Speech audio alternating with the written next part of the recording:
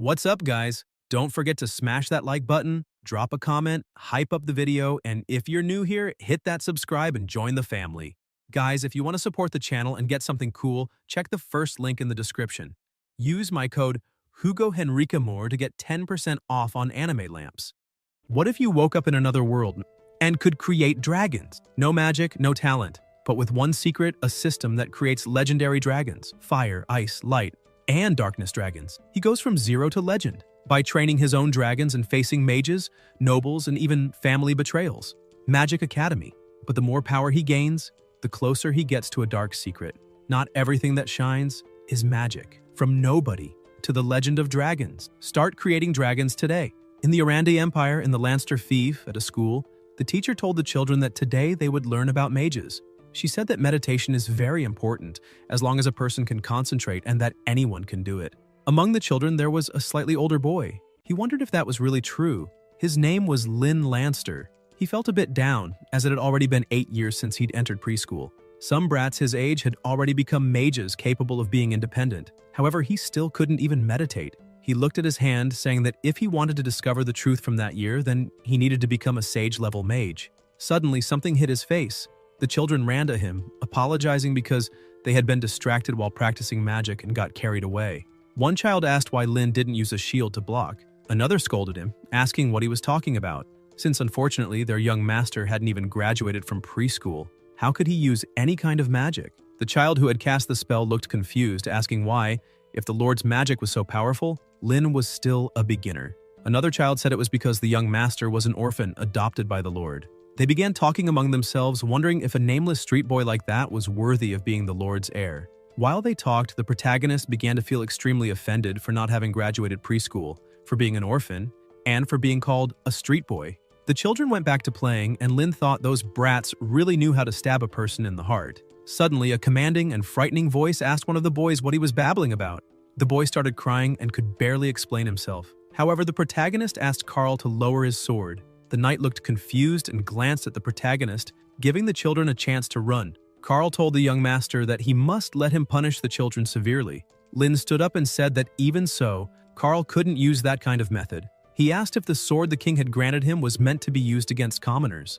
Carl was left speechless, then bowed and apologized, saying he wouldn't do anything foolish again. The protagonist said it was fine and decided to change the subject, asking why Carl was there. The knight shouted that he had almost forgotten the reason. He said the protagonist had received a letter from Oliver and should return to check it. Lynn was surprised to hear that because Oliver was the one who helped hide his real name the year his father had an accident. He was the benefactor who hid him there. Lynn returned to the palace. He thought that Oliver knew he couldn't sense magic and had been trying to help him in every way possible. The protagonist got off the carriage happily, thinking Oliver must have discovered something this time. He entered the estate and greeted his father, saying he was back. The man turned and told Lynn to go study quickly. This man was the elder brother of the protagonist's mother. His name was Blaine Lanster. He said he had Oliver's message and would like to hear it with him. Lynn thought he should call Blaine uncle, but to avoid exposing his true identity, they had to be known to the outside world as father and adopted son. Blaine used a bit of magic, asking the little statue to read the letter. The statue's eyes began to glow and repeated exactly what was written in the letter. "Greetings, Duke Blaine. I was wandering and happened to stumble upon a peculiar magic book. Perhaps this will help Lynn awaken his magic." Suddenly, the book emerged from the small statue and flew straight into the protagonist's hands. He was surprised to see the book was made of animal bones and remarked that the material was indeed quite peculiar. However, even with the book in hand, he lowered his gaze, a bit disheartened, thinking that so many years had passed and no matter how much he tried, he couldn't awaken his true magic. This made him look at the book and wonder if this time he would succeed. Blaine, seeing this, tried to comfort him, saying that if he felt too tired, he shouldn't push himself too hard, as not everyone could be a mage, let alone a sage-level one. The Duke emphasized that if the protagonist wished, he could always live as Lynn Lanster, because it was Zoe who left him in the first place. So why should Lynn carry such a heavy burden for him and force himself to become a mage? The protagonist bowed his head and thanked his uncle for the kind words. However, he emphasized that, as his uncle already knew, his father's betrayal wasn't such a simple matter. Because before, if Lynn came home just 5 minutes late, his father would become extremely anxious and fly across the entire city looking for his son. However, now his father is trapped in the dragon territory, and unfortunately, he doesn't even know if he's alive or not.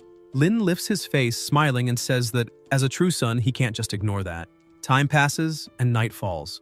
The protagonist goes to his room and lies on his bed. He looks at the book and says he knows his uncle is doing this for him. However, he says that as long as there's a chance to find his father, he won't give up. Because if there's a 1% chance, he'll have 99% faith. The protagonist starts to think that even though he feels that way, in his memories, his father rarely came home. He starts remembering when he was just a child and hears his mother saying that his father brought new toys for him. He thinks that even though his father rarely returned home, every time he did, he would do everything he could to make him and his mother the happiest people in the world. His father always brought new gifts and surprises, and asked how he was feeling and if that toy was more fun than the others he already had. He gave love, affection, and attention whenever he could. Lin's mother asks Zoe if he's leaving again. He turns and replies yes, asking her not to worry, because if everything goes well, that will be the last expedition.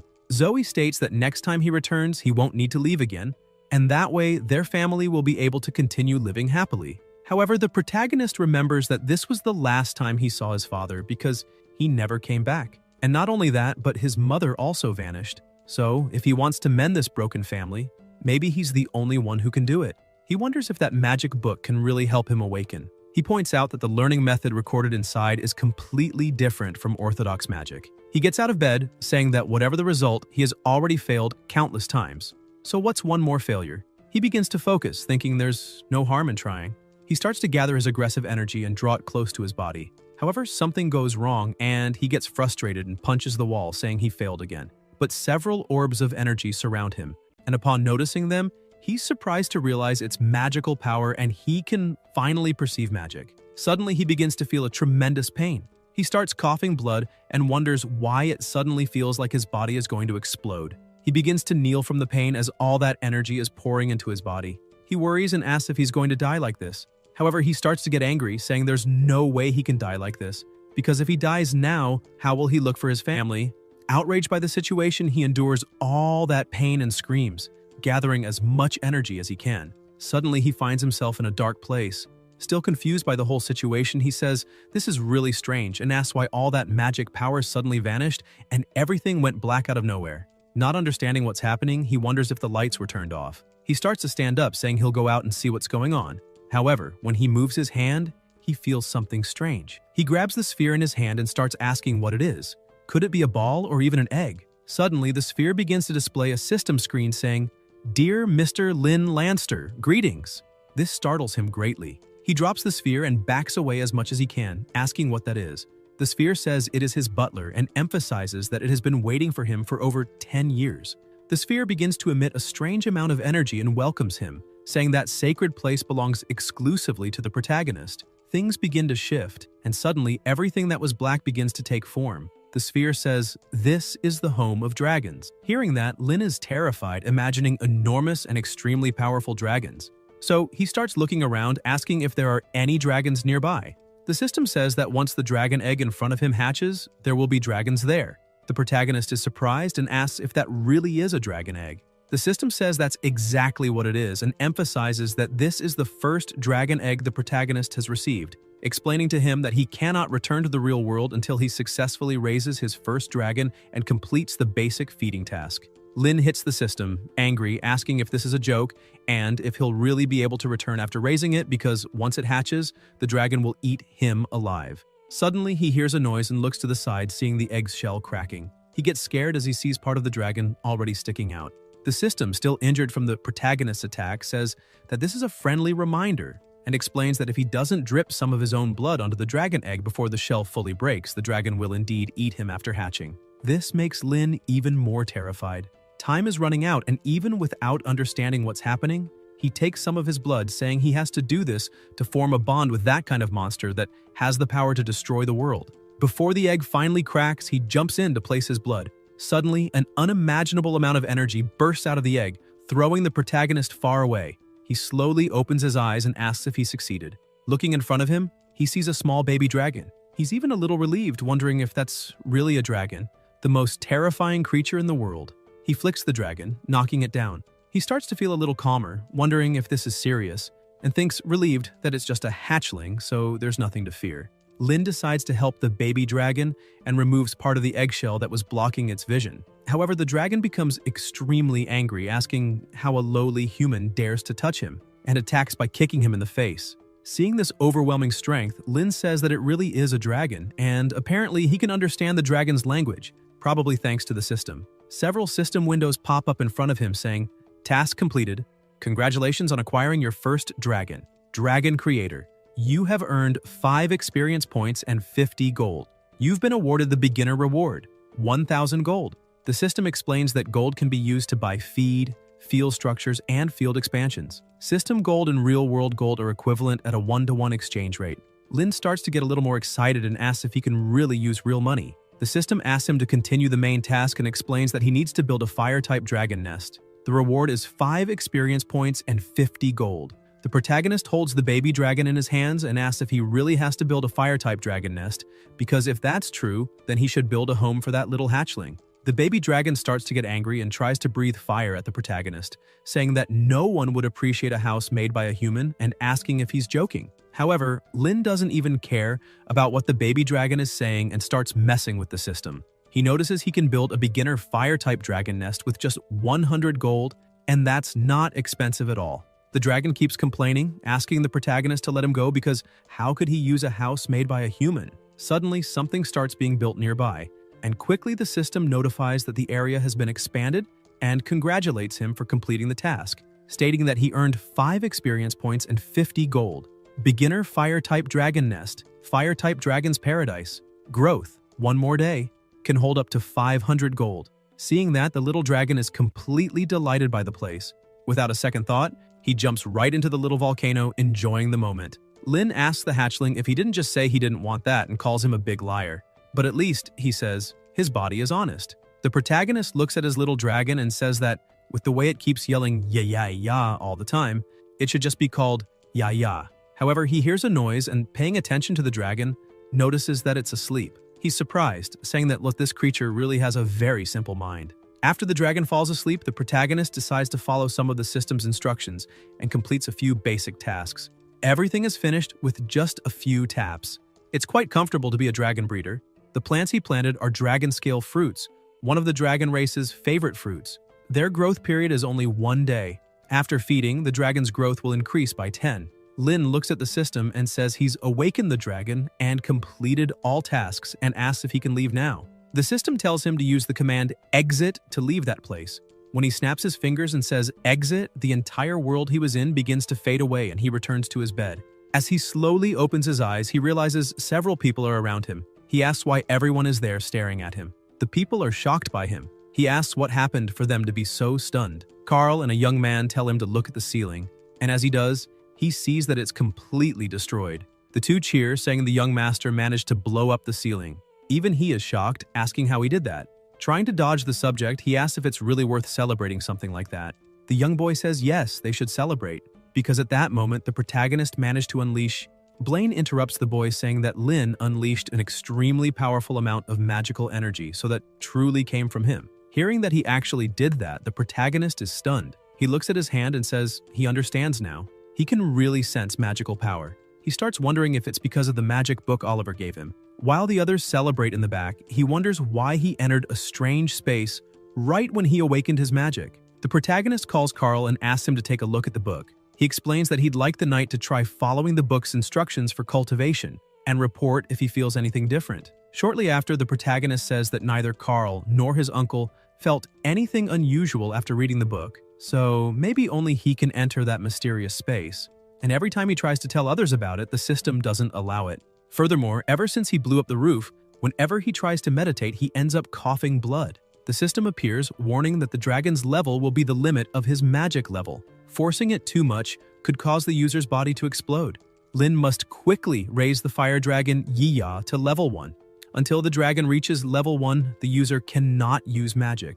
After receiving this information, he realizes that all this time, it was the system that limited his magic power absorption. Frustrated with this situation, Lin tries not to return to the ranch. However, that damn butler invades his real life, even showing up outside the subspace saying that the food is insufficient and therefore the fire dragon Yiya's health dropped to -10. He tries to just keep eating and ignore that message, but the system starts yelling at him, saying that while maybe he can ignore his own basic needs, the hatchling is starving. The system questions what kind of truly qualified farmer he is. Aside from Lin, no one else seems to know about the dragon's subspace, or even the system. Blaine notices the protagonist seems a bit off, and asks why he's not eating. Lin tries to cover up and says he suddenly lost his appetite. One of the maids appears bringing another plate of food for him. Blaine asks how he can eat so little and emphasizes that he should eat more, as practicing magic is very good for the body. Lin thanks his uncle for the words, but the system starts laughing. Blaine goes on to say that he's already informed Oliver about the protagonist's magic awakening, and that he may come to take Lin to study at their magic academy, Sagrada. Lin is surprised and asks if he's really going to the Holy Iris Academy. The Sagrada Academy is the best magic academy in the Orande Empire. Oliver and the protagonist's father were both students there. Zoe was one of the most talented students in the entire academy. While relaxing in his room, lying on the bed and happy about the news, several warning messages suddenly pop up in front of him. The system notifies that the fire dragon Yiya's health has dropped below 10, and if the protagonist doesn't return quickly and feed it, then, if the dragon dies, the breeder will be reverted into a dragon egg as compensation for the loss of the ranch. Lin becomes desperate upon reading that and asks what kind of weird rule that is. After learning this, he has no choice but to feed the dragon every day. While the little dragon eats, Lin thinks it really has a huge appetite. He never imagined it would end up draining energy like that. He then thinks that maybe if the dragon eats and sleeps well, it'll level up faster, and that would prevent the little hatchling from developing anomalies. The protagonist flicks the dragon on the head again, making it angry, yelling for the bro not to hit its head. The dragon tries to hit him back, saying it's getting stronger. The system appears and says the protagonist is becoming more and more of a qualified breeder. Lin says he's also becoming more and more like a wolf in sheep's clothing. The system says it doesn't matter what the ranch master says, but just reminds him that it was thanks to them that he finally managed to perceive magical power. Lin looks at the system and asks if it's really thanks to it that he can feel magic. The butler says yes, and emphasizes that it can give even more. The protagonist asks what that means. Suddenly, the place starts changing, and the butler says that the fire dragon, Yiya, has successfully reached level 1. And with that, the protagonist has unlocked the magical training room. The butler asks why he doesn't try the first lesson inside the training room. As soon as he enters, the first thing he must do is the meditation balance board. Lin tries to balance, saying he won't fall the moment he loses concentration. So how is he supposed to concentrate and meditate? A timer appears, and after 5 seconds, the butler warns that time's up and the meditation failed, so he'll now drop the hammer of retribution. The hammer starts falling with 40 tons. The protagonist is extremely scared, saying that's brutal. However, the hammer hits him in the face, hurting him. But before he falls, something grabs his foot and pulls him back onto the board. He's confused, not knowing what the hell is going on. The butler says that unless he successfully meditates, he'll never be able to leave the balance board. And if he fails to meditate for 5 seconds, the hammer of retribution will be released again. Seeing he has no way out, he tries his best to focus and asks the system if it's trying to train him or kill him. However, 5 seconds pass and he can't concentrate.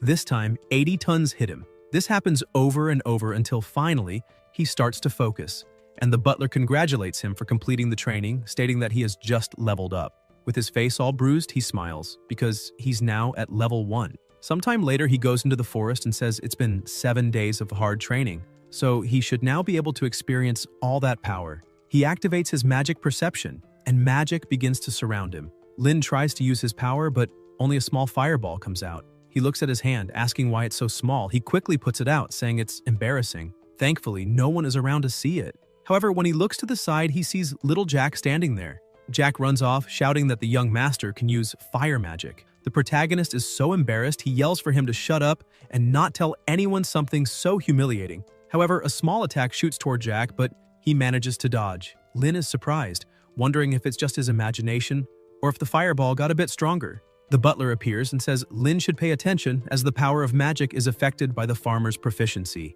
The protagonist gets excited and asks little Jack if he wants to try again, but the boy starts crying, screaming for him to stay away. Lin's peaceful days in that small fief came to an end, marked by Jack's joyful screams.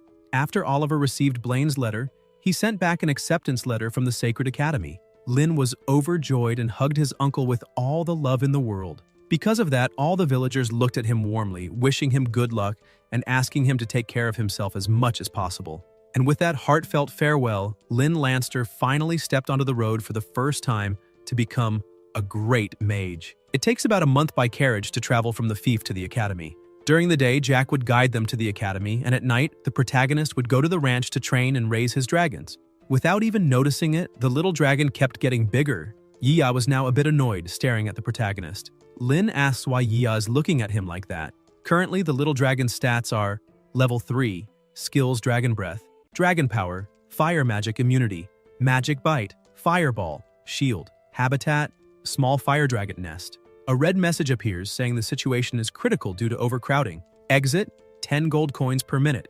Growth value, 3 out of 500. Health value, 100 out of 100. Suddenly, the dragon attacks the protagonist, saying it wants a new habitat. Lynn gets scared, saying that this little hatchling is much more lovable than the butler. The protagonist says he'll give him a new habitat, but before that, he wants the dragon to come with him to see the outside world. Yiya stares at the protagonist, asking if he's being serious. The butler says that upon receiving the farmer master's command, he will transfer the host and Yiya to the designated location. The dragon starts getting excited. Lynn asks what's wrong and if he's scared, but the dragon says that's nonsense. He's not afraid of anything. However, at the exact moment the two are teleported out, someone notices and opens their eyes. A powerful warrior with a giant dragon asks why there is a dragon outside the Rift Valley. Yiya slowly opens his eyes and asks his master where they are. He says that place is much bigger than that miserable place he was in before. The protagonist asks Yiya if he's enjoying it and if he wants to fly around a bit. The dragon gets extremely happy and spreads his wings. After a month, the protagonist gradually realigned his thoughts, realizing there's no getting rid of that strange ranch, so he might as well work with it. Lynn decided he will help raise dragons, and that will help him grow stronger and stronger, until he can find his father and clear his family's name. Suddenly, an arrow comes flying toward them, but Yiya manages to dodge. Lynn gets scared and wonders if there are dragon hunters around. However, a small explosion occurs in the forest and cries for help begin to echo. But he also hears people saying they must not retreat, because this is the caravan's last hope. He also hears someone saying they shouldn't care about the caravan because if they do, they'll die quietly. And that's exactly why they must deliver the goods. The protagonist asks if this is a robbery. He continues hearing voices pleading for help and mercy until suddenly he hears someone shouting for the young master. He instantly recognizes the voice and realizes that little Jack is also caught in the middle of all that. Serpents were surrounding them while they were tied to a tree. Jack was starting to cry. He thought his young master had been so focused on practicing magic that he lost a lot of weight. So Jack decided to go out and look for some food for him. However, as he was passing by the caravan, a group of bad guys came out from the forest. They quickly defeated all the soldiers guarding the caravan. Their leader approached the head of the Mason Trade Guild, named Lucas, and demanded he reveal where the goods were hidden. Otherwise, his entire group would be destroyed one by one. The bandit leader used one of his snakes to attack a soldier who quickly began to die. He warned that this would continue if the leader didn't cooperate. Lucas started to panic as he saw his companions falling, but even so, he shut his eyes and began to cry. Trembling, he said he couldn't do it because the buyer of those goods was extremely powerful. If they lost them, they'd be crushed and unable to sell anything ever again. The bandit leader stared at him and said it was fine. They'd keep going anyway. He snapped his fingers and a snake slithered toward little Jack. Terrified, Jack could only think of apologizing to his young master, believing he wouldn't be able to serve him anymore. The snake lunged, but a fireball shot across the sky, burning the ropes and the snakes. The bandit leader asked what was going on, but something was coming toward him. The protagonist kicked him in the face and jumped to the other side. He mocked the bandit, saying he had a very flexible body. Struggling to stay upright, the bandit leader got up while his men asked if he was okay. Jack was amazed to see his young master had come to save him. Lynn told him to step back because things were getting dangerous. At that moment, the two groups faced each other, and the bandit said that if that fire magic was cast by the brat in front of them, then he must be at least a third-level mage. But the leader, still furious, asked if a third-level mage was enough to make them all wet their pants. He asked if they had forgotten who the real leader of the gang was. Drawing his sword, he said he was also a third-level knight and that, compared to a mage who needed chanting, knights had absolute dominance in close combat. He attacked, but the protagonist dodged and was surprised by the strength of his opponent. The bandit leader continued to attack fiercely while Lynn tried to evade all his strikes. He thought the bandit was right. Mages have no advantage in close-quarters combat. Plus, it was Yiya who cast that fire spell, but to avoid revealing the existence of his dragon, Lynn had ordered him to return to the ranch immediately. The bandit leader kept charging and asked Lynn if dodging was all he could do. With a quick movement, he appeared behind Lynn, who was surprised by his speed. The protagonist tried to dodge, but not fast enough. The attack grazed him and sent him flying. Wounded, he got up trembling, thinking he couldn't keep dodging forever. At least all that time spent on the ranch was paying off, since he had increased his agility and mental strength in the training room. Now he had to fight. He began gathering magic in his hand and called out to the flames. But before he could finish the chant, the bandit leader struck again, landing another blow that launched him into a tree and made him crash to the ground. The bandit grabbed him by the hair and said he was so naive it was almost cute. He added that in front of a knight of equal level, a mage had absolutely no chance in a fight. Then he threw the protagonist hard against a rock. After taking so many hits, Lin was breathing heavily and could barely stand. He realized he was truly at a disadvantage. Facing that man head-on would be a major problem. Suddenly, the system appeared, stating that it had detected the ranch master was fighting for the first time and would now begin synchronizing with dragon magic. This caught Lin completely off guard. The butler continued explaining that the ranch master was currently a level 1 fire dragon ranch master. Available skills: basic magic, shield, bite, and claw. Instant fire magic, fireball. The system asked if he wanted to proceed with the import. The protagonist started wondering if the instant fireball was the ability the hatchling got after eating the dragon scale fruit, and he was extremely shocked to discover he could actually use the dragon's magic. The butler confirms that it's all true, stating that dragon magic is naturally 2 levels above human magic, and emphasizing that Lin can use dragon magic as long as it doesn't exceed his own level. The more dragons the protagonist has, the more types of magic he'll be able to use. Lin starts smiling, thinking the system really is amazing. He selects yes. However, the bandit charges again and kicks him, telling him not to get distracted during a fight. He mocks him, asking where the magic he's so proud of is, and if he isn't going to use it. He starts stomping on Lin, saying that if he's really not going to use magic anymore, then he doesn't stand a chance of winning. He prepares for the final blow, but at the last second, Lin reaches out to confirm the butler's prompt. The bandit leader sneers, asking if that skinny waist of his can handle the attack. Lin quickly turns and uses the instant fireball, which takes the form of a dragon, causing a deafening roar. The bandit leader manages to dodge, but his sword is completely melted. The entire gang starts to panic, realizing the protagonist used instant cast magic. With a trembling voice, the leader asks if he can really use that kind of spell. Lin gets up and starts laughing, asking the bandit if in front of a mage who can instantly cast spells, he still thinks a knight without a sword stands a chance. The gang all kneel, asking if the protagonist wants to share a meal with them. However, Lin continues his assault, unleashing an explosion that blasts everyone away while yelling at them to disappear. Shortly after saving everyone, Lucas asks if the healing magic is working properly. Lin says yes and thanks the leader of the merchants, noting that his wounds are all healed. Lucas replies that there's no need to thank him, and in fact, everyone there should be thanking Lin, since it was all thanks to him that they managed to protect the valuable goods. This confuses Lin a bit, making him wonder if they're thanking him not for saving their lives, but for saving the merchandise. He's shocked, realizing that for merchants, goods are more valuable than human lives. Suddenly, they say they've finally arrived, and that this is the caravan's unexpected harvest. They pull off a cloth and reveal a maiden from the elf forest. An alpha was tied up, being treated like a product. The moment Lin sees her, he's stunned, since that species has been extinct ever since dragons destroyed the world, the life form most similar to humans. Those are the elves.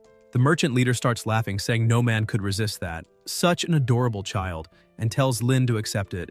Lin starts getting irritated. Lucas hugs him, saying that they're all men there, so there's nothing to be ashamed of. He gets even closer, saying he wants to share something, and explains that when they found the elf, everyone was enchanted. She only looked scared and had no injuries, but the mercenaries around her might have died protecting her.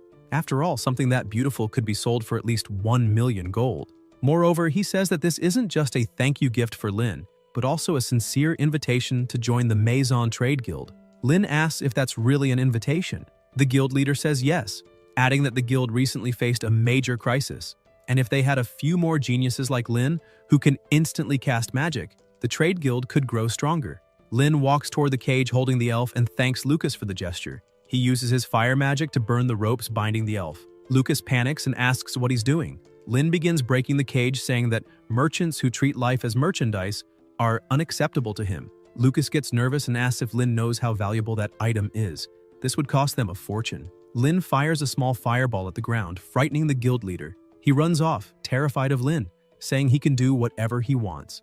The other soldiers, also afraid after witnessing Lin's power, flee, leaving the elf behind. Lin continues using fire magic and melts the cage that held her. He reaches out and tells her there's no need to be afraid. He's there to free her. A bit hesitant, having only been treated as merchandise until now, she avoids his hand at first but eventually accepts his help and steps out of the cage. He asks if the flames hurt her. Shy, she lowers her gaze and thanks him, but he smiles and says it was nothing. The protagonist introduces himself as Lynn, and if she doesn't mind, asks for her name.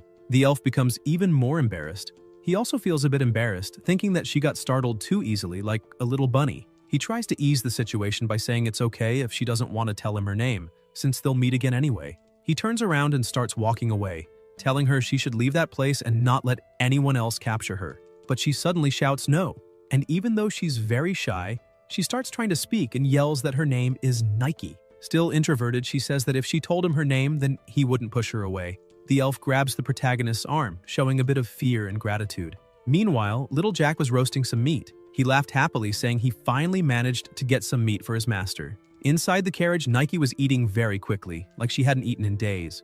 Lynn gets startled and tells her to slow down or she might choke. He asks if she wants some water, and the elf is surprised, quickly taking the cup from his hand and starting to drink. He then asks why, after finally gaining her freedom, she chose to stay by his side instead of returning to her clan. Nike becomes a bit sad and with tears in her eyes starts explaining that she can't go back. She says it's because she was too playful and got lost in the forest, and by the time she found her way home, her clan had already vanished and the village had been destroyed with humans everywhere. The humans were angry because the elves had been there just the day before. However, one of them said they shouldn't keep complaining and should search a bit more around because even finding a single elf could bring in a lot of money. Suddenly, one of the soldiers heard a noise and looked to the side, seeing a flower basket. Nike began running through the forest as fast as she could, thinking how the chief of her clan had already warned that once they won, humans were to be avoided. But she got a little careless and tripped on a rope left as a trap. When she looked back, it was already too late, and that's how she got caught. That's why she desperately tried to escape and find the members of her clan.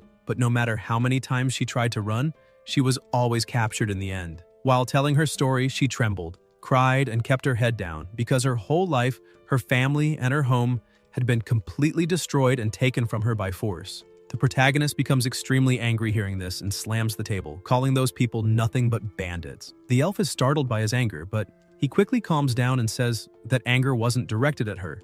A bit awkward, he admits he's also human and asks if she's afraid of him. But Nike says no, which surprises him. She emphasizes that he is her benefactor. She remembers that he said merchants treat life like merchandise and that he wouldn't accept that. That's why she believes he's different from the bad men. Lynn looks at the elf a bit embarrassed and says it was nothing, adding that since she feels that way, she can follow him for now. And if they find clues about the whereabouts of the elf clan, he'll help her return. Nike smiles happily and thanks him. He explains that he's heading to the academy now, but only staff are allowed to stay on school grounds. The elf starts getting excited, and he says that if she doesn't mind, she could pretend to be his maid. Upon hearing that, she goes silent, begins to tremble, and even stammers, saying her grandfather once told her that maid is an extremely dangerous word, but still she believes she can do it. Lynn gets flustered and shouts that she's getting the wrong idea, stressing that he won't make her do anything weird, and explains that all she needs to do is call him young master and change her clothes. He also says that as for everyone else, she doesn't need to worry about them. This calms her down and she starts smiling again, saying it's fine, calling him young master. Lynn breathes a little easier, thinking that apparently everything's cleared up now. He turns and starts leaving the carriage, saying it's already getting late and that she should sleep inside the carriage that night, while he'll sleep outside with little Jack. As soon as he steps out, Jack asks why his master left the carriage. He asks if he's not welcome there. Little Jack says he's always welcome, but just can't understand why he'd make that choice, since a beautiful lady is right there inside the carriage, and yet he still wants to sleep outside. The protagonist gets a bit annoyed and tells him to stop saying things like that. 3 days later, they finally arrive at the May and Holy Iris Academy. Jack says they've finally made it. As they get out, Lynn remembers that Oliver had said he would tell him more about the book made from dragon bones once they arrived at the academy. He begins to wonder if Oliver already knew there were dragons inside the book when he sent it. Suddenly, the butler appears, saying that it has detected the host's arrival at the Holy Iris Academy. He tells him to explore the academy to find quest clues and unlock the water dragon egg. Lynn is surprised to learn that there are other dragons. The butler tells the farmer not to be so dismissive and asks if having more dragons wouldn't make him stronger. The protagonist asks if he can really get stronger. The system says yes, and emphasizes that the farmer has only hatched one dragon egg so far, and that his current status is Farmer Lynn, first-class mage level, total unlocked species, 1. The butler explains that as long as the farmer continues to complete missions and unlock the 6 dragon egg types, fire, water, wind, earth, light, and darkness. Then he'll gain affinity with all magical attributes. Lin begins reflecting on all magical attributes and gets excited, saying that if he can become a sage-level mage, things will be much easier. And the higher the risk, the greater the reward. That's the kind of trade-off that's worth it. Excited to discover he can get even stronger and master all magical attributes, he starts heading toward the academy. He looks back and tells Little Jack and Nike to wait for him, because the young master will return triumphant. Little Jack excitedly wishes his master good luck, while the elf, overjoyed with everything, says everything will be all right. Inside the school, everything ran on magic. Students receiving deliveries, others learning how to cast spells. Seeing all of it, the protagonist says this is exactly what he expected from a magic academy. He approaches a statue and stares at it. Suddenly, someone calls out to him saying that Associate Dean Oliver is away on business and won't be there for a while. He turns and looks at the man speaking to him. The man explains that Oliver made an exception for him, but the academy has a tradition and he'll need to follow him for the entrance test. Lin smiles and says he has no problem with that. Elsewhere, several people were gathered, wondering if the people entering the association were talented. Some said they believed the magic affinity or talent level must be at least average or high. But most thought they were just average. One student shouted that maybe one of them is high level since he was chosen by Oliver. Suddenly, the protagonist shows up, and people are a bit startled, saying he's arrived. Without hesitation, he walks past everyone like a true king. A man holding a crystal ball calls Lin and says his name is Fred Edmund, and he will test the protagonist's magical talent. He asks if Lin is ready. The protagonist smiles and says yes. Fred says he admires the protagonist's confidence. He tosses the crystal ball and tells Lin to just relax his mind and place his hand on it. However, Lin hesitates for a moment, realizing he forgot to check something. He calls the butler and asks if the ranch will be detected by the crystal, because if they discover Yia's existence, it could be a huge problem. The system tells him not to worry, as the crystal only detects his magical talent level and nothing more. Fred calls Lin's attention, saying he's taking too long. The protagonist apologizes, starts to focus, and places his hand on the magical crystal, thinking that his magical talent shouldn't be bad since his father was a genius. Suddenly, the crystal begins to change color and emit a yellow light. Fred is impressed and wonders if that's really the supreme level, because if that's the case, then Lin is truly discreet. He reflects that the academy has never made exceptions before to keep things fair, and he even complained to Oliver about it. But that child, he asks if someone like that could really exist. Then he suddenly starts laughing and kneels down, announcing that Lin Lanster's test result shows low talent level, fire element, and weak affinity. Everyone around begins to feel disappointed, including the protagonist, who keeps trying to pour more of his magic into the crystal, asking how that could be possible. But Fred turns around, clearly uneasy about the situation. The butler appears again, saying that unfortunately the protagonist didn't let him finish speaking earlier. He explains that Lin's magic awakening method is different from everyone else's, so his talent is limited according to his current magic level, meaning his talent will only increase as his magic level rises. Lin asks if the butler is joking. The students around start commenting, saying he's weak and that, despite all the talk about him, there's nothing special. He's not even average, and that makes others question why Oliver chose someone like that. Fred approaches Lin, sighs, and says that the associate dean made an exception for him, so Fred can't say much. He hands Lin his materials and asks him to show up the next day on time. Suddenly, someone approaches and calls out to him. The butler warns that an important quest character has been detected. He says the person's name is Augustine and his position is president of the Truth Student Union. The butler explains that the quest requires the protagonist to defeat him in the Mage's Trial Tower to obtain the fragment of the Water Dragon Egg. However, that will only unlock after completing the pre-quest of the Mage's Trial. Quest difficulty: high.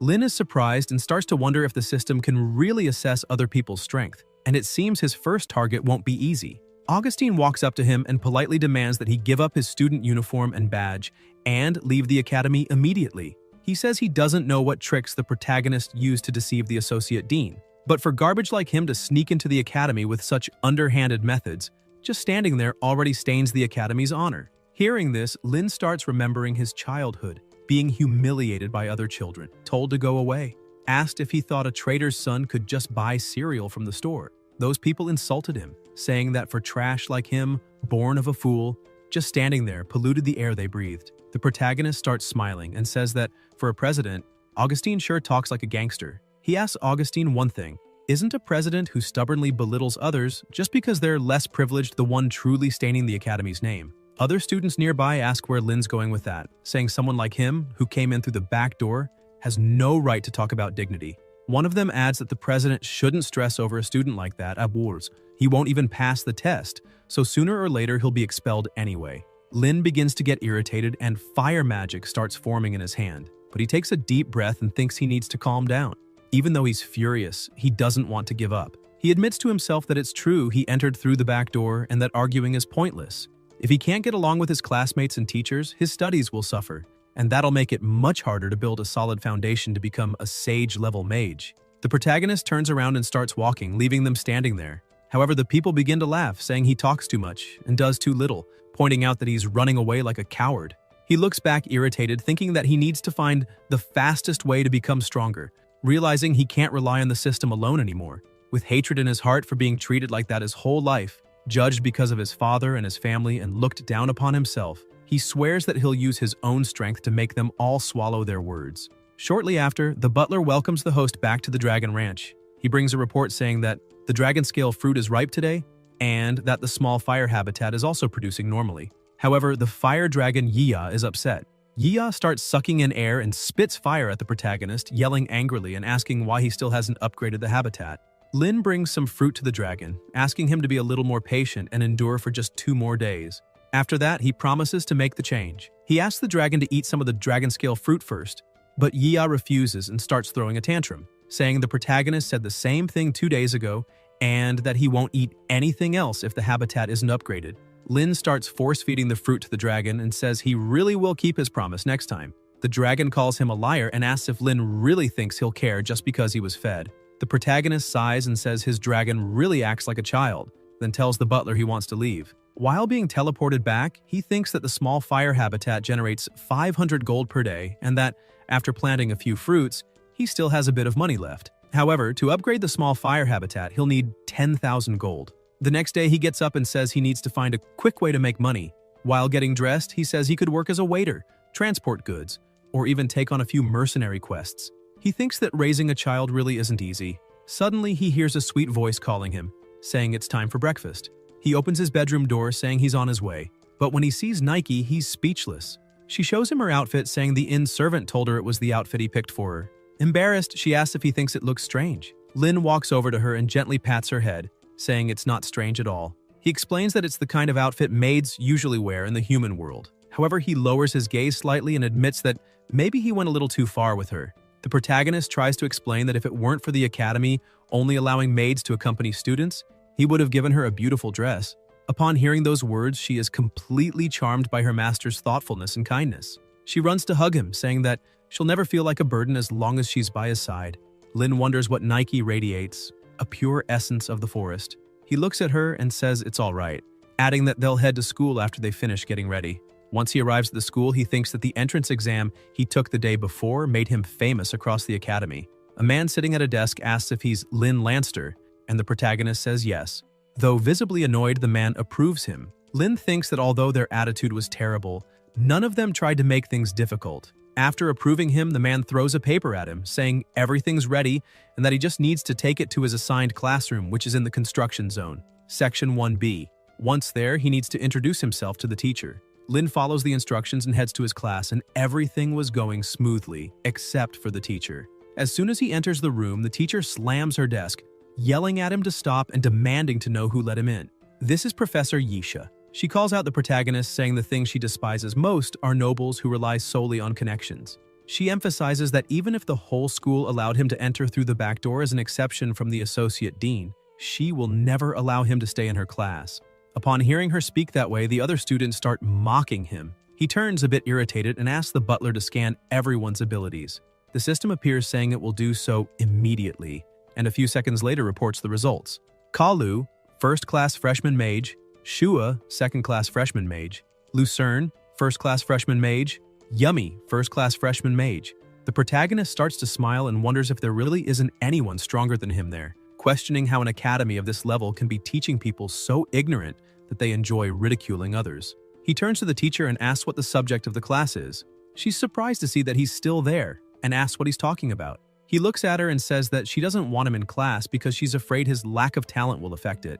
But if he proves that he can outperform every student in the room, then that should mean he has the right to stay. The students continue mocking him, asking how he thinks he'll do better than them.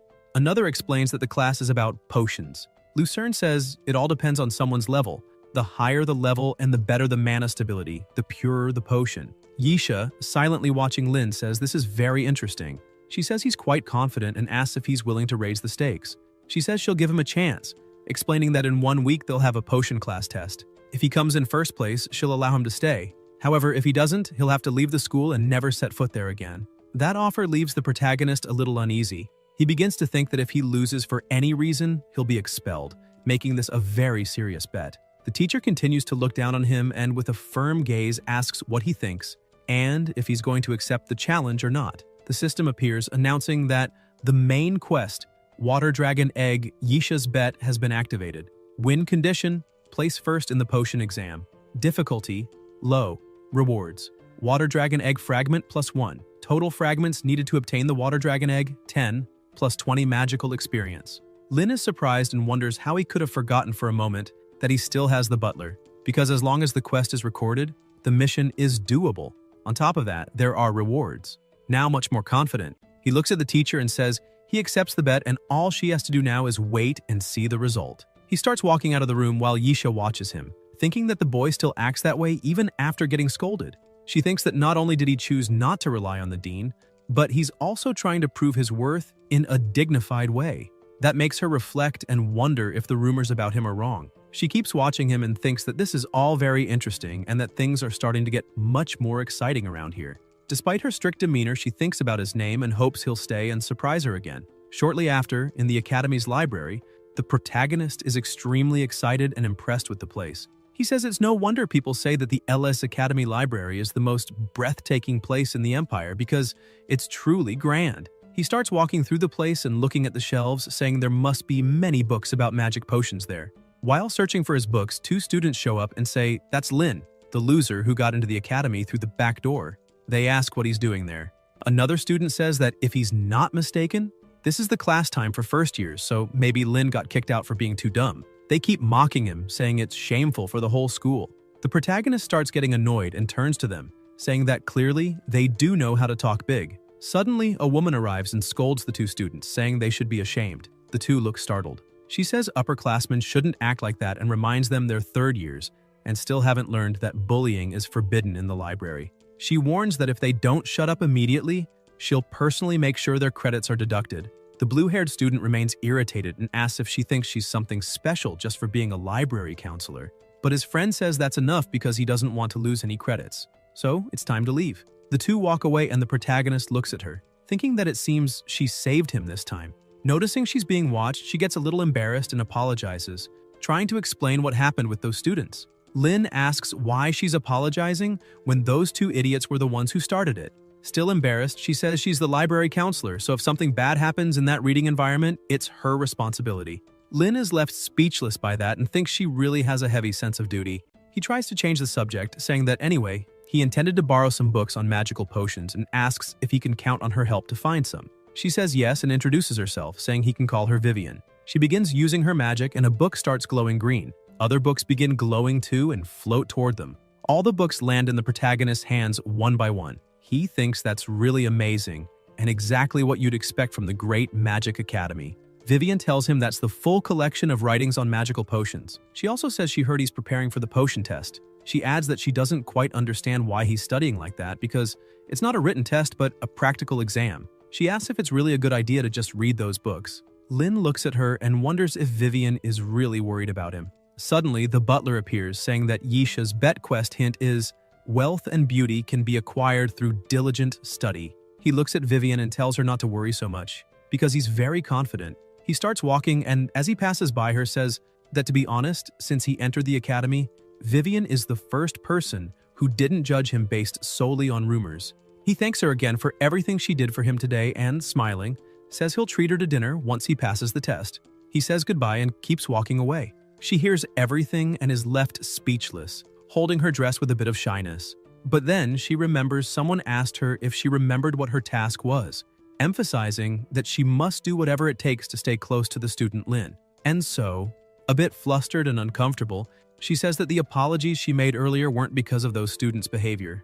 A little later that day, at the protagonist's residence at the academy, Little Jack asks his young master to stop reading those books and eat something. He says he'll eat and asks Jack to wait just a bit longer so he can finish the book. Night falls and Little Jack remains annoyed, saying his master has been reading since early morning. The protagonist says he only has 1 week until the test, so he has to move fast to have time to finish reading everything. 5 days later, Lin is completely worn out, lying in the middle of the books. He holds his head and says that must have been what the hint was referring to.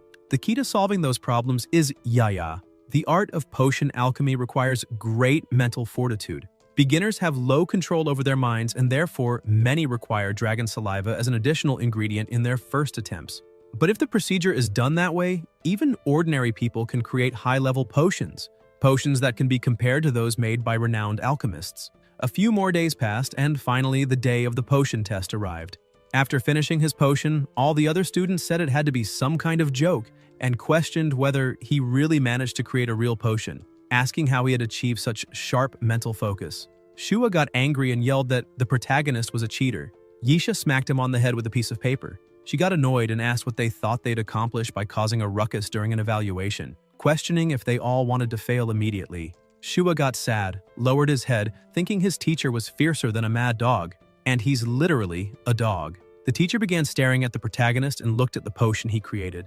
She started wondering if he really managed to get such a refined reagent using only his own skills. Then she used her magic to pick up the potion and said he really didn't do badly at all. She kept looking and analyzing the potion, saying that this truly was a potion of excellent quality. She noted that if no other student could make a better one, then the highest score would undoubtedly be his. She continued smiling and said that even so, he must be aware of the doubts everyone present had. Therefore, to convince the audience, she asked if he would be willing to go up on stage and make that potion again.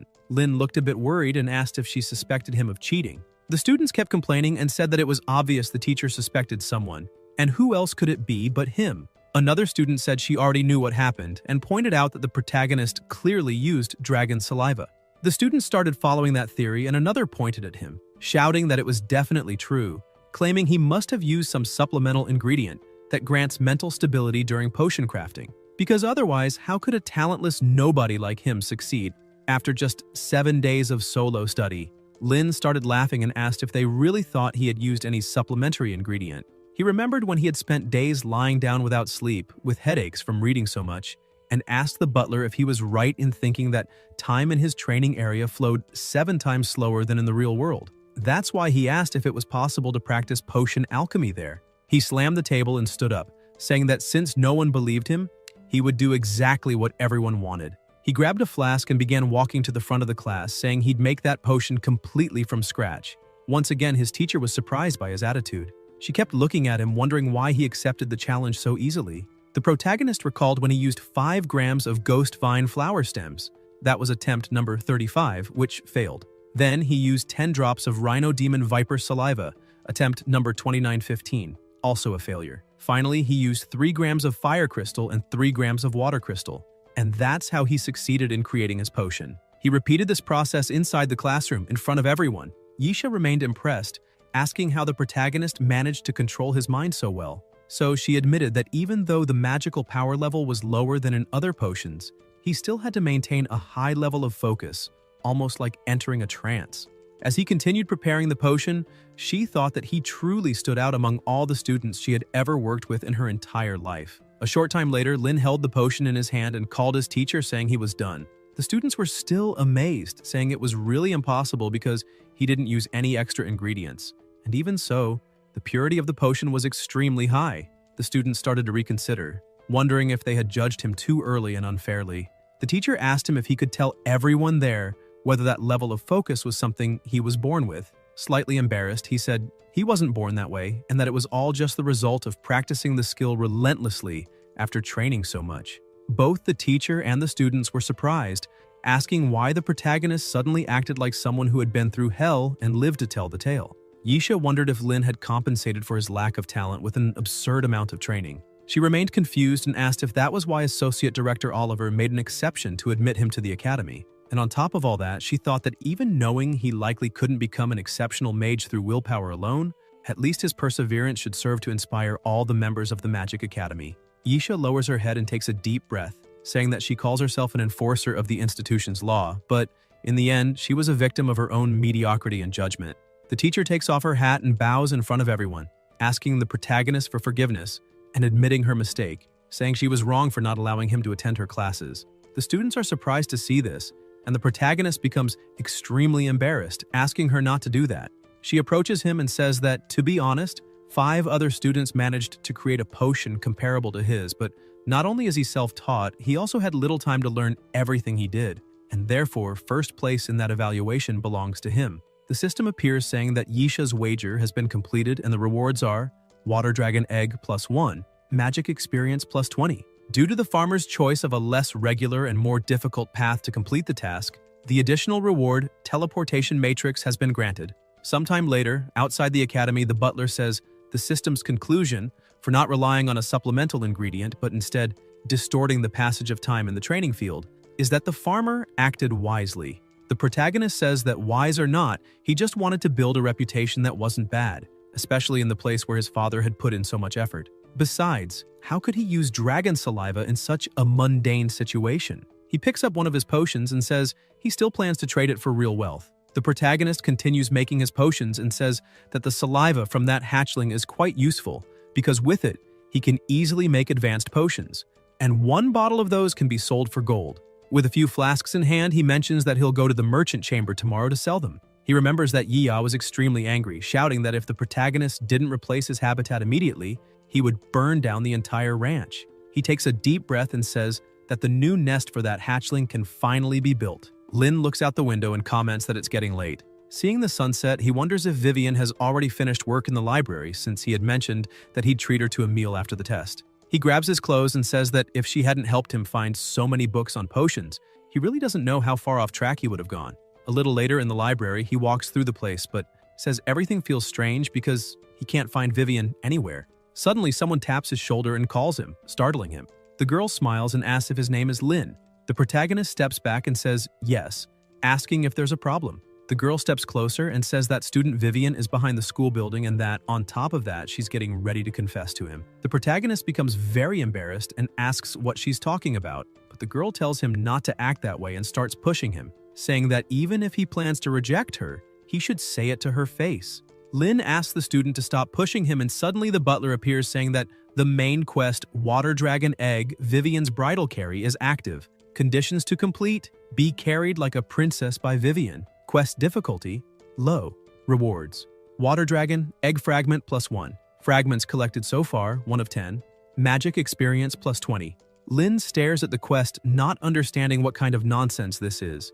He gets irritated again and hits the system, swearing, asking why it's giving him this kind of stuff at this hour. The girl gets confused seeing him making gestures and talking to himself. She says he'd better hurry because she heard Vivian will stay there until he shows up. She releases a bee from her hand and tells the protagonist to follow the bee as it will guide him to the location. Lin starts getting a bit more serious and thinks that something very strange is happening because he and Vivian only met once, and even if they talked for a long time, it wouldn't be enough for her to be confessing to him. Compared to the previous quest, this one seems like a huge joke. The butler announces once again that the second main quest is in progress, Vivian's bridal carry. Lin starts analyzing and thinks this isn't as simple as it seems. Suddenly, he hears a scream and begins running desperately, wondering if the scream could have come from Vivian. However, as he approaches the source of the sound, he realizes something strange is going on. The area is filled with an unusual concentration of energy. He keeps looking at the place and gets closer, questioning why such a place exists within the academy. He walks up to a structure that contains some kind of portal. The portal states that Vivian Mason has entered, awaiting the second participant. The protagonist is confused, wondering why Vivian entered and why a second participant is required. He stands in front of the portal, puzzled, as someone hidden begins preparing to attack. Suddenly, he's struck from behind, hard enough to push him forward. As he tries to turn to see who attacked him, he falls into the portal, asking what exactly is happening. A message appears. Lin Lanster has entered, initiation of approval beginning. The woman who attacked him also enters the realm. A mouth appears in her hand, laughing, and she begins to transform, saying that when he was bullied by the seniors, no one defended him. Still, he entered through the back door and everyone called him trash. So why? Since she loves helping him, she'll make sure to help him to the very end. And for that reason, the two of them can fall into despair together. On the other side of the portal, Lin is thrown out and lands on the ground in front of a huge spiked trap. As he gets up and looks ahead, he sees Vivian bound by magical chains. He asks what exactly is going on, but her mouth is sealed. He hears a noise behind him and turns to find a gigantic monster. Just its roar nearly sends him flying into the spikes. He begins assessing the situation, wondering how a magical beast could be there. The monster charges at him, and he realizes he must dodge at all costs. If he freezes because of the creature's aura, he'll die. At the last second, he manages to leap, avoiding the fierce strike. Seeing the destruction the monster caused on the ground, he notes that the beast is extremely strong, but he's also surprised since he didn't expect to be able to jump that high. Then he remembers that thanks to completing Yisha's wager, he received rewards: a water dragon fragment and 20 magic experience points. After earning those points, he became a second-rank mage. However, he hadn't expected his physical abilities to improve so much from just one level up. Realizing this, he becomes more confident and thinks he should be able to fight the beast. The monster attacks again and he dodges, noting its incredible speed. He avoids another strike. The monster keeps attacking and he keeps dodging, thinking it's great that his body can match the wolf's speed. He starts gathering his flames, thinking his attack will be effective. He aims at the wolf and uses the instant fireball, launching a powerful blast that hits the beast and throws it into the spike trap, nearly destroying everything. He celebrates, realizing his attack was indeed effective. However, the chains binding Vivian begin to break, and as a result, she starts falling toward the spikes.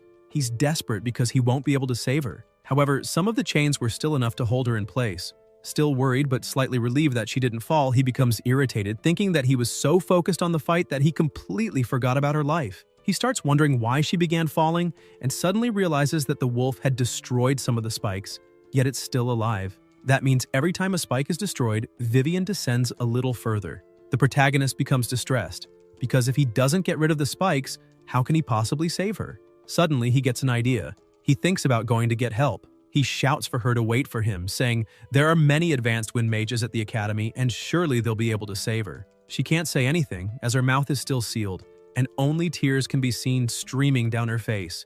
Lin thinks he just came from that place, the same one where the magical beast appeared. He turns to look at the portal, but there's nothing there anymore. He's confused, wondering why the portal no longer exists and whether the entrance has truly vanished completely. This throws him into despair as he asks himself if he and Vivian are really going to be trapped there. He remembers that the woman at the library said Vivian was preparing to confess to him.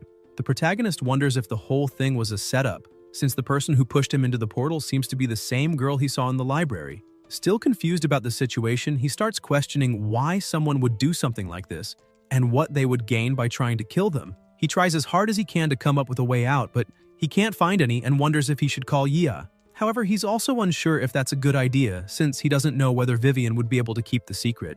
While lost in thought, the monster behind him gets back up and charges to attack again. But he's so irritated that he turns around furiously, tells the monster not to bother him, and attacks back, launching it far away. A butler appears, congratulating him for defeating the Phantom Wolf and informing him that he's earned 1 magic experience point. Lin asks what a Phantom Wolf is. The system replies that the question is outside the ranch's jurisdiction, so he'll have to figure it out on his own. The protagonist gets angry and yells at the butler, saying he can't just leave at a time like this. Suddenly, he notices something next to him. A small amount of energy begins to flow from the monster and toward Vivian. He asks if that's really what he thinks it is. Vivian looks a bit frightened as she sees it approaching, but the protagonist wonders if this is really how it works. That purple thing starts getting closer to Vivian, pulling her a little nearer. The protagonist thinks that every time a thorn breaks, Vivian drops a bit lower, and that each wolf he defeats moves her closer to the safe area where he is. Suddenly, he looks back and sees 2 wolves appear at the same time. He yells that this can't be happening, and wonders if every wolf he defeats will automatically split into 2. He starts questioning whether this kind of design is some sort of mechanism until he begins to remember something like this written in the student manual. Third-year students and above can enter a trial realm and have a battle simulation with demonic beasts. The instructor will configure a passing mechanism based on the evaluation content, and once passed, you'll be automatically transported out. The 2 wolves begin to attack. Lin gets ready for combat, annoyed because he didn't read the material thoroughly at the time, so that's all he remembers.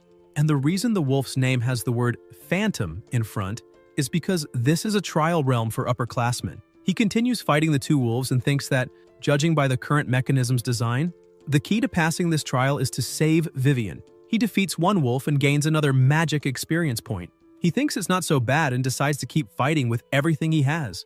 The wolves keep multiplying and he keeps using everything he has to win. The battle between them doesn't stop for a second, and he steps back, thinking he can't keep killing them like this. Each one he kills splits into two, and he won't be able to handle that many using only the fireball spell. If it keeps going this way, even if he isn't bitten, he'll end up being pushed off the cliff. One of the wolves attacks, and he remembers that when he inherited Yiya's magic, besides the fireball, there were 3 other basic spells he could use. The butler appears saying that currently the ranch has only 1 fire dragon, and the rancher's level is 1. Skills: basic magic, shield, bite, claw, fire magic, fireball.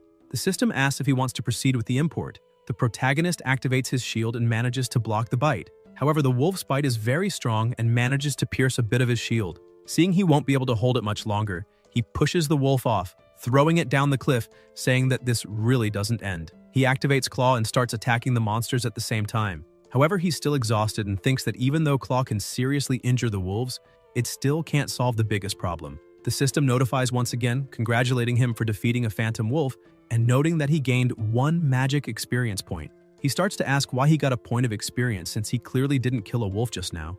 Looking to the side, he sees a magic cluster floating up from the cliff. With that, he realizes that knocking a wolf down there also activates the mechanism. As soon as he figures that out, he starts laughing and thinks that as long as he can control the numbers, then he has nothing to fear. He activates his magic once more and charges toward the wolves, thinking that now they can all come at once. With Claw, he can hurt and push all the wolves. With the fireball, he throws them off the cliff. Looking to the side, Lynn notices that Vivian is coming toward him, and he thinks that apparently he won't need to fight anymore. She grabs him tightly, scared and crying. He tries to calm her down, saying that it's all right now. He kneels down and says they've finished the trial, so they should be teleported out soon. However, the two of them hear an extremely loud roar coming from the depths of that place. The protagonist asks what that could be. Even while crying, Vivian starts healing Lynn and, with a trembling voice, apologizes and says that as soon as she entered, she was tied up above and could only watch from there, unable to do anything, and that to save her, he had to get hurt a lot. He starts smiling and pats her head, saying that she really likes to apologize. The protagonist says she doesn't need to feel guilty because she also helped him before. And besides, he's not just saving her, he's saving himself. He explains that he thought if she was free, they could leave that trial realm. At no point did he imagine there would be another stage. Lynn looks at her and says she's been at the academy longer than him and asks if she knows anything else about the trial realm. Vivian lowers her head, apologizes again, and explains that the trial realm is meant for upperclassmen, so she's not familiar with it either. Lynn walks up to her with a smile and says she's apologizing again. He tells her to relax a bit because she doesn't need to blame herself like that. With tears in her eyes, she starts apologizing again but stops, saying she won't do it anymore. The protagonist stands up, saying that if they don't have any information, then all they can do is prepare for the next stage. He says he just killed several wolves and that it might be even more dangerous down below, but she shouldn't worry because he will protect her well. Vivian pushes his hand away and refuses. She takes a green crystal in her hand and says that for the next stage, she wants to fight by his side. That crystal begins to transform into a magical scepter, surprising the protagonist. Suddenly, some bats appear, and as soon as she sees them, she runs and hides behind the protagonist. He simply snaps his fingers and manages to defeat both bats. He looks at her and asks if she's really going to fight by his side, and she replies yes, shouting that what just happened was only an accident. The two start going down the stairs carefully. Lynn asks Vivian if she also feels the mist getting lighter. She says yes and also mentions that it sounds like there's some kind of noise. Out of nowhere, the sound she was hearing happens right next to her. The bridge begins to collapse right behind them. Lynn yells for her not to stay there and starts pulling her, saying they need to run. But that wasn't enough. A few seconds later, the bridge under their feet also breaks, and he thinks there's no other way. He gets ready to snap his fingers and asks the butler to release Yiya. At the last second, Vivian starts shouting and casting a spell. "Oh, great wind, your believer prays to you. Grant me wings."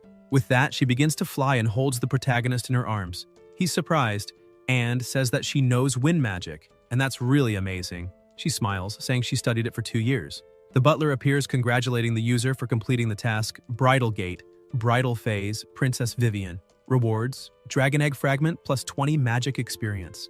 He thinks that not only was he saved, but the system task was also completed by accident, so now he owes her another favor. The butler congratulates him once more for reaching level 3, and the current experience points are 12 out of 200. Since Yiya cares about her new home, she has no intention of learning new skills. There's no draconic magic to inherit with this upgrade. Shortly after, Vivian says they've finally reached the bottom. They begin walking through the place, and suddenly, a very bright light starts to blind them. The protagonist asks if those are oscillating stones. When someone steps on the valley floor, it automatically lights up, and that's very human-like. A path was lit with torches in front of them. Vivian gets excited and points forward, saying there's a portal there. She asks if they're really going to get out now. Lin looks around and sees the bodies of the wolves he defeated earlier and thinks they haven't revived, and the path to the portal isn't blocked either. He continues analyzing the situation and tells her that he doesn't believe the one who set up this trial would be kind enough to let them leave so easily. He asks her to stay behind him because he wants to test something. He throws a stone that bounces across several points along the path, wanting to see if there's another hidden mechanism. Suddenly, the stone hits a point that sinks, and he tells her to be careful. Lin thinks he already knew there would be another mechanism. Vivian looks at him and yells because his leg has a small wound. He tells her not to worry because he's fine, it's just... He gets up and starts to wonder why he was attacked since it was the stone that triggered the mechanism, not him. Vivian tries to activate her healing magic, but she's so nervous that she can't concentrate enough. She asks the protagonist to look at that sculpture. As soon as he looks, he asks if she really thinks. Suddenly, it transforms into a small wolf. The two are surprised, asking if that's really a wolf pup. Vivian says that the animal is really cute. The protagonist thinks that it looks like Yiya. As soon as the pup wakes up, it looks forward and starts growling, angry because the two were there. The noise was deafening, causing pain in their ears. The wolves that were previously dead now begin to rise again, and the protagonist yells, asking if that little cub can really revive the other wolves.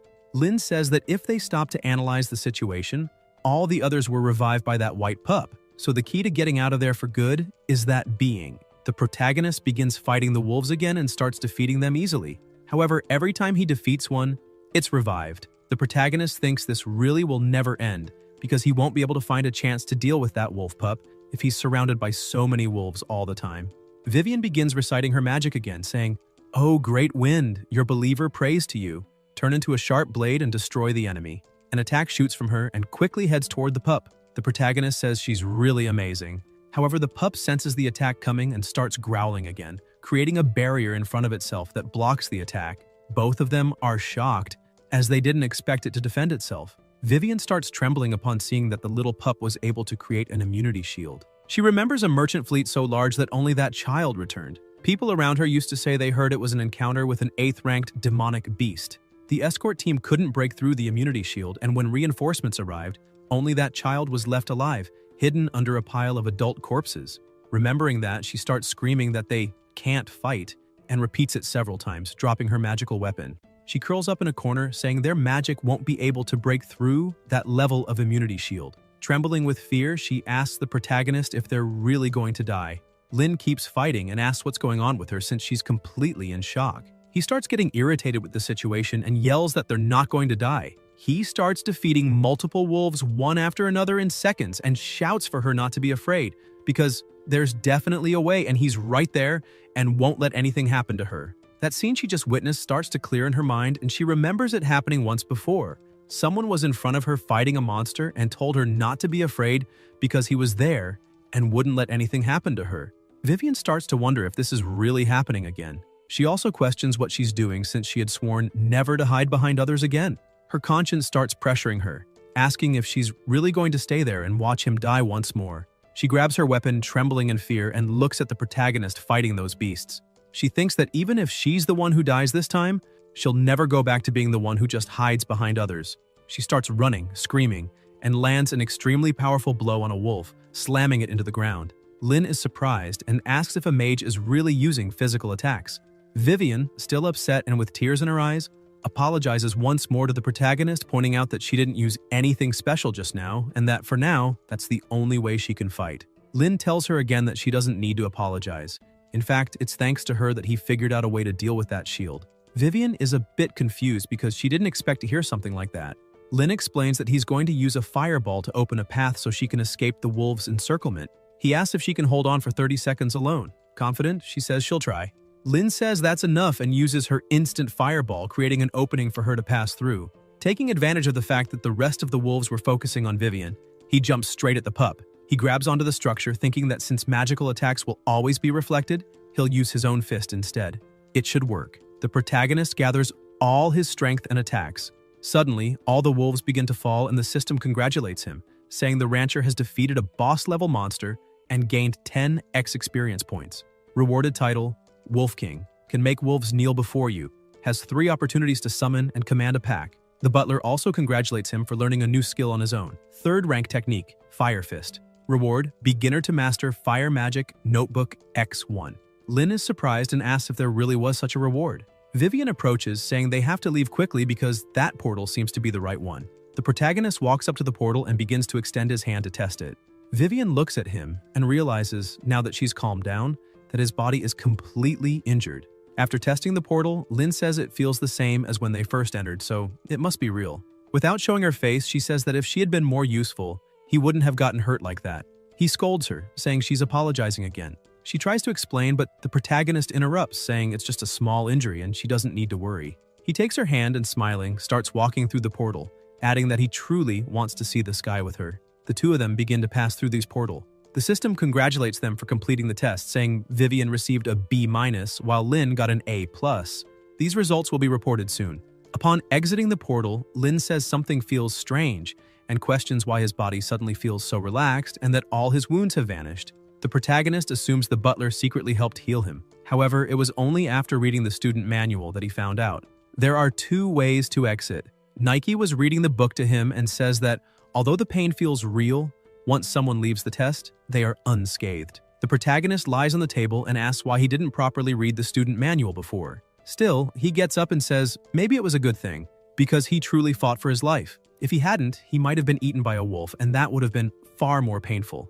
Quickly, the story starts spreading around the school. One student asks his friends if they heard something strange, because last night the talentless rookie completed the third-year student's test dimension.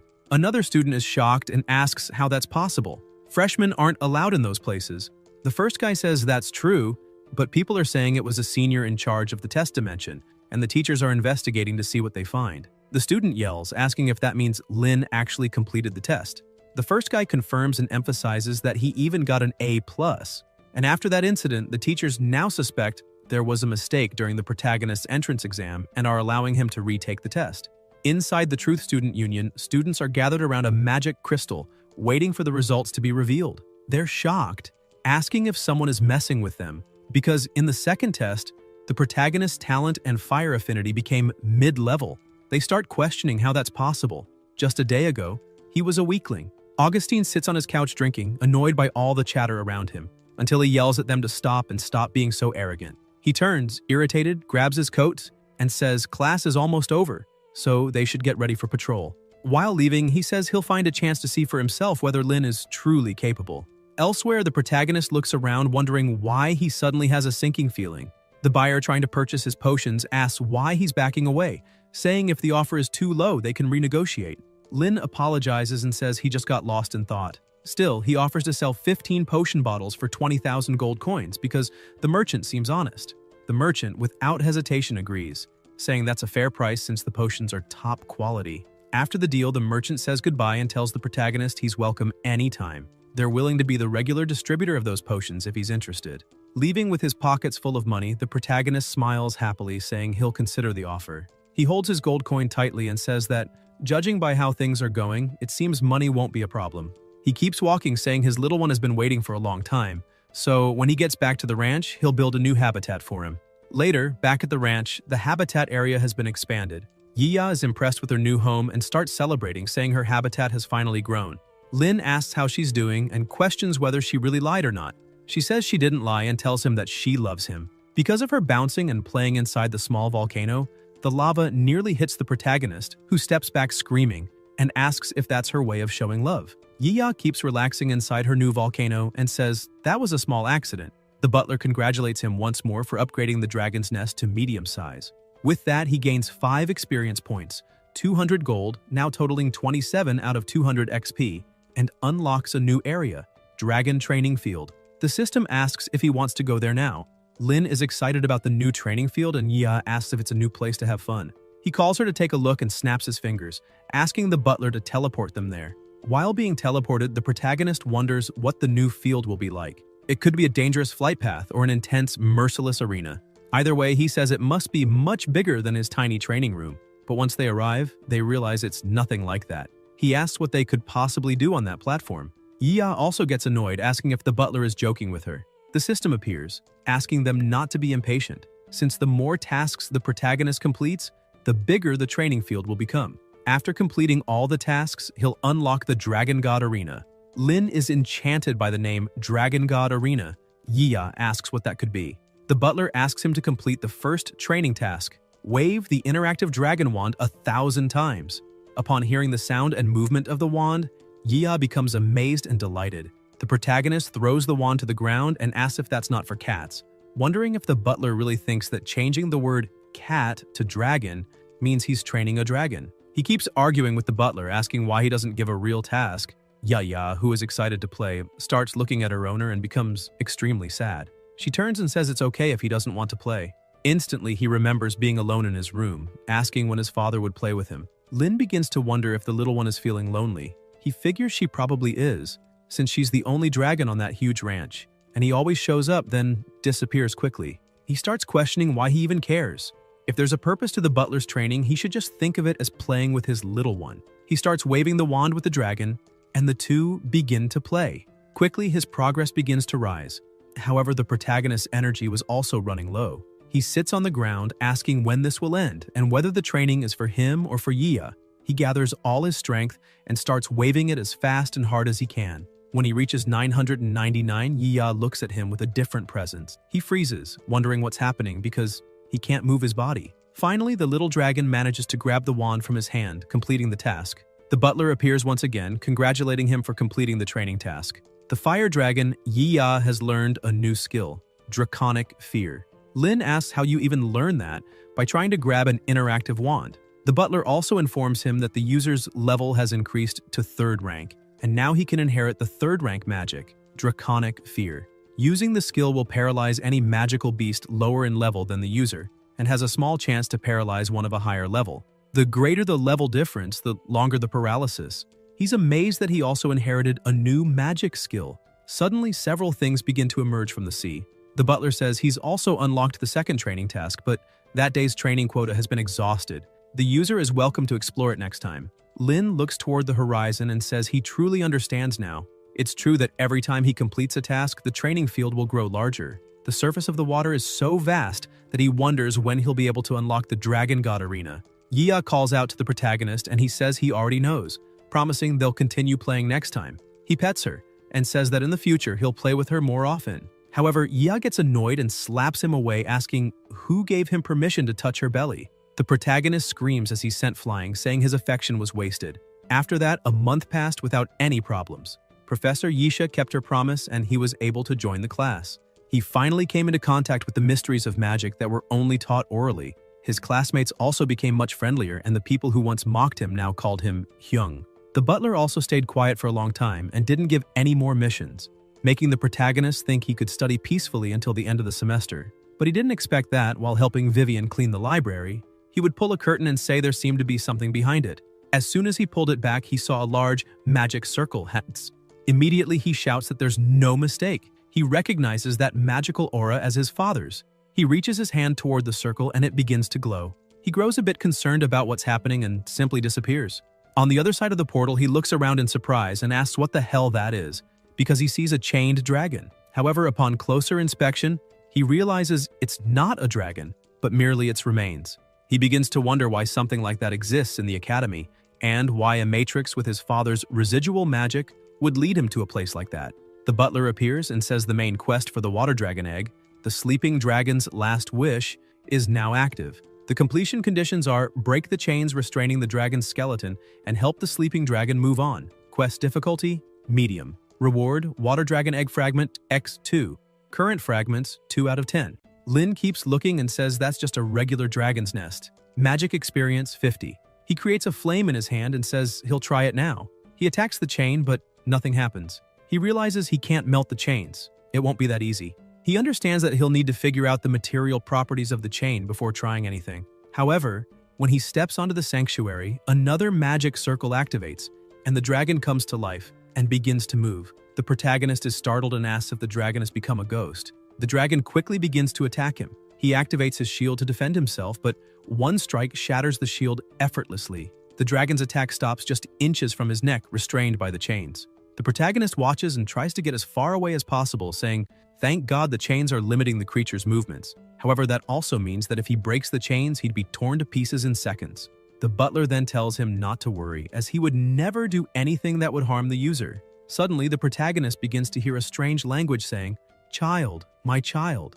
At that moment, he realizes it's draconic language. The chained dragon keeps saying they must return his child. Lin starts looking at the skeleton, wondering if it's really the one speaking. He thinks he can understand draconic because of the butler. The skeleton keeps pleading for them to return his child. Lin asks the system if it's because the dragon had its bones and flesh stolen before dying, and if that's why it can't move on. The butler replies that this matter is outside the ranch's jurisdiction, and he must find out on his own. The protagonist gets irritated and throws the butler away, saying that every time he asks something, the answer is always the same, and questions how useless that can be. He thinks that if he can understand draconic, it must mean the dragon can understand his words too.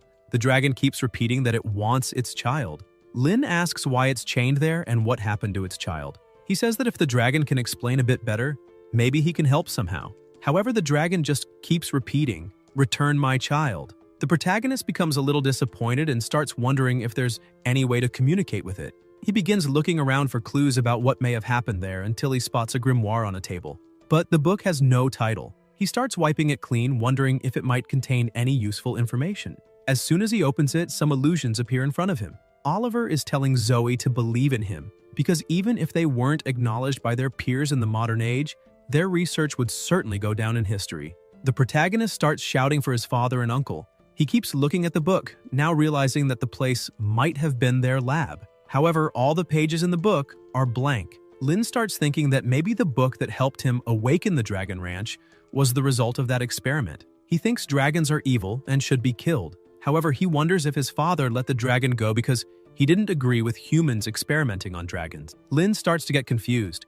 If that were the case, his father should be on the opposite side of his uncle. He remembers when he was a child and Oliver told him there was something different about his father's situation, and that when Lin became a sage-ranked mage, he would tell him how to clear the family's name.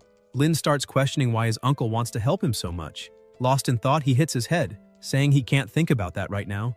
He turns and begins to leave the room, saying that even if he finds an answer, it proves nothing, since that book is just an empty grimoire left there by someone unknown. And that's exactly why he won't find any new clues there. He begins to pass through the portal, saying he needs to investigate more outside, because out there he can definitely discover more things and complete this task. Shortly after, the protagonist calls Vivian and asks her to place her hand on the wall, asking if she feels anything. She looks at him and says she can feel the spider web he didn't clean properly. Later, Shua appears and tells the protagonist that he asked around, but there don't seem to be any legends about dragons inside the academy.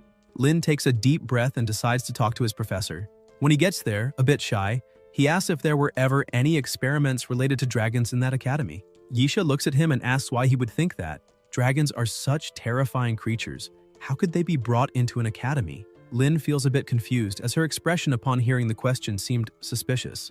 The professor continues talking and asks why, instead of being curious about something so unnecessary, he doesn't focus more on his studies. She says that, given his excellent performance in the 5th trial realm, the academy has arranged an extra test for him before the final exam. Lin asks what she means and if he really has to do something extra. She says yes and explains that if he manages to pass this extra test, he'll be able to skip 2 years of study and also gain qualification to enter the Mage Trials Tower. She explains that the trial realm he cleared was modeled after the Mage Trials Tower, which is the hardest trial realm in the academy. The protagonist is surprised by that. The Mage Trials Tower is the masterpiece of Chancellor Gladstone, the academy's only sage-ranked mage. However, it contains more dangerous mechanisms, fiercer demonic beasts, and each floor becomes harder as one progresses. Only recognized students are allowed to enter the tower to test their limits. Those who perform well receive several special rewards, such as a Medal of Honor. Lin says he's heard about that medal before. The professor continues explaining and says that every time the trial tower is opened, the king of the Orandi Empire personally attends. The protagonist is surprised and asks if the king really shows up there. Yisha says yes, and that the Medal of Honor is personally awarded by the king. Students who receive the Medal of Honor have the same authority as teachers within the academy and can even study in the Imperial Library. She points out that this way, he'll be able to find information he can't access within the academy. Lin is shocked and wonders if Miss Yisha is actually giving him a hint, because the information not found in the academy might be exactly what he's looking for. Immediately, he gets excited and tells his professor that he'll take the extra test and asks if he can know more details. Yisha shouts that he must defeat her before the final exam. The protagonist looks at her, realizing she's a 6th rank mage. That makes him uncomfortable, and he starts thinking it must be some kind of joke. How could a 3rd rank student defeat a 6th rank professor? He keeps thinking the academy could have just told him directly that he's not allowed into the tower. Yisha steps closer and says that during the battle she'll suppress her power to match his current level. He says she should have mentioned that earlier. Still, she touches his shoulder and explains there's half a month left before the extra test and says she's looking forward to seeing how he performs. The butler also appears, saying the Water Dragon Egg Quest has been activated. He must qualify to enter the Mage Trials Tower. Victory conditions: defeat 3rd rank Professor Yisha without using draconic magic. Quest difficulty low. Rewards: 1 Water Dragon Egg Fragment and 30 magic experience points. Lin freezes, wondering how he's going to fight without using draconic magic. He starts thinking that a 3rd rank versus another 3rd rank might seem fair on the surface, but the professor's understanding and control of magic are far beyond what a beginner like him could achieve, especially a water-specialized professor whose magic would counter his. However, in magic, it's not just about attributes but also skills. So his only chance to win is to learn new skills before the extra test, skills that Professor Yisha won't anticipate. That way, he might be able to counter her water magic. The protagonist starts studying like crazy to learn more. Using the reward notebook from the butler, he keeps training non-stop and even recites new incantations like Spirit of Fire resounding between heaven and earth, please hear me. But he begins to think that blindly studying won't be enough. He also starts sparring with Yia, but ends up getting hit and almost roasted alive. The little dragon laughs and asks if she's not amazing. The protagonist asks if she's trying to kill him. Still, he keeps training with her, thinking he needs more combat experience. Over time, he starts dodging Yia's attacks. He thinks that even though training and fighting every day is exhausting, he's felt a significant improvement in both his magic skills and his bond with Yia. In that brief moment, he begins to feel fulfilled and happy as he continues preparing for the extra test. As time passes, the day of the test finally arrives. The two are already in the arena, and many people begin gathering around. Some students comment that the protagonist only reached 3rd rank half a semester ago and is already bold enough to fight Professor Yisha. People start whispering that no first-year student has ever had the chance to enter the Mage Trials Tower. So how is Lin, with only mid-level talent, going to be the first? They say he'd better lose quickly so that boring registration tasks can be finished and preparations for the trial tower can begin. Vivian gets irritated, saying that kid shouldn't say such things because student Lin is amazing. Shua is also annoyed and says that if the protagonist loses, he'll eat his own hat. The professor announces they're starting and explains that the first to be hit by magic or knocked out of the circle will be declared the loser. Both begin casting their spells and the battle begins. The protagonist uses the multiple fireball technique, while the professor uses the multiple water ball technique. With that, she completely nullified his attack. However, Lin thinks that his professor summoned twice as much as he did, which was already expected from a 6th rank mage. Even though she suppressed her power, she's still extremely strong. Yisha scolds him, saying he shouldn't act so hastily since he hasn't learned wind magic yet. She then begins using the Furious Silver Serpent dance. The protagonist thinks this is really bad and uses the Ring of Fire. With the Ring of Fire circling, he managed to interrupt her attack and save himself. The professor is impressed and asks if he really used the Ring of Fire to vaporize her water serpent. Shua shouts from the crowd, saying he's truly amazing. Lin thinks that attack came way too close. Yisha admits that the protagonist's understanding of formulas and skills is far beyond that of his peers. However, facing power that can't be overcome with tricks is what she wants to see if he can handle. She uses another attack called 3rd rank Torrent. Lin immediately counters with 3rd rank Fire Spring. The two attacks collide mid-air. People comment that Lin's Fire Spring is being pushed back and wonder what he was thinking, trying to go head-to-head with a much stronger professor using his own magic. Yisha tells him that clashing directly with her isn't a smart move, but he remains silent, staring at her. Suddenly, she's surprised, thinking there's no way he could have done that, because the flames didn't rise up through her water column. She realizes it was the protagonist who controlled them to go up. The fireballs begin to gather around her, making her wonder if he's truly capable of controlling the fire element so skillfully. Lin smiles and says that thanks to her, he had time to prepare that spell. He begins casting his magic again, saying, "O spirits of fire, resounding between heaven and earth, please answer my call and let the meteor fire fall." Countless fireballs are immediately created and fired at the professor. Yisha starts thinking that Lin hasn't just become a 3rd rank mage but also learned the art of meteor fire, which is nearly impossible for someone at his level. With that, she admits the protagonist has grown beyond her expectations.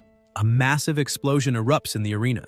Vivian and the dog ask if Lynn managed to win, but another student says there's no way that happened. How could the professor be defeated like that? As all the smoke begins to clear, the professor appears using a third-rank spell, Night Blossom Illusion. She surrounded herself in a ball of water, preventing all the flames from hitting her. Vivian was impressed by the teacher's strength. The other spectators comment that even fish are swimming in that water, highlighting that the illusion actually contains a real river.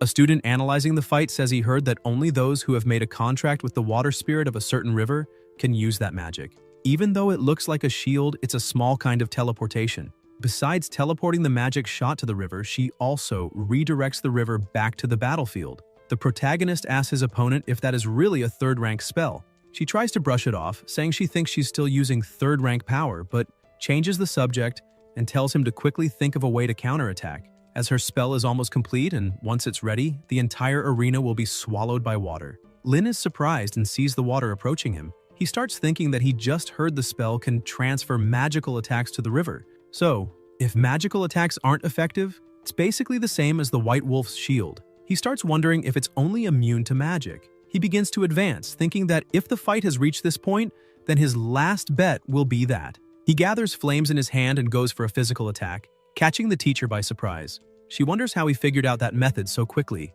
With the physical attack, he manages to break through the water barrier she created and starts chanting his flame summon again, asking it to dance fiercely like a serpent. The attack goes toward the teacher, who responds with her waterfall magic. Her spell manages to contain his and hits him hard, slamming him against the wall, separating the arena from the stands.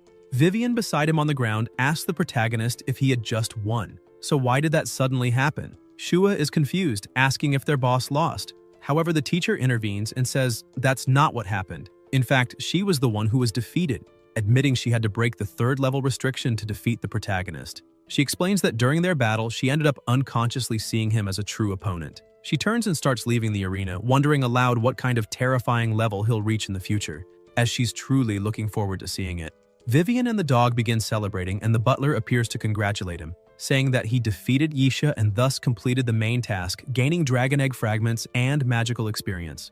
The king of the Orange Empire, named Levi III, was also watching the match. The protagonist looks at him and realizes he really is there. The king begins to speak and says that everyone is about to enter the Tower of Challenges, as they are not only the elite of the Sacred Iris, but also the future pillars of the Empire. He emphasizes that the Medal of Honor will be awarded to the one who completes the Tower of Challenges first. He raises his hand and shouts for everyone to show what they're capable of. They begin organizing the students, asking them to form a single line to enter the magical tower. Some female students comment that they didn't think the protagonist would get permission to enter the challenge's magic tower, assuming the teacher must have gone easy on him. The same student who is analyzing the entire fight gets irritated by those comments and asks if the student union only knows how to gossip. He emphasizes that he was there as a witness during Lynn's fight and that Lynn won with his real skills. The girl also gets irritated and says maybe he too was bought off by the protagonist. They begin to argue, and other students ask them to calm down and not fight in front of the magic tower.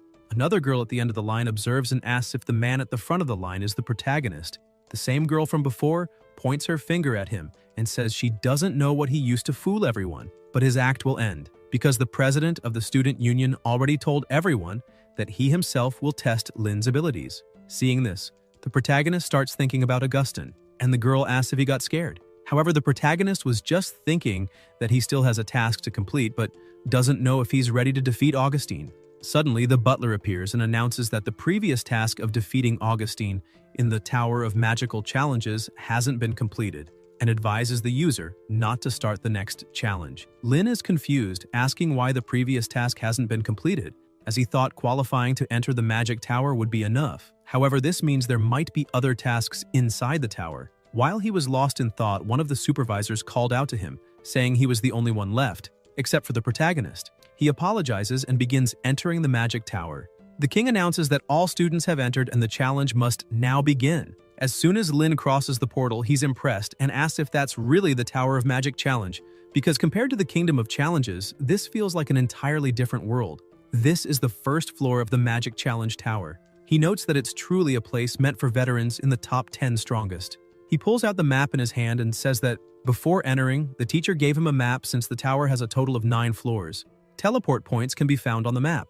On the first 3 floors, each teleport point is protected by magical beasts, Looking at the map, he notices there are many teleport points on the first floor. He starts moving, thinking that being killed by magical beasts or defeated by another student in a magical duel counts as elimination. He continues advancing as fast as he can, since he doesn't know how strong the other students or beasts are, so it's better to run. His strategy is to distance himself from the largest group and head straight to the nearest teleport point. Along the way, he encounters a few magical beasts but defeats them easily. The system congratulates him for defeating a third-rank magical beast, the Dark Knight Leopard. With that, he gains an experience point. He begins breathing heavily and says he finally reached the third floor rather quickly, but the beast level hasn't changed since the first floor. He steps into the teleport circle, saying that if his calculations are right, the next floor should have fourth-rank magical beasts. He notes that the higher up the tower, the fewer teleport points there are. That means that going forward, the chances of encountering others increase, so he'll need to be careful. He finally reaches the fourth floor and someone hidden, holding a magic potion, says they finally found him. Meanwhile, outside, the king watches the Tower of Mage Judgment. Yisha also watches. She thinks that although His Majesty comes every year to watch the battle, what happens inside can't actually be seen from outside.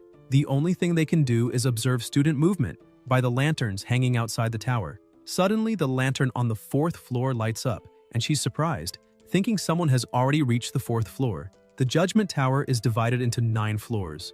The last 3 floors are mechanism rooms, where students face magical beasts from rank 7 to 9, far above their current level. The middle 3 floors are task phases. Only those who complete the tasks can advance. That's where half of the students will be eliminated. On the first 3 floors, students only need to defeat the beasts guarding the teleport points to advance.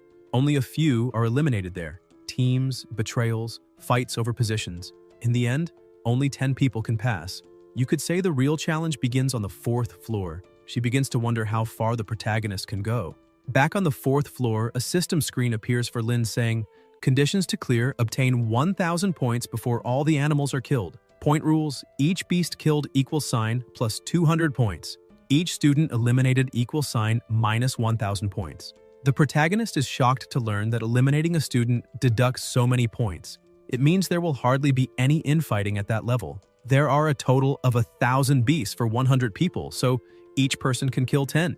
But he keeps analyzing and realizes that's not all. The clear condition is exaggerated. Get 1,000 points before all the beasts are killed. So even if there's no visible infighting, the moment a student kills a beast, someone else will definitely not get enough points and be eliminated. Realizing this, he starts running, saying he needs to get ahead of everyone. However, the hidden person was just waiting for an opportunity, and as soon as the protagonist passes by, they throw the flask, saying he must change. But the protagonist notices it in time and uses a fireball to preempt the attack, destroying the flask midair. He's confused, thinking, eliminating students deducts points, so why am I being attacked? He looks at the person who attacked him but realizes he has no time to waste on that and keeps moving forward. The attacker begins laughing and says he's finally been marked. 10 minutes earlier, Augustine and his team were gathered in a part of the 4th floor. He said that apparently the 4th floor wasn't suitable for fighting other students, so he'd have to wait until the 5th floor to confront the protagonist. One of the members grew irritated, saying he couldn't understand why their leader had to stoop to that level to compete with someone like that. If the leader had that much free time, then the 2 of them should fight instead. The young man shouted at the president, saying he was already in 4th place and questioned whether he didn't already have the qualifications to challenge him. Augustine looked at him and said he was still too weak, but the student didn't give up because his leader had promised him that if he got more points than Lin while on the 4th floor, then the 2 would duel once they reached the 5th floor. He started yelling that that's exactly why he won't let the protagonist get a single point. Meanwhile, Lin kept advancing until he finally spotted one of the magical beasts. He got ready to attack, saying this time he would beat the other students. However, before he could even launch a small attack, other students surrounded the magical beast and attacked it with everything they had. He grew frustrated, saying this had already happened more than 10 times. Every time he found a beast, someone else immediately attacked it, and he couldn't understand what kind of coincidence this was. Only 89 magical beasts remained, and he had 0 points. He kept moving forward, saying he was running out of time. Along the way, he heard some people laughing, saying the points were theirs again. One of the guys laughed, saying he had already gotten his 1,000 points. The other 2 were confused, saying they were also ordered to chase the protagonist, so they didn't understand how he was lucky enough to get 1,000 points. And if they kept wasting time chasing the protagonist, they wouldn't earn enough points to pass either. Suddenly, Lin lunged at Alan, threw him to the ground, and asked what that comment meant about chasing him. The other two who were standing prepared to fight, asking if the protagonist was crazy for attacking their team alone. However, Lin looked back and smiled, saying veterans were more than welcome to attack him if they wanted to lose 1,000 points from their total score. The two decided to back down. Lin kept holding Alan and said that, on the other hand, he didn't care if Alan didn't want to talk. Either way, he wouldn't earn enough points to pass. So they should fight each other to the death, right there and now. Alan began to panic, saying he didn't want that, as he had just barely earned his points and didn't want to be eliminated. Terrified of being disqualified, he shouted that it was Saren who told them to do it. If they didn't, he'd break their bones once they left the tower. Lin was confused and asked who that person was, but they said they didn't know what the protagonist had done to offend him. They pointed out that Lin had been so focused on looking for magical beasts that he hadn't noticed the air, and that if he just lifted his head a bit, he'd see an arrow pointing directly at him, saying, "Lin is right here." The protagonist was surprised and said now it all made sense. That's why people were always ahead of him, no matter where he went. Suddenly, he remembered the red powder and realized it was used in that earlier attack. He stood up, extremely angry with the situation, and Alan said the number of beasts had dropped too fast, asking if the protagonist still planned to keep going, because even if they didn't interfere anymore, others would keep tracking him, so it was too late to get 1,000 points. Lin tried to destroy the mark with a fireball, but it remained. Alan told him not to waste energy. Those markings couldn't be erased. Saren kept watching from afar, saying that as long as the mark remained, his lackeys would always be one step ahead of the protagonist, taking the magical beasts he could be getting. He emphasized that Lin wouldn't get a single point and should forget it. But then he was shocked by what he saw. Another arrow appeared and he wondered why there were two markings. Lin began moving fast, saying if they wanted to mark him, then fine. He could easily imitate hundreds of those marks to confuse them. He started using his fire ability to create countless other markings, leaving Saren unsure of what to do. Seeing no other choice, Saren began hunting magical beasts himself, since there were still 29 left. He pointed out that there were very few magical beasts remaining and refused to believe the protagonist would manage to get his 1,000 points to pass. The other students start succeeding one after another. Lin keeps moving forward as only 8 magical beasts remain and he has a total of 600 points. He says he's almost there and continues searching. He just needs 2 more beasts. However, the system shows that only 1 beast remains, and this leaves him frozen. He punches a nearby rock in frustration because even if he defeats the last one, he still won't have enough points. But then he looks to the side and sees a new system window appear saying, since only 1 magical beast remains for the current floor's hunting task, the desperate attack effect has been activated. The student who defeats the last magical beast will receive a reward package. The package will randomly grant between 0 and 999 points when opened. Time limit to complete the task, 1 hour. Please participate actively in this hunting task if your points are insufficient to complete the current objective. Lin becomes extremely happy upon seeing that he still has a chance and charges forward with everything he's got. Other students also keep searching for the beast, but none of them manage to find it, as it hides very well. They comment that it was expected to be hard to find, but they don't care and decide to head to the central teleportation circle and rest a bit. Meanwhile, at the central teleportation circle, Augustine was already there with some of his team members. A woman asked the president if Saren isn't going too far this time, because if they use tactics like that against a first-year freshman, their council's credibility will be damaged. Augustine asks if she's seriously saying he went too far because the tower is a place that only allows the strong. If Lin can't even handle small fish like Saren, then he's not worth his time. The protagonist keeps advancing as fast as possible, but he notices there are only 15 minutes left and at this rate he won't make it. He asks the butler to activate his Wolf King title, a skill earned after defeating the lesser White Wolf during the 5th challenge. This skill allows the user to summon and command a pack of magical wolves. The protagonist gathers a pack around him and says their target is a 4th-class fire beast, and their mission is to find it for him. With that, he gives the order and the wolves charge ahead. The other students are startled, asking where so many wolves came from. Another one comments in surprise that those are summoned beasts.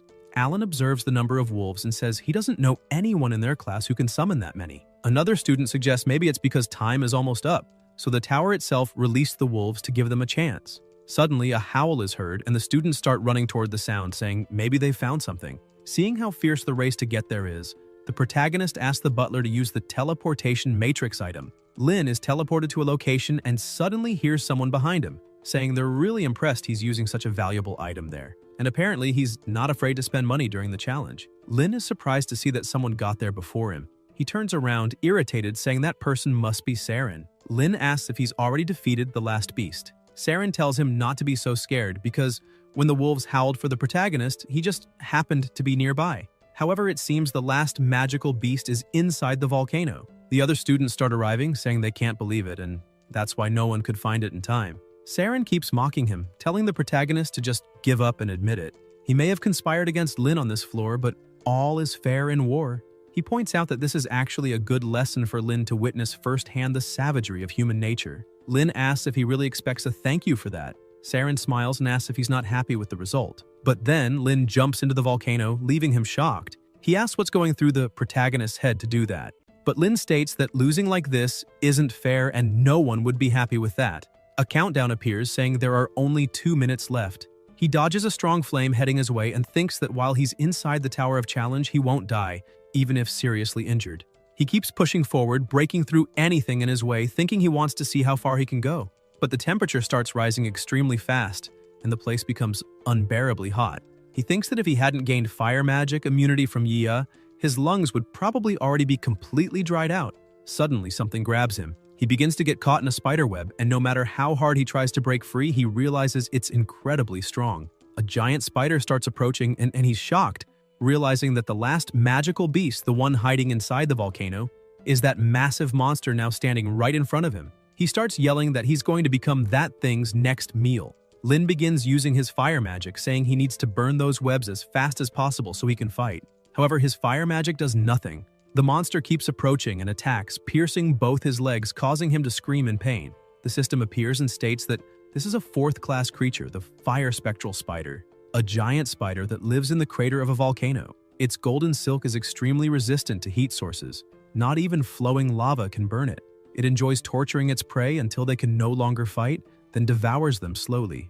Lin asks if the system couldn't have shared this extremely important info earlier. Suddenly, the spider attacks again, piercing his hand. He starts getting angry, thinking he can't afford to lose focus. He notes that even though he can't destroy the web and is immobilized, he can still cast magic. He begins casting a spell, but the spider attacks him 3 more times, stabbing his body again. Even in extreme pain and on the brink of defeat, he continues chanting with all his remaining strength. Several fireballs begin forming around them, hitting the spider with everything, but it hides inside its carapace, which makes the protagonist even angrier, asking if it really is such a coward that it'll just hide like that. He tries to free himself again, saying that if he weren't stuck in that damned web, he could use his fist to break that shell. Suddenly, he sees the remaining time is under a minute and panics, realizing he's running out of time. From this, he concludes that there's really no other way. He suddenly notices the spider's eyes are exposed. If he can see its eyes, that means the shell doesn't cover the entire body. So, if he can use the fire serpent spell to penetrate its defenses, he might have a chance. With difficulty, he manages to free one hand and begins casting his spell, but then he feels a tremor and intense pressure, making him think the volcano is about to erupt. The spider shoots more webbing, covering the protagonist's mouth and preventing him from casting spells. The butler warns that flame spiders enjoy consuming prey that has been burned by magma from active volcanoes. Lin gets even more frustrated, asking if that's why the spider stayed there for so long, and questions again why the butler couldn't have warned him earlier. Because if the volcano hadn't erupted at that exact moment, maybe he could have won. The spider prepares to strike him as the volcano awakens, spewing magma everywhere. From afar, the student union is monitoring the situation. Saren starts laughing, saying he had already warned that a bastard like that couldn't be a rival to his master. He turns and says the president should come with him, since they have a duel on the next floor. However, Augustin asks if they really think they can leave, and reminds him that it's good. He hasn't forgotten the current mission still isn't over. Saren comments that his master's tongue is sharp as ever, noting that there are only a few seconds left, and questions whether the president really thinks the protagonist will survive that. The remaining time is just 30 seconds.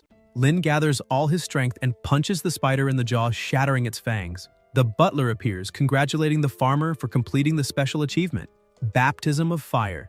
Amid the flames and magma, the protagonist stands as if nothing affects him, thanks to the fire magic immunity effect. His own body was forced to endure the molten lava, now granting him physical resistance similar to the flame dragon Yia.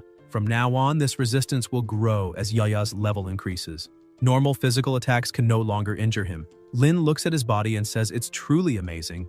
Even his wounds healed instantly. He looks to the side and comments that apparently there's not much time left, as only 4 seconds remain. The spider tries to flee, but he stares it down and asks where it thinks it's going. He casts his magic again, summoning the fire serpent, and strikes the spider with full force, with only 1 second left on the timer. With that, the time runs out.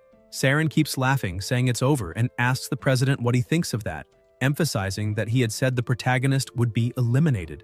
Augustine turns away disappointed, as he truly believed that Guy hadn't survived. Suddenly, people begin shouting for them to look at the sky. Something is moving. Augustine is stunned, thinking it might be him. He looks back and sees that the mark placed on Lynn is moving rapidly toward them. That means he's still alive. Saren gets annoyed and asks why everyone is so shocked. Being alive means nothing. Even if he is, he'll still be disqualified if he wasn't able to defeat the last magical beast. Suddenly, the protagonist appears behind them, asking for permission to pass, saying he brought the reward orb in his hands. Saren can't believe what he's seeing. The others are amazed, asking how he managed that and how many points it's worth, telling him to open it right away. He says he will, but first asks if any kind soul would lend him some clothes. A girl hands him some clothes, and the protagonist thanks her. She says it's no trouble at all, pointing out that her miniaturization potions are incredible. Besides school uniforms, she can carry all sorts of things. She walks up to him and says, to be honest, she's been tracking his progress since he entered the tower, as rumors are spreading that he's a rising genius. A genius being compared to Augustine. She smiles, introduces herself as Dia, and asks if he'd like to form a team with her in the next floor if he passes. Lynn feels a bit confused, thinking the situation is strange, since that girl is his senior. However, her smile is strikingly similar to Vivian's, and he wonders if it's just because they're both beautiful. Alan then comes running, saying the protagonist can count on him too, since the next floor has 5th-rank magical beasts, and they won't be able to handle them alone. He adds that on the current floor, he was tricked by evildoers and end up unintentionally getting in the protagonist's way, so now he's willing to lick his boots to make up for it on the next floor. Lynn starts pushing him away, asking him to back off a bit, but Alan keeps begging for a chance. Saren approaches and says they might be talking about the next floor too soon. He points out that even if the protagonist was lucky enough to defeat the beast, if the reward orb doesn't grant him 400 points, then he's done for. Everyone tells him to open it right away to see what's inside. The system informs that he must break the golden orb to reveal the score. Lynn holds it with both hands, focuses, and asks that the points inside be enough. He slowly opens the orb. As soon as he does, he's congratulated for earning 399 points. However, he's extremely frustrated, saying he needed just one more point. Saren bursts out laughing in his face.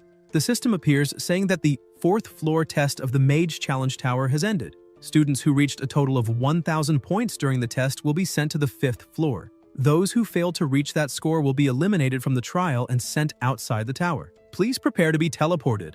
Saren keeps mocking him, saying he deserved it. No one told him to think he could steal the chance to fight the president. Dia scolds him, calling him trash for celebrating such an empty victory. Lynn lowers his head and tells his senior to let it go. Upset by the situation, he thinks that he already struggled enough just to survive back there, so he'll leave without regrets. With that, people are teleported to the 5th floor of the Mage Challenge Tower. At the central teleportation circle, people start cheering, as the protagonist also appears there. They note that apparently, he wasn't eliminated. The other students find it very strange, since all the eliminated ones were already sent away, yet Lynn is still there and wasn't removed with them. They start wondering if it's because he was the only one to complete the final mission of the 4th floor. Some people begin getting irritated, asking if that means advancing to the next floor can also depend on merit. However, that clearly goes against the tower's rules, making them question if the rules are just for show. Saren storms over to him in a rage, shouting and demanding to know what kind of cheating he's using. However, Lynn is completely lost, not understanding what's happening. He even wonders if the butler might have cheated on his behalf without him knowing. Saren keeps going, saying that with how weak the protagonist is, he can't understand how he managed to jump into a volcano and then come out unharmed, and on top of all that, still kill the final beast. He questions if that's when all the trickery began and keeps pressing for Lynn to confess what's really going on. Dia steps in, slaps Saren's hand, and says, "It's time to stop with all this nonsense." She tells him to quit spouting garbage and actually look at the rules instead of shouting like an idiot for everyone to hear. Saren, confused, asks what the rules have to do with anything. Alan points out that it's exactly that. The challenge tower itself allowed Lynn to advance, so he never cheated. The system then announces that the 5th floor of the Mage Challenge Tower is beginning, and the win condition is a duel between 2 teams. The winner will take all of the other team's points. The students start panicking, realizing that if a tournament is happening, that means half the participants will be eliminated. The system continues and explains that participants must confirm their duels using identification cards. These ID cards can be obtained by hunting magical beasts. Students without cards cannot challenge or eliminate others. Whoever has cards will have the advantage. The system goes on, stating that for each beast defeated, 200 points will be subtracted. For attacks against students without cards, 1,000 points will be deducted. Anyone with a negative score will be automatically eliminated. If the negative score results from attacking a player without a card, that player will automatically advance to the next floor. Remaining beasts, 500. Students, 70. The students are shaken, saying they only have 1,000 points, and that every magical beast defeated deducts 200. That means they can only attempt to move on 5 times. Descriptions appear stating that the target for elimination will be randomly chosen, due to the need for an even number of participants. Lin, the student with the highest score under 1,000, was included to make up for the missing player. Saren becomes completely furious, saying that's why he advanced. The protagonist celebrates, saying he really didn't waste his time in that hellish volcano. He walks over to his senior and says they can officially form a team. She agrees without hesitation and asks what they'll do about that other person. Alan grabs the protagonist's leg again, saying he'd even serve as a shield if he could just come along. Lin starts shaking his leg, shouting for him to let go, but Alan clings tightly, saying he won't let go even if he dies, that he'll hold on forever. Daya is impressed by his determination. Meanwhile, a tentacle starts approaching them. The three of them sense something strange and look back, but nothing is there. Daya asks if he saw anything. The protagonist says it felt like something was floating nearby, but it was probably just his imagination. She says most of the teams have already started searching, so they better hurry or they'll fall behind. He tells Alan that if he wants to follow them, that's fine, but the distribution of ID cards will depend on each person's effort, so if he doesn't pull his weight, he'll be the last to get one. Alan is happy with that, saying that as long as he can follow his new master, he doesn't care about the details. He adds that he knows the protagonist will be fine, so if he can do it, Alan can too. Lin starts getting irritated, telling Alan to stop rubbing his face against his legs. Daya starts laughing at the scene, saying the two of them are hilarious. Meanwhile, the same tentacle starts appearing again. Outside, His Majesty is informed that, according to the external observation post of the Challenge Tower, all participants have now reached the 5th floor. The king is surprised, saying that in previous years, nearly half the students had been eliminated by this stage. That means this year's participants are truly impressive, and it looks like he'll have to prepare more prizes. The teacher is still standing, watching closely. She thinks it's not quite like that, because even if the students this year are indeed of higher quality than previous ones, and the rules have changed, it's virtually impossible that no one has been eliminated yet. That's why she has a bad feeling about all of this. Back in the tower, Daya begins attacking and says that based on her field combat experience, the harder a beast is to defeat, the greater the chance of it dropping valuable items. Besides, their individual scores aren't very high. Together, they'd only have 14 chances, so they need to choose their targets wisely. The protagonist strikes a rock hard. The three of them stand there, staring, since they still haven't obtained their ID cards. Daya has 200 points remaining, Alan also has 200 points, and the protagonist has 399 points. Daya crouches down, slightly disheartened, and says each of them has only one chance. Alan gets frustrated too and punches a tree, saying the drop rate is extremely low. Lin asks if the chance of getting an ID card really depends solely on luck. Such an important item needed to advance? While he's thinking about that, something grabs him by the waist and quickly ensnares the other two as well. Alan yells that it's a 3rd-rank beast, the man-eating plant. He's confused, saying the 5th floor should only have 5th-rank beasts, so why is that thing here? Lin notes that he was so lost in thought he didn't even notice it approaching. He says the creature isn't complicated to understand, but once it chooses and marks its prey, it immediately calls for reinforcements and won't stop until its target is dead. If caught by one of them, it's best to fight with everything you've got to escape as quickly as possible. He looks to the side and sees that no one is moving a muscle to fight back. He realizes that's because everyone knows a beast of that rank won't drop an ID card. Seeing no way out, he figures he still has 399 points, so he won't be eliminated right away. But he also won't be able to kill another magical beast with the points he has left. He wonders if it's really worth risking everything to save his companions. However, he remembers how they stood up for him when Saren accused him of cheating. He starts to smile and makes a decision. Casting his fire spell, the other two ask what he's doing. His attack is blocked by a water barrier. Lin looks at his companion Alan and asks what he's doing and why. Alan gets angry and shouts at the protagonist, saying he's so sly, and asks why he acted like that. Lin is confused by these words, but Alan keeps yelling, saying Lin didn't realize that no one there wanted to fight. because they all wanted to sacrifice someone else to save themselves. And that's why he chose to step up and save the team. That's why seeing Lin act like that is so frustrating. He turns away and admits he's a selfish and cowardly person, someone who never dared to step forward when something happened. But even he can't keep living like that anymore. He starts gathering his magic and shouts that he no longer wants to live with guilt. He says the protagonist accepted him even after all the trouble he caused on the previous floor. So how could he go on living with that guilt? He begins reciting his spell. However, he's interrupted when Dia throws one of her vials, saying that it's just a third-rank creature, so why are they making such a fuss? Alan gets annoyed and says she stole all his hard work. She replies that both of them are way too serious, so she won't do it again. Then she asks how she can become their best friend after they leave the tower. Hearing those words, the protagonist freezes, thinking about what she said about being best friends. However, the three of them begin to feel the roots binding them squeeze tighter. Alan asks her, if she didn't kill the real man-eating plant, then why is this happening? Dia replies that she's not sure either. Her points weren't deducted, so the potion she threw earlier wasn't enough to defeat the monster. She's shocked and says that maybe that monster isn't a real man-eater, but rather a disguised fifth-rank monster, the puppet tree. She explains that usually when encountering man-eating vines, they react instantly and aggressively, but the vines of the puppet tree tighten more and more the victim struggles, luring prey with the appearance of normal vines until death. Alan gets angry and says he's never seen such a despicable tree. The protagonist asks how they're supposed to deal with something like that. Dia explains that someone has to dig up the roots of the puppet tree and destroy them. Only then can everyone be saved. However, since they're all trapped, there's no one to do it. She begins to cry, saying there's no hope because they're all doomed. However, Lin breaks free easily and says that if that's the problem, then he'll dig up the roots himself. The other two are shocked, asking how he got free. He starts laughing and says, to put it simply, because his body is so strong, the roots that tried to strangle him ended up destroying themselves. He thinks to himself that it was actually due to the volcano's influence that his body became as tough as his dragons. But he can't reveal the truth, and asks if they understood. The two are stunned, and Dia asks if that means he knows how to use a knight's fighting spirit. Alan is amazed, saying his fighting spirit level is incredibly high. Lin is pleased, thinking that not only did they buy it, they even helped come up with such a solid explanation.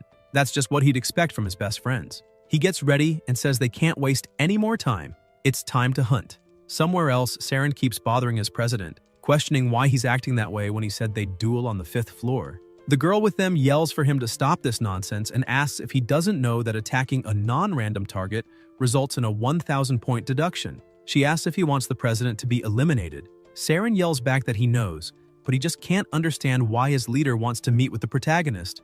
Every time Lin is mentioned, he questions the president, asking what exactly Lin did to deserve so much attention. Augustin looks at him, walks over, and shows him a card. But the girl quickly interrupts, asking how the president could let Saren see his ID card, pointing out that the real target is the protagonist. So what will happen if Saren does something foolish again to prevent that duel? Augustine replies that it won't matter. Saren will never be able to face Lin on equal footing. Saren is left in shock by his president's words. He stands there, trembling with rage, wondering if he truly will never be able to defeat the protagonist, and why his president would say something like that. He wonders if it's because Lin went into the volcano and he didn't. He recalls the president's ID card and thinks even the Tower of Judgment sees the protagonist as a more suitable rival for Augustin. This fills him with fury. He jumps and charges ahead alone, thinking that they should all just watch, because the one unfit to be the president's rival is Lin. Meanwhile, around the puppet tree, the protagonist has already created a crater but hasn't found the roots. He keeps digging, even with his hands all injured, thinking how deep they must be. Not only are they incredibly deep, but the soil is extremely hard. He thinks those roots know exactly how to hide. He keeps digging, thinking it should be soil, but it's as hard as metal. Even with a body as tough as his dragons, he'll still get hurt if he keeps digging non-stop. However, Dia had said the roots are about 2 meters below the surface, so he should find them soon. Alan thinks the protagonist is pushing himself too far. Dia agrees, saying that even if that magical beast could drop an ID card, Lin could have abandoned them long ago. She points out that he can't use magic as it could agitate the puppet tree, and he doesn't even have tools to dig. Suddenly, Alan spots something and shouts to the protagonist that there's something moving to his right. Lin stands up, extremely annoyed, saying he'd been wondering why he couldn't find it. And now, it's clear. It keeps moving. He punches toward the root, telling it to stop, but it keeps crawling and he keeps striking. Suddenly, his body begins to be enveloped by a light armor, and he hears the spirit of wind, who wanders between sky and earth. Hear my prayer and clothe our warrior in battle gear. Water also begins to gather around him, and he hears, "Oh, glowing water, our compassion, nourish the earth." Lin looks at the two and scolds them, asking how they're casting magic. Daya, even while in pain and with a trembling voice, says they're fine. They can still endure that level of vine pressure. Alan agrees, saying they're about to repay the help because how could they let him do all the work alone? Lin looks at his companions and thinks that, despite having defeated countless beasts together, only at that moment did he truly realize that they are a real team. One of the water blasts hits the root, flinging it into the air. The protagonist takes advantage of the moment and uses his fire blade to slice it in half. The tower system appears, congratulating him, Daya, and Alan for earning their identification cards. Lin is happy and asks if that obedient thing really had an ID. Was it the one that appeared? The other two are finally released, and Alan says he did an excellent job and managed to get his ID card. Daya adds that he should keep the certification because he deserves it. The protagonist turns to them and says it's not quite like that because it's not just his ID card. He shows that he has 3 of them. The two get extremely excited and ask if a magical beast can really drop that many cards. The magic tower announces that, in light of the battle against the puppet tree, key information and clues were provided. Daya is recognized as the Guardian, having shown strong perception and spotted the root's movement. Alan is recognized as the Observer. Rushing to the front line and landing the final blow, Lin is recognized as the Interceptor. Each team member can receive 1 ID card. The protagonist says it's because he wasn't the only one recognized. This was thanks to teamwork. Alan starts crying, saying that even he was acknowledged. He hugs the protagonist, saying it's all thanks to him. Daya is also overjoyed, saying that if it weren't for Lin, they wouldn't have gotten this far.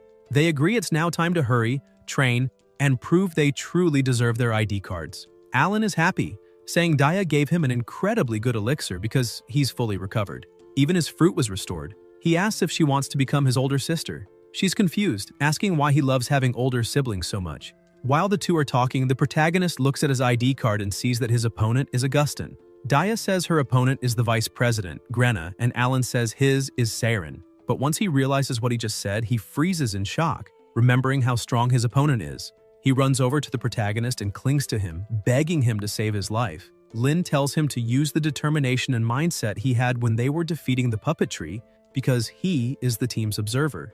Suddenly, some attacks come toward them and the protagonist notices. He shouts that a sneak attack is incoming, uses his shield to protect them, and warns his companions to be careful. He keeps focusing on building a counterattack but realizes that the magic is extremely powerful and his shield can't hold it.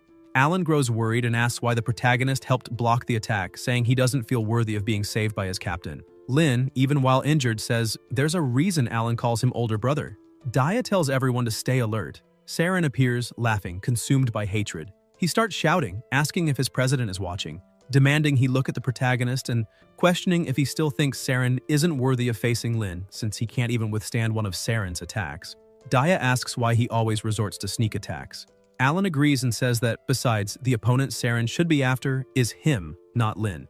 Alan keeps questioning if Saren isn't afraid of being eliminated for randomly attacking an opponent. Saren starts laughing and asks what he's talking about. He never attacked the protagonist. His target has always been Alan. He prepares another attack, saying he never focused his strikes on Lin. It was the protagonist who helped Alan block it. He says Alan had already entered the floor before, so he should know. The tower uses the block target to determine the opponent, and since he stepped away and ran, he wouldn't be able to do anything now. He launches his attack, and Alan says winning without fighting fairly will only make more people despise him, and someone so shameful doesn't deserve to be here. Alan steps in front of the attack and says that once he's eliminated, Saren won't be able to use any more dirty tricks to hit the protagonist. A large explosion happens and blood starts dripping onto the floor. Lin stepped in to protect him, and Daya, seeing that her captain was doing that with his own body, created a shield in front of him to help block the attack. The protagonist gets angry with his companion and tells him to start defending himself and stop saying he'll be eliminated all the time. He emphasizes that if Saren can attack them by exploiting weaknesses, they can do the same, pointing out that their opponent is strong, but not stronger than the 3 of them together.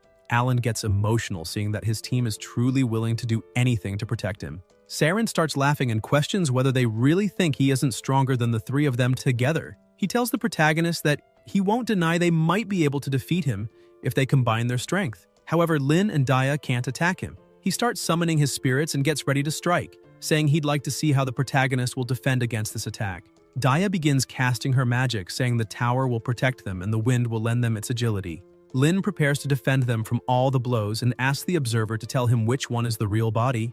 Alan has a moment of realization and sees he needs to act. He begins asking the water to convert and follow the flow of magic, revealing the real one. He carefully observes the battlefield and quickly finds the real one, saying that he's right there. As soon as he gets the information on where the real one is, the protagonist dashes like a true flame bolt and charges toward his opponent. Saren only smiles, asking if the protagonist is really going to attack him head-on like that. However, the protagonist doesn't attack him. He grabs him, asking what he just said, questioning if it wasn't the tower that determined the opponent, saying he's always been attacking alone. Saren gets scared and asks what he's trying to do. The two start falling off the cliff and Saren panics. The protagonist asks him if he has time to use the wind wings and uses his firepower to push them even faster downward. The two crash hard into the ground, creating a large crater. The protagonist gets up with a lump on his head, saying that really hurt. However, thanks to his body's resilience, he's fine. His team runs over to him, asking if he's okay, and Dia asks why he always does that kind of dangerous thing. He smiles, saying that at least he's okay, but she asks if he's injured and tells him to drink that recovery elixir to stay standing. He thanks her, saying he's fine. Saren starts to get up with a trembling voice, all battered. He asks if that's why the president said Lin is stronger than him, pointing out that apparently the protagonist is really determined when doing something. He asks again if that's why the president said he's stronger. Lin turns to him, irritated, and with a serious tone asks Saren if he really thinks he's stronger than him, because if he truly thought that all this time, then why did he never dare to fight him directly? Saren is confused by this, but the protagonist keeps explaining, saying that Saren is already a 4th-rank mage and his power is greater than the protagonist's. Besides, he knows many more spells, but on the previous floor, he didn't dare rely on his own strength to earn points. And even on the 5th floor, he tried to take advantage of the fact that the protagonist couldn't attack him to try to win. He asks again if Saren really isn't confident he can win in a one-on-one fight without using those little tricks. Saren gets angry and asks what he's talking about, claiming to be extremely confident, and tells the protagonist to stop joking, saying he didn't treat him as an opponent because he just didn't think he was worthy. Lin gets irritated and says the truth is that he's just trembling in fear of losing a direct confrontation. All bruised, Saren is left speechless and begins to remember what he was thinking before. On the previous floor, he started to wonder whether the protagonist could kill more beasts than him. Seeking luck and trying to stay safe, he thought he had to stop him from leveling up. Then, on the 5th floor, while searching for Lin, he also began to question if someone who survived a volcano really couldn't be stronger than him. He thought he couldn't let the president look down on him like that. Coincidentally, he wanted to eliminate that Alan guy, and since that was the case, he would use the protagonist to defeat him. Lin continues insisting that Saren is just afraid of losing, and that's why he never dared to face him head-on. He says he's not even talking about Augustine because who would approve a coward like him and still admit he's strong? Saren remains on his knees, all beat up, and gets angry at that. He says the protagonist has no right to lecture someone just because he won, because that's being a really annoying person. He looks at Alan and asks what he's waiting for, telling him to eliminate him right now. Alan begins casting his magic, and Saren, before being eliminated, asks the protagonist to give him the chance for a real duel next time. Lin is surprised by the request and smiles, saying that outside the tower he'll be waiting for that duel. Saren smiles, pleased with that. Alan attacks to eliminate his opponent, however, his attack is interrupted by an arrow. Saren is surprised to see the light of the blade and, looking up, sees that Grenna is there. He asks what she's doing there. She shouts, saying that the president ordered everyone to stop fighting and gather at the central teleportation matrix. Alan gets alarmed and asks why he should stop fighting, since he was just about to level up. He questions why she gave Saren the right to say that. The protagonist says that even if it's a real gathering, there's no need to stop them from progressing to the next level. Grenna asks if the protagonist truly hasn't noticed and emphasizes that the tower has lost control. She explains that first, the panel started to malfunction. Some people who were killed inside the tower remained there. Their companions began crying, asking why they were still there, since they should have been immediately taken outside upon death. Grenna continues explaining and says that after that, the protective layer started to fail, and even those who were killed by beasts were not transported out of the tower. There were people who died at the hands of others. Saren is confused and asks how that's possible. Lin tries to access the panel and says it definitely looks scrambled. Alan also gets scared, saying he nearly killed someone for real. Grenna tells her companion that he's a wind mage, so he should quickly treat his wounds and follow her so she can inform him of the rest. Meanwhile, the others must immediately gather at the central teleportation panel.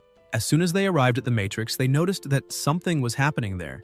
Upon seeing it, the protagonist remembers that this is the same feeling he had at the beginning. A severely wounded person begins to approach, saying that the president stated that this is what caused the panel to lose control because that is the monster that got stuck in the central teleportation matrix, causing it, the teleportation, to lose its control. Grenna appears beside her master and reports that all the students have been gathered. She emphasizes that there were 22 confirmed deaths, 6 seriously injured, and 3 missing. Additionally, she highlights that they still aren't sure if the students eliminated on the 4th floor of the tower managed to exit safely. Alan begins to panic and asks if the missing people were also killed. Daya also can't believe it, saying that more than 20 elite students who made it to the 5th floor died. Augustine looks at the protagonist and says that compared to the students who died, they were really lucky. Lynn gets irritated and asks what he means by that, questioning if he's implying that he should have died in the place of the other students. The president says he's right, emphasizing that apparently he's always been very lucky. But in the end, he's also a student of the Iris Sacred Magic Academy. And so, while they're dealing with that monster, he'd better keep relying on that luck. The monster begins to move aggressively, creating strong gusts of wind around. As soon as the monster appears, everyone is stunned by its size, questioning how it managed to get in through some hidden part of the tower, since there's no record of such a demonic beast in the books. They also worry, since without the protective layer, how are they going to defeat that kind of monster? The monster makes another move, scaring the people who scream that even its tentacles already possess immense power. While some students run, screaming and wanting to leave the tower, Augustine and Lynn prepare to strike back. He uses his lightning and charges in. People are impressed by his courage. The protagonist also uses his instant fireball, and the students realize that it's not just the president, but even the one who entered through the back door is confronting that abomination. Alan gets irritated and asks who's the student saying he entered through the back door, because he won't allow anyone to talk like that about his older brother. He emphasizes that if the student is a coward and wants to hide in his shell, then he should just shut up and get out. The student also gets angry and even scared, and with a trembling voice, asks who Alan is talking about, because at no point did he say he would hide. He starts running toward the monster, saying he's going to fight too, because he's not worse than the first-class student. The president and the protagonist remain on the front line, using everything they have to attack, but they realize that the damage dealt to the monster is so small that they soon realize they're about to be attacked. The protagonist thinks that he has a strong body, but Augustine won't endure this blow. The president thinks the same, that he can dodge the hit, but the protagonist can't. Even while hating each other, they were both worried about one another at that exact moment, until several other spells began hitting the tentacles, stopping the monster's attack. Augustine looks down and is impressed to see that all the students are cooperating. They shout to the president that they want to fight too. Lynn backs away from the monster and comments that those people always seem arrogant. But the president really is popular. Alan tells the protagonist not to mind how the president acts because he's usually the first to charge straight into danger. Daya smiles and agrees, saying that's exactly why the Academy's students trust him so much. Augustine tells everyone that the tower's protective layer has already stopped functioning. Grenna says the students' safety is also their responsibility, but that they need everyone's help in that moment. Saren, who is also ready to fight, confirms and emphasizes that everyone who entered the tower is part of the Academy's elite, and no one is willing to back down. Augustine begins saying that it's exactly because they are the Academy's elite that he stops talking and starts thinking that maybe it's because of that guy. He remembers that the students were running away until they saw the protagonist charging forward and then decided to change direction, shouting that they wanted to fight too. He also looks at Lynn thinking that this really is effective. Taking advantage of everyone's excitement, he raises his hand and shouts for everyone to prepare for the great battle. The students begin to get excited, ready to fight that gigantic monster. The president asks his vice to take command and analyze the monster's attributes, while Saren will lead the formations. The rest must use their spells and protect each other. They need to cast spells and suppress the monster's power. He shouts for the beast capture formation to prepare. A giant magic circle appears beneath the monster, and the president yells that they need to capture it. Magic chains start emerging from the circle, restraining the monster's tentacles. Augustine remains in command and asks all fire mages to prepare to attack. Together with everyone, the protagonist begins casting his magic, creating a strong wave of heat in the area. The president asks the wind mages to also prepare. He gives the order for everyone to attack at once. An extremely powerful attack strikes the monster's head, piercing through it. Daya is happy and asks if it worked. Alan is a bit disappointed and says they didn't even need to analyze anything. However, the monster, which had just taken that heavy blow, begins opening its mouth, creating a deafening noise and breaking all the chains that were holding it. Saren is surprised and comments that the sound is so high-pitched that it might be a spirit spell. The protagonist remains standing and tries to call for his companions. but they're all collapsed with headaches. Looking to the side, he sees that even Saren is completely wounded. Suddenly, he too begins feeling an absurdly strong pain in his head, enough to make his nose bleed. The president tries to heal the others, telling them not to give up yet. He begins blaming himself, saying that everything is due to his negligence. He prepares to attack again and asks everyone still conscious to help attack the monster's mouth. Lin, even in severe pain, begins thinking that all of this is pointless, because even with all the attacks, the monster remains unscathed. It's impossible to win with such inferior power. He starts wondering how to defeat that type of spiritual beast. Reflecting on the word spiritual, he remembers that some time ago the butler told him he had reached the 3rd level and could therefore inherit the dragon's power. After using it, this power can shock lower-ranked beasts, and the greater the level difference, the longer the stun time. He thinks that now he also knows how to cast spiritual spells with their dragon's power. Gathering his strength, he tries to use this power, but the monster roars back, causing even more pain in the fighters who were still standing. Due to the effort he made, Lin begins to suffer even more from the first attack's effects. He kneels, thinking that all of this is useless because the level gap is too great. Suddenly, he begins to feel an enormous energy leaving his body without him intending to. Yiya's spirit starts forming around him and roars back at the monster. Yiya's presence is so strong that it paralyzes the monster with a single roar. The monster, realizing there's a presence even more terrifying than itself, is frozen in shock. The president takes the opportunity to counterattack with everything he has. The attacks begin hitting the monster, causing it to stop moving. Grenna falls to her knees on the ground, already exhausted, and says that creature has finally stopped. Augustine, who is still standing, asks if his vice commander also felt that.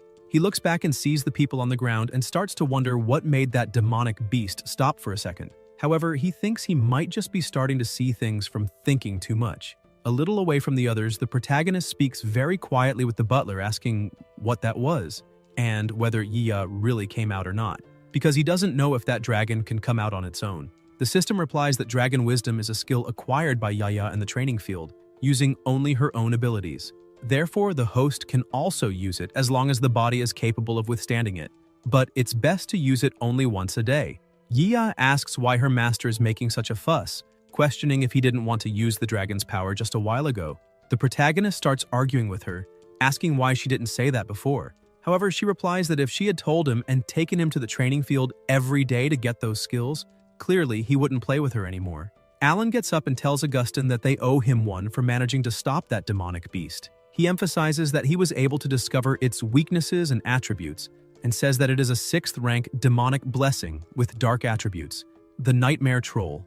Grenna begins to ask how a nightmare troll could be so big and says that besides that, it should have scales. Alan, exhausted and trembling, says he's not so sure, but his magic says it's a nightmare troll. If they don't use light attribute attacks, it will be difficult to deal with it. The president thinks that now everything makes sense, and that's why the attacks weren't working on that thing. That also explains why the light attacks caused a bit more damage. However, they only have 2 light mages, and that's not good at all. Alan continues speaking and says that on top of all that, compared to normal nightmare beasts, if that monster takes someone into the nightmare, suddenly an attack hits the president from behind. Saren had betrayed him. He turns around, asking what's going on, and Saren just keeps laughing with dark eyes and a strange aura coming from his body. He starts laughing, saying that he finally managed to defeat the president and emphasizes that now he is the strongest student at the Sacred Academy. Grenna quickly uses the light bind to restrain him. She turns to speak to Alan that Saren is.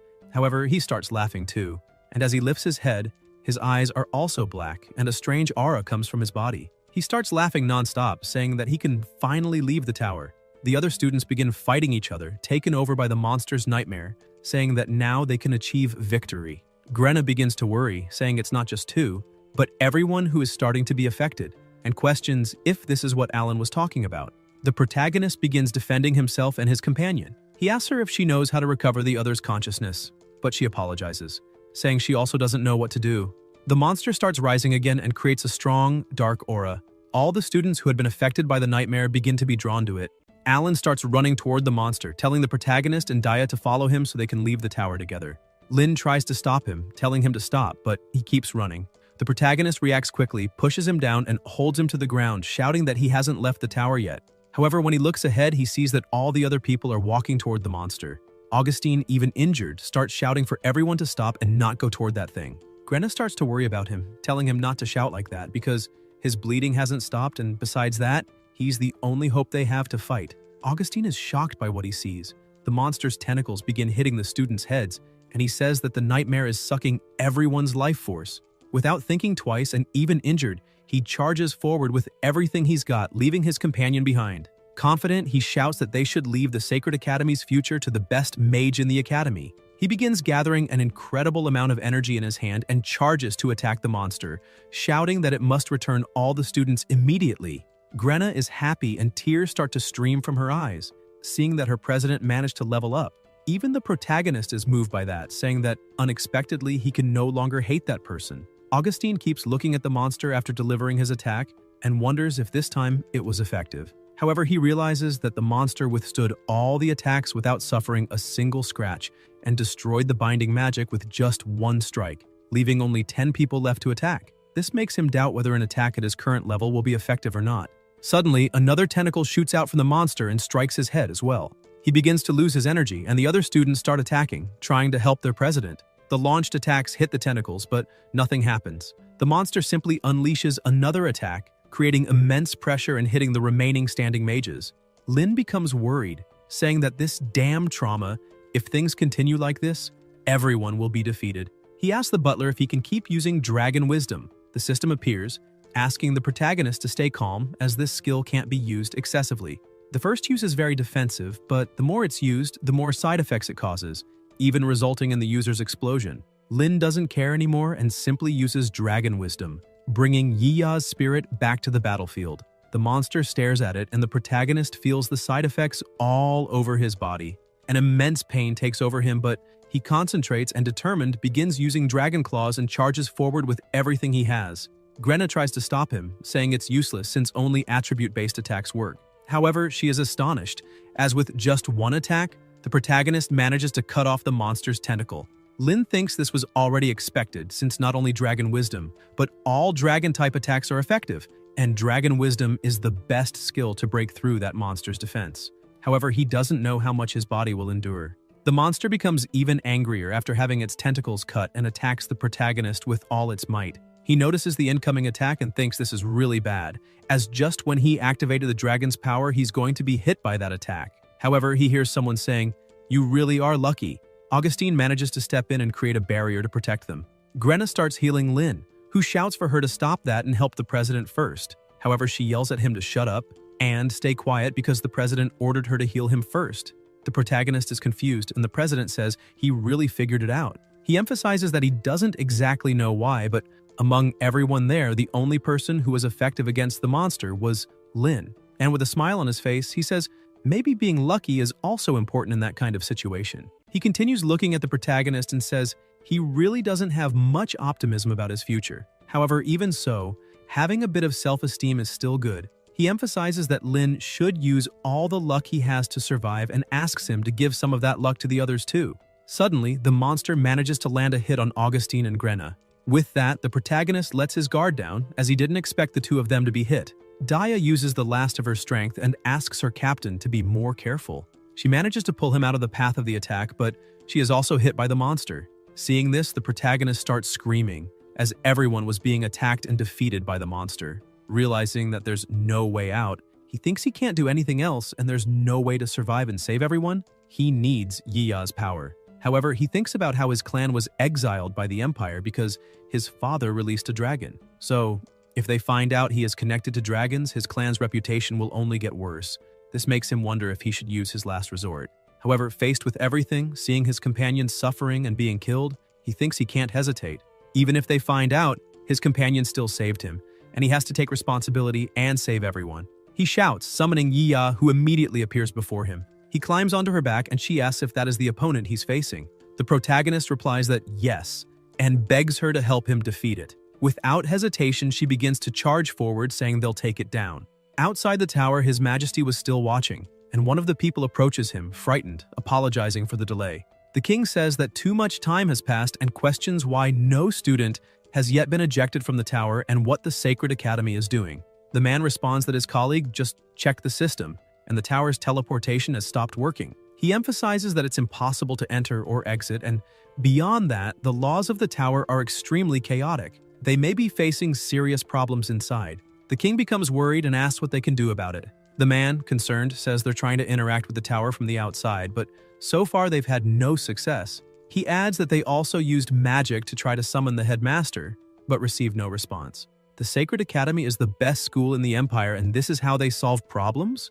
He questions. The king becomes extremely irritated, asking if that's really the only way. All the best students of the academy are inside the tower and need help, and all you do is wait? He yells again, demanding to know what they're doing to solve the problem. Vivian also enters the room, shouting for Gwen to try contacting the headmaster immediately. One of the guards asks her to mind her manners. She becomes angry, thinking how they can worry about formalities in a situation like this. She asks the king to allow her to go in first, since one of her colleagues detected the aura of a dragon coming from the tower. Both the king and Gwen are shocked by this. The king asks if humans hadn't already sealed all the dragons in the Eastern Rift Valley. That past catastrophe cannot happen again, so he questions where that dragon came from. Inside, the protagonist is still flying beside the monster. He says this is great because as soon as he released Yiya, the monster stopped focusing on the students and is only targeting them now. While flying, Yiya tells him there are other humans lying nearby. Lin asks where, and as soon as he looks, he realizes the people lying there are wearing academy uniforms. He remembers the students who were beginning to change their opinion of him. All of them were defeated. The protagonist becomes extremely angry and says that the students who were eliminated on the 4th floor also couldn't escape. He says it's time to launch a counterattack and tells his dragon to use Dragon Force. Yiya lets out a powerful roar, making the monster tremble all over. They split up, and the protagonist tells her to attack from the left while he goes all in from the right, since they first need to eliminate all those annoying tentacles. With fast and precise attacks, they manage to cut off all the monster's tentacles and it starts trying to flee. Lin sees this and gets angry, saying now it wants to run away after causing so much trouble. The monster continues trying to escape, and the butler warns that the energy fluctuation from the clan, an extremely powerful aura begins forming around the monster. The system keeps warning that a powerful dragon aura has been detected, and that they need to evacuate immediately. Lin becomes confused, asking how a dragon aura is being detected, since that monster was a nightmare troll. How can it have dragon energy? Yiya begins to get angry and says that's why she was feeling something strange while fighting. That monster has black scales, dragon scales. The protagonist is even more confused, as Grenna said, nightmares don't have scales. Yiya begins to get furious with the whole situation and says that bastard dared to attack her, a member of the dragon clan. The monster attacks with everything it has, and she prepares to retaliate.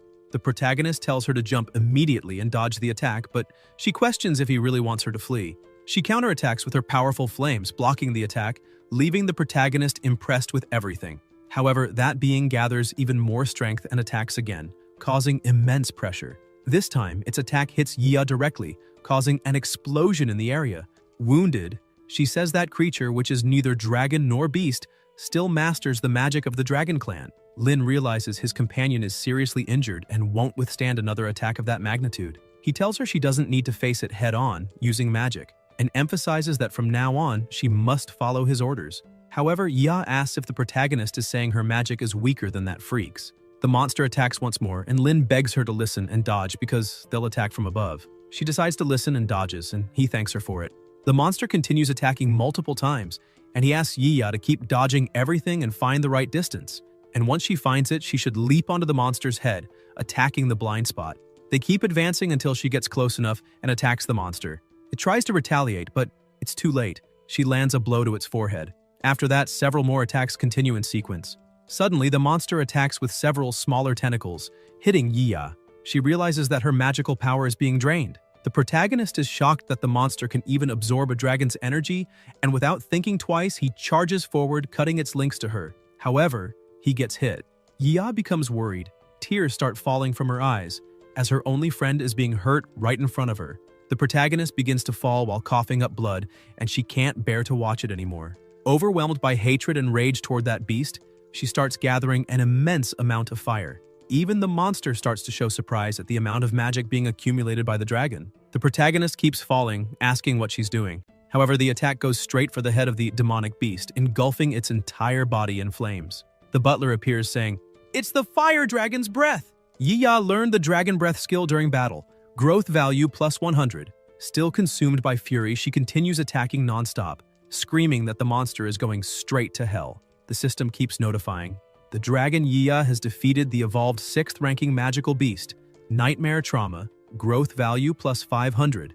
The fire dragon's growth value has reached its limit, promoted to rank 4 fire dragon. Yia keeps tearing the monster apart as if she can't control herself from so much rage. The system reports current classification rank 4. Skills: crushing stone bite, dragon breath, dragon force, fire immunity, medium, physical immunity, fire projectile magic, shield, medium, recovery. Growth value: 1/1000th, health points, 90/100th. Lin is stunned by her current strength, and as soon as she defeats that monster, she approaches the protagonist. Seeing that he's okay, she starts bragging, laughing, saying she's super strong. Lin starts smiling and petting her, saying that she really is very strong and that his Yia is the strongest in the whole world. He thinks that although her appearance and strength have changed a lot, deep down she's still the same little girl as always.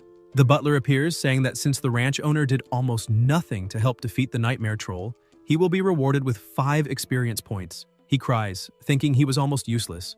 With that, his current experience points are Level 3, 203/200ths. Promotion to 4th ranking mage available. He lies down, saying that this time he's extremely reluctant to level up. Suddenly he hears, "Problem detected with the test. All students will be teleported out of the tower in 3 minutes." Lin says he already expected that. The students could only leave after the nightmare troll was defeated. He starts asking if the students are still okay. Suddenly the two hear a faint moan and go on alert. He quickly gets up, asking if that monster isn't dead yet. However, as he gets closer, he realizes that a sphere is near him. He looks closely and says it looks like there's a little dragon inside. Yia asks if there's really another of her kind. Some strings were piercing the little dragon's body, who cried in pain while trapped inside that sphere. Lin was surprised to notice something and asked if that wasn't the same wave of energy released by the nightmare demon before it launched its attacks. And apparently, all those voices they heard before the attacks were actually the cries of the baby dragon, and not the wrath of the nightmare demon. The protagonist also realized that the monster was trying to recover its energy by stealing the strength of the little dragon. Yaya, seeing one of her kin suffering, grew furious and said she couldn't take it anymore. With a swift strike, she shattered the capsule, cursing the damned nightmare demon. After pulling the little dragon out of there, she kept spewing fire at the remaining fragments, demanding how that inferior being dared torment the dragon clan in such a way, and declared that for this he would be burned until nothing remained. Lin looked at the scene and said that the nightmare demon was indeed the cause of it all, but he wanted to know who the real mastermind behind everything was. He began recalling what he had seen at the school and wondered whether the demonic beast could really control a child of the dragon clan on its own, or if this was another experiment conducted by humans with dragons. While thinking about this, another thought struck him and he grew alarmed, beginning to wonder if that little child was the offspring of that skeletal dragon. Considering this hypothesis, he also thought that perhaps the nightmare demon was the result of an experiment carried out in the laboratory. However, Lin felt confused, questioning whether his father and Oliver would truly be the kind of people who would allow such cruelty to happen to a dragon hatchling. While reflecting on all of this, he slowly began to close his eyes and asked what was happening to him, since his body was starting to feel sore and exhausted. He also realized he was beginning to be teleported out of the tower. Before being teleported, he said there was no reason to overthink, and that he would investigate as soon as he left the tower. The protagonist also told Yia to take the little dragon back to the farm, since later he would bring some recovery potions to heal its wounds. Outside the tower, the people working hard to pull the students out shouted in excitement that it was working, since the tower's teleportation devices had indeed started functioning again. With that, the participants trapped inside would soon be transported outside. Professor Yisha stepped forward and told everyone to move as fast as possible to check whether the students were safe. Gwyn also assisted her, asking for the medical teams to be ready immediately. But both of them were completely shocked the moment the students were teleported out. Almost all of them collapsed on the ground, unable to move. She noticed that the protagonist was still conscious and ran to him with tears in her eyes, asking what had happened inside the tower and why they were so severely injured. Still dazed and utterly exhausted after his battle, Lin heard the professor's voice and realized he was outside, asking if everyone had made it out safely. After that, he completely lost his strength and collapsed unconscious. The medical team began shouting that they had to approach immediately to provide first aid. That day, the king was extremely furious and demanded that the academy conduct a thorough investigation into the incident. The academy's professors were equally shocked and enraged, swearing to uncover the culprit behind it all. To save as many lives as possible, the king ordered the finest potions and support mages from the royal palace to treat the students. Fortunately, Daya, Alan, Saber, and Augustine survived the attack, but the students who had turned into zombies or sustained severe injuries did not make it. Out of 100 students, only 28 survived. Augustine, who had been the Academy's main focus, spoke. The professor went to him once more and questioned if that was really what he meant. Augustine cut her off, irritated with the situation, and asked how many more times she would repeat the same question until she was satisfied, emphasizing that the person who saved everyone wasn't him but Lin. Thanks to the protagonist's power, they managed to escape that place alive. Lin, who was in the same room looking out the window, was a little surprised by the situation. His companions also appeared there. Alan told his boss that everyone had already gathered downstairs, and Daya smiled, saying he didn't need to rush since he was everyone's hero now, so surely they would wait as long as needed for him. Lin grew a little embarrassed and asked her not to tease him like that. Because of that incident, he gained the approval of all the Academy's teachers and students, becoming the newest rising talent of the institution, rivaling even Augustine. However, the protagonist wasn't happy at all about receiving such an honor. Upon arriving at the cemetery, where all the students were being mourned, the teachers asked for a moment of silence for everyone who had lost their lives in that terrible incident, so that the god of magic would bless their souls. Lin began to wonder how anyone could feel happy about some kind of honor in such a tragic situation. While he watched people crying and suffering from their losses around him, he looked up into the rainy night and, in his thoughts, begged his father to tell him whether that tragedy had anything to do with him. The next day inside the library laboratory, Lin was once again staring at the skeleton of the dragon that kept crying out for its child. He continued thinking that the little sleeping dragon must, without a doubt, be the child that the skeletal dragon was searching for. With this in mind, he asked the butler to teleport the sleeping little dragon to him, and soon the dragon began to appear. Lin picked up the little dragon and showed it to the skeletal dragon, asking if that was the child it was looking for. The baby dragon began to wake up, and, as soon as it saw the skeleton in front of it, became extremely frightened and jumped onto the protagonist's head, clinging to him in fear. Lin told the little dragon to be careful with its claws. Suddenly, the skeleton began to calm down and its body returned to normal. It told the little child not to be afraid. Lin was also surprised to see the skeleton recovering. The great dragon continued calling its child, asking it not to be afraid because its mother was right there. The protagonist thought that this was wonderful because now she could speak normally, and with that, maybe he could ask her what had happened to his father. Smiling, he thought that what mattered most at that moment was not that. He placed the little one on the ground and said that this was its mother. The baby dragon began to walk until it reached its mother. The two looked at each other for a moment, and with tears in its eyes, the hatchling began to cry and call for its mother, who also started crying, saying that she had finally found her child. The mother said that he was alive, healthy, and energetic, and because of that, she was very happy. Just knowing her son was safe already brought her comfort. The dragon mother looked at the protagonist and said, "Thank you, Zoe Lanster. You fulfilled your promise. You truly rescued my son." Upon hearing his father's name, Lin was shocked and asked the dragon mother if she was really saying that his father had agreed to help save her son. The dragon mother was also surprised to hear the protagonist say the word father because that meant Zoe also had children of his own. The protagonist said yes and introduced himself, saying his name was Lin Lanster. The dragon mother asked if he was serious, questioning if his name really was Lin. She explained that her physical body had been completely destroyed, so she could only sense that world through her magic, and the aura the protagonist emitted was exactly the same as his father's. She asked if Zoe was still using dragons to conduct experiments. Once again, Lin was shocked to realize that his father was, in fact, involved in the experiments. He lowered his head and said he didn't know what his father was doing now, since he didn't even know where he was. However, everyone kept saying that he had betrayed the humans, but saved the remaining dragons at the very last moment when humanity was on the verge of triumph. He emphasized that all this time he thought he understood his father very well. However, now he was becoming increasingly confused about what kind of person his father really was.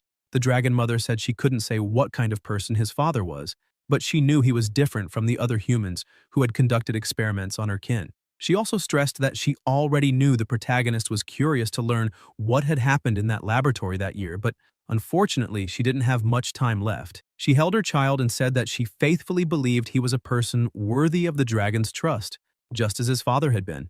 With that, she entrusted her child to him, saying she would place her son in the hands of Zoe's son. The mother began to fade away and cried out to the protagonist that when he met his father, he needed to tell him that the Eastern Rift was not the end of the world, because the answers he sought were in the new world, beyond the rift. Lin was completely confused and asked what answers she meant, what new world she was talking about, and begged her to tell him a little more about what exactly it was. However, she vanished, and with her last words, she asked that her son continue to live and be happy. The system appeared, announcing that The problem binding the sleeping dragon's heart had been unchained. Congratulations to the farm owner for completing the mission, The Last Wish of the Sleeping Dragon. You have been rewarded with 2 fragments of the water dragon egg. Collection progress, 5 out of 10. 50 magic experience points.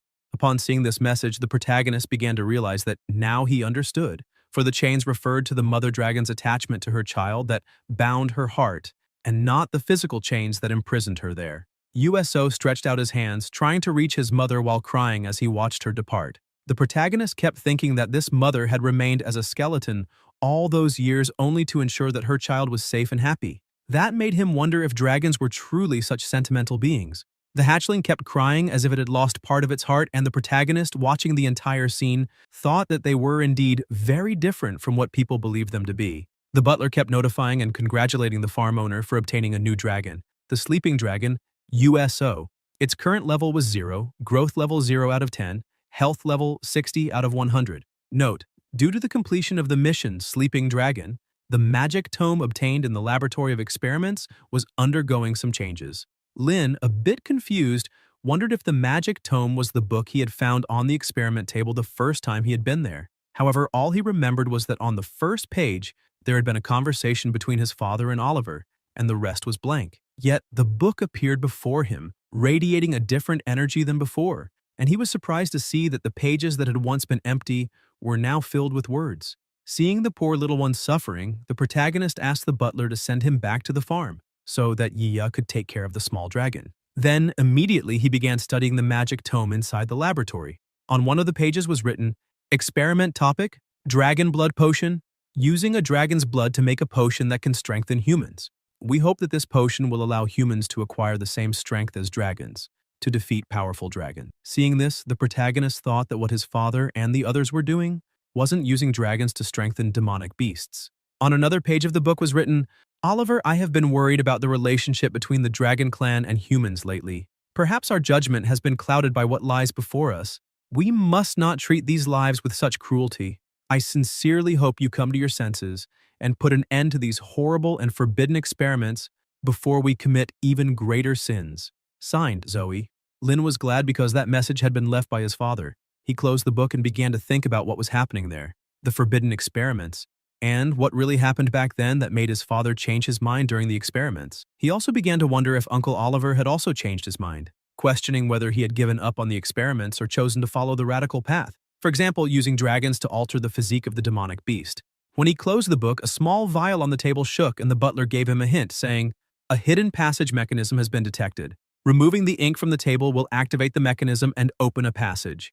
Curious, and without a second thought, he wiped away the ink beneath the table, asking if there really was a hidden passage there. The table rose and a passage appeared underneath, which surprised him. Lin began to walk through the new place, wondering where that path would take him. From the dust accumulated on the lamps, he realized that this dark and hidden passage hadn't been used in a long time, much like the experiment laboratory. Suddenly, he came across a dead end and grew confused, since he hadn't walked that far, and yet the place already came to an end. He stepped closer and placed his hand on the stone, saying that apparently the passage had been sealed by someone stronger. However, as soon as he touched the stone, a glow began to appear, and he realized that it was another magic circle. He wondered if it was another one of his father's teleportation devices, and upon passing through it, he was surprised, for he hadn't thought there would be an underground channel on the other side. Suddenly, he heard a voice shouting that there was a magical fluctuation there, so there must be an intruder. People shouted to catch him immediately. A monster began coming towards the protagonist, which startled him. However, as soon as the monster and the 2 people appeared there, no one was present anymore, leaving them confused. Lin quickly returned through the magic teleport and, hidden on the other side, began to think that someone was using the underground routes to carry out illegal business. On the other side, the 2 people began arguing with each other. One of them said that no one had been there, but his companion punched him in the head, saying that even if someone had been there, the shout probably scared the person away. He further asked when his companion would ever change that horrible temper. The protagonist continued analyzing the situation from the other side of the teleport. He thought that Scavenger from before seemed to have black scales on his back similar to those of the Nightmare Demon, which made him wonder if the monster that attacked the Tower of Judgment had something to do with those people. He began climbing the stairs again, thinking that the situation was still inconsistent, and that he couldn't continue the investigation without proper planning. And while walking, he remembered that there had been a well leading to the surface along the path. Walking a bit further, he found the ladder again and began climbing it, thinking he would just take a look to see what was above the channel. As soon as he reached the surface, he put one hand out and slowly raised his head, checking if anyone was around. Seeing that apparently no one was there, he began to climb out of the well, finding it extremely strange that the exit led to a warehouse. Suddenly, someone appeared at the door, saw the protagonist, and began shouting that there was a thief inside and that the others needed to come immediately to catch him. Startled by the situation, he fell out of the well, and when he tried to go back, he saw that there were many guards. When he jumped to re-enter the well, the passage was blocked by a magic seal. Lucas appeared in front of his guards, shouting and demanding to know who dared invade and cause trouble in the Mason Chamber of Commerce.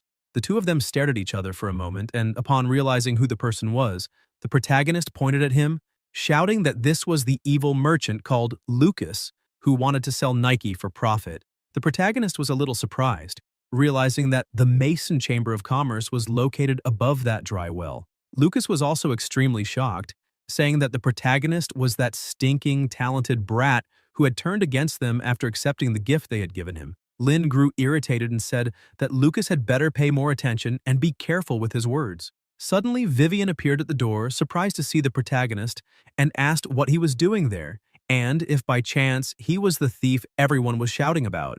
Lucas kept shouting and pointing his fingers, saying that was exactly the case, and stressed that Lynn had suddenly appeared inside the warehouse. So he was sure the protagonist was hiding something. Lynn recalled when he had entered the portal to save her, and at that moment, it had said that Vivian Mason logged in and was waiting for the second player. He put two and two together and understood the situation, since the Mason, in her name, referred to the Mason Chamber of Commerce. Vivian stepped in front of the protagonist and said that was impossible because he wasn't a bad person. Lucas kept insisting, asking her not to be deceived by his appearance, and questioned if she had any idea how many secrets were inside that warehouse, saying that if they let him out now, one day he could. However, Vivian interrupted him and, firm in her decision, told him to step aside because she would take the protagonist to see her older sister. A short while later, already inside the Mason Chamber of Commerce, the older sister asked Vivian if she hadn't gone there to get medicinal herbs for practice, and therefore shouldn't waste time and just take them. Vivian tried to interfere in the conversation about the protagonist, but her sister didn't allow it and told her to hurry up and leave. Inside a room, Lynn was sitting across from Vivian's older sister,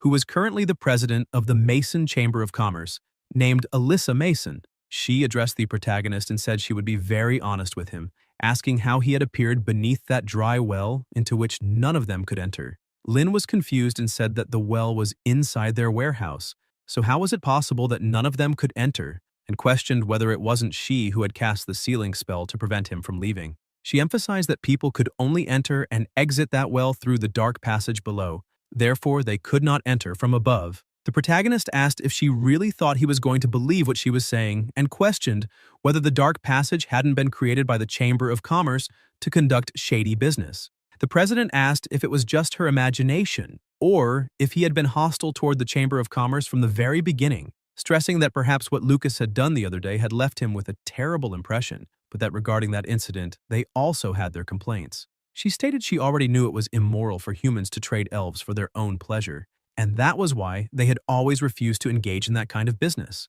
However, Lucas had grown up in the Chamber of Commerce and had strong concerns about the survival and success of the institution. He had only captured the elves in secret so that everyone in the trade could live better lives. Lynn remained irritated and asked if she really believed that because Lucas's expression did not hide his greed, making it clear that he wanted something beyond just a better life. Moreover, the Chamber of Commerce was the largest in the entire kingdom, so why did they need to trade elves in order to survive? Alyssa began to explain, saying that this took them back to the secret passage of the well. She said that not only was it not a path for conducting business, but in fact, it was the very culprit that kept the Chamber of Commerce hostage. She stated that if he truly was a friend of her younger sister, then he should have heard from her what happened years ago. She began to tell that at that time only one child returned, and people started questioning how the rescue guards ended up bringing back only a single child when they had left with such a large group. They had heard that the group encountered a level 8 demonic beast, and the guards weren't even able to break through its immunity shield. When the rescue army arrived, that little girl was the only survivor, hidden beneath a pile of corpses.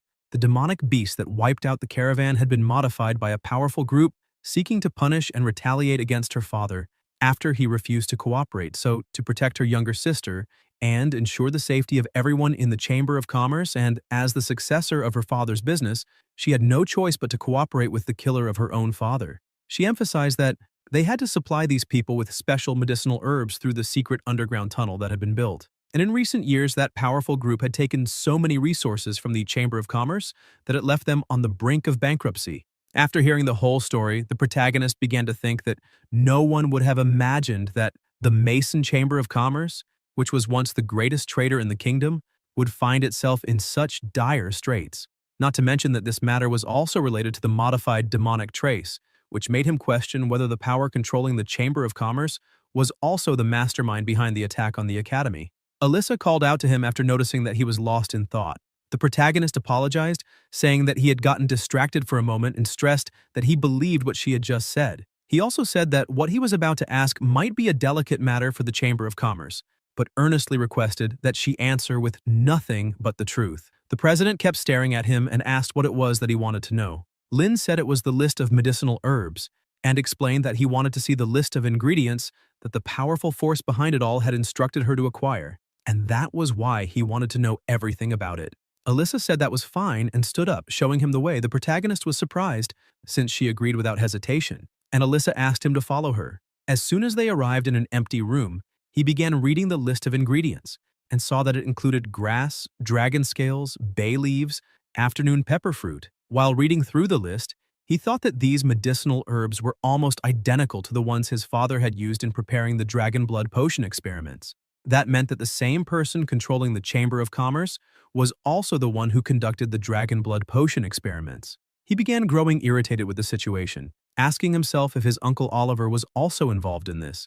Yet it was frustrating for him not to know exactly what had happened that year. Alyssa just kept looking at him with a slight smile. A little later, she said she could tell how much he cared about this, and asked if he also wanted to know who the mastermind controlling everything from the shadows was.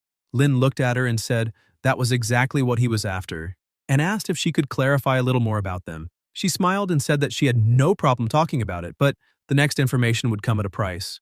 Lin asked if she wanted him to join forces with her to fight against the powerful force operating behind the scenes, so that their trade could be free again. He crumpled the paper in his hand, telling her not to worry because that same group was most likely the culprit behind the incident at the Academy. Alyssa was shocked by this information, unable to believe that this group had dared to interfere even with Iris Academy. She extended her hand to the protagonist, saying that the enemy of your enemy is your friend, and asked him to trust her, because she believed that cooperation between them would be most welcome. She stressed that she had been secretly investigating their entity, and that as soon as there was any news in her investigation, she would notify him immediately. Lin clasped her hand and said he agreed with all of it. He thought that it was no wonder she had allowed him to look at the confidential documents so easily, because she wanted to use that information as a bargaining chip to secure his cooperation from the very beginning. Alyssa began thinking that this was wonderful, because if they had a young and powerful talent like Lin on their side, then perhaps the Chamber of Commerce still had a chance to survive. The president stressed that she wanted him to keep this conversation a secret from Vivian. The protagonist asked why she made such a request, and the president explained that she didn't want her younger sister involved in that matter, because she thought it was best, for her protection, that she didn't know anything. Lin smiled and said that Vivian was a great friend, so he would do everything for her well-being. He thought that even a shrewd businesswoman like Alyssa also had someone precious she wanted to protect. After settling things, the protagonist leaves and begins walking through the academy, wondering how many secrets it still has hidden. Upon arriving at his room, Nike is overjoyed, saying that the young master has finally returned, and emphasizes that they had been very worried about him. Little Jack also had tears in his eyes and agreed, saying it was wonderful to see that he was well. The three embraced, and Lin apologized for having worried them. While this reunion was happening, another person arrived. One of the guards greeted him, saying that by the looks of it, he must be student Lin. With an envelope in hand, the guard said it was an invitation from the great Prince Liszt. The guard emphasized that His Highness had ordered him to personally deliver this invitation to the protagonist, as it would be a great honor if he could attend the banquet at the prince's palace in 7 days. The protagonist was surprised to have received an invitation directly from the prince and asked if it was true. The guard, overjoyed, confirmed and stressed that Prince Liszt was the only younger biological brother of the king, and for that reason, His Highness was the person His Majesty trusted the most in the entire kingdom. Lin smiled and said it was truly an honor, asking the guard to tell the great Prince Liszt that he would, without a doubt, attend the banquet in 7 days.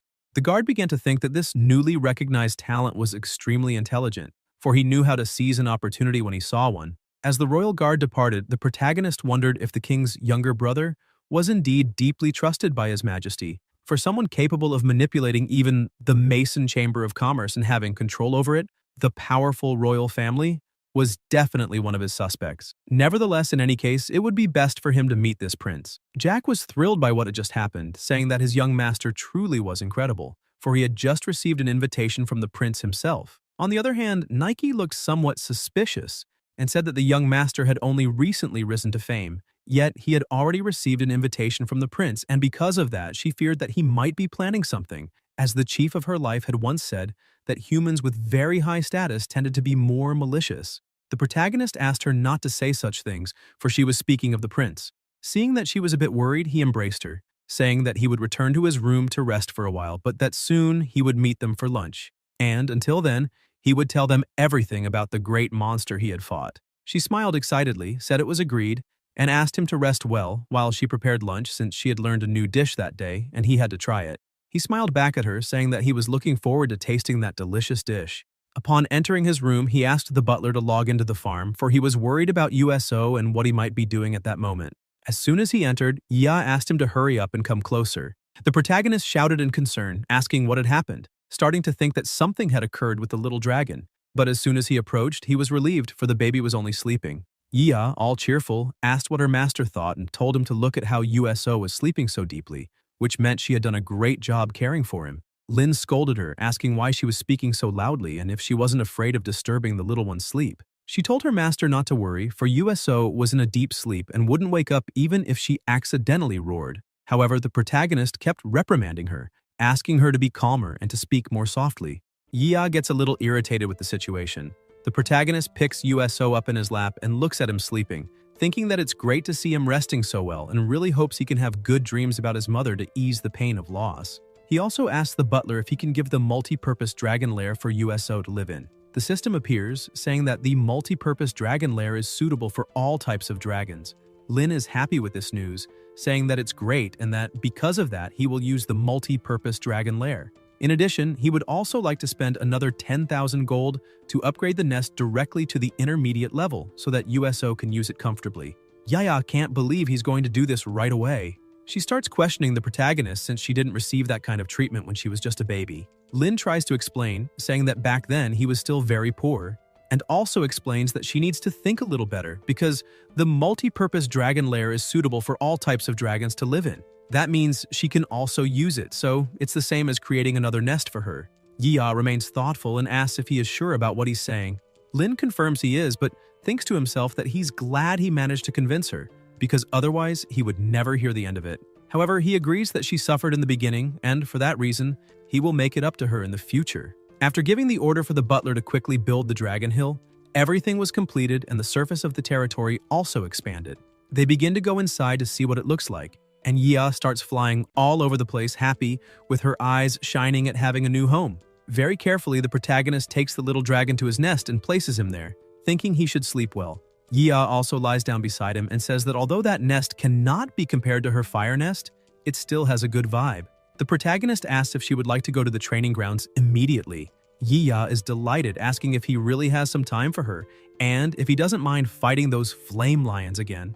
Lin also shows some excitement and says they should be able to clear the 6th training mission that day. Yia begins to get fired up and breathes out flames, shouting that it'll be amazing because she's going to bite all the flame lions' tails and turn them into a bunch of bald kittens. The protagonist asks her to just make sure her own tail doesn't get bitten. Determined, they head off for training. While all this happens, the protagonist starts to think that at first he believed the training grounds only contained simple lessons, similar to the dragon swinging mission. The current mission is to join forces and defeat flame lions of their level. He hadn't imagined that the difficulty of the missions would increase with each new unlock until they started encountering that type of battle mission. He begins to use the fire source to lift one of the lions, making it easier for Yia's aerial attack. He thinks that although they have been on the same mission for a week already, Yia's battle skill and coordination have improved greatly during training. With the aerial attack, Yia finally manages to bite the lion's tail, making it scream in pain. After the bite, she throws the lion into the sea and the protagonist watches, saying it was a little strange of her to do that.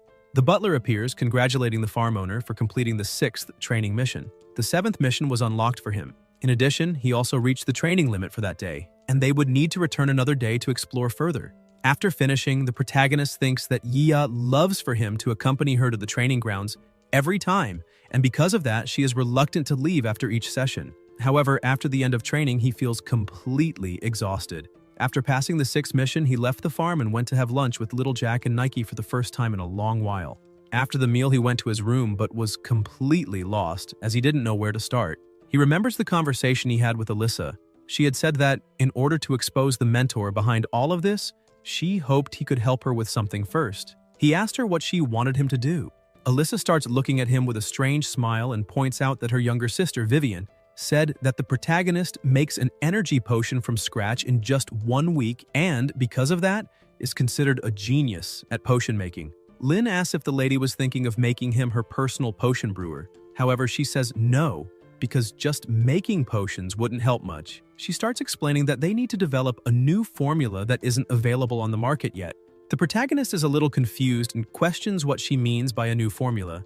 Excited about the situation, Alyssa says that's exactly it, and the sooner they can achieve it, the better. She emphasizes that she already knows developing a new potion will be extremely difficult since even an experienced manufacturer would take months or even years to do it. But with the difficult situation the Chamber of Commerce is in, they can't afford to wait that long, and besides, the protagonist has always managed to exceed everyone's expectations and create miracles, which is why she hopes he can help in this mission. For only a high-quality, newly developed potion can create enough uproar in a short period of time and draw the master into action. However, he was lying at the desk in his room, on top of some books, not knowing where to start, even though he understood the plan. Lynn begins to question how a new potion could be developed in such a short time, since that's almost impossible for a normal human being. While thinking about it, he has a great idea. He could ask Daya for help, since she is the president of the Magical Potion Society. Quickly, he goes to the society and upon reaching the door prepares to call. However, he is a little surprised because he hadn't imagined that the Magical Potion Society's room would be located in such a secondary part of the academy. Suddenly, a huge explosion happens, blowing the door off and blasting toward him. He quickly uses his shield to protect himself and shouts, asking what is happening inside. Some students start coming out, shouting that they had already told the president she couldn't use that ingredient in the potions, since it made everything blow up again.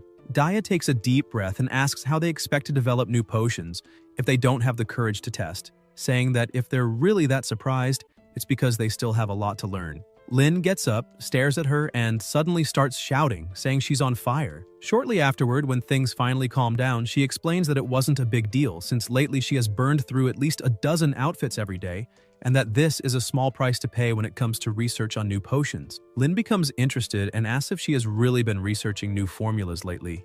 Daya confirms that she has and emphasizes that it will be a success as soon as she can get through the final stage. However, she admits it hasn't been an easy road these past days. The protagonist looks around and sees total chaos, with several things destroyed and burned, and thinks that obviously things aren't going so well.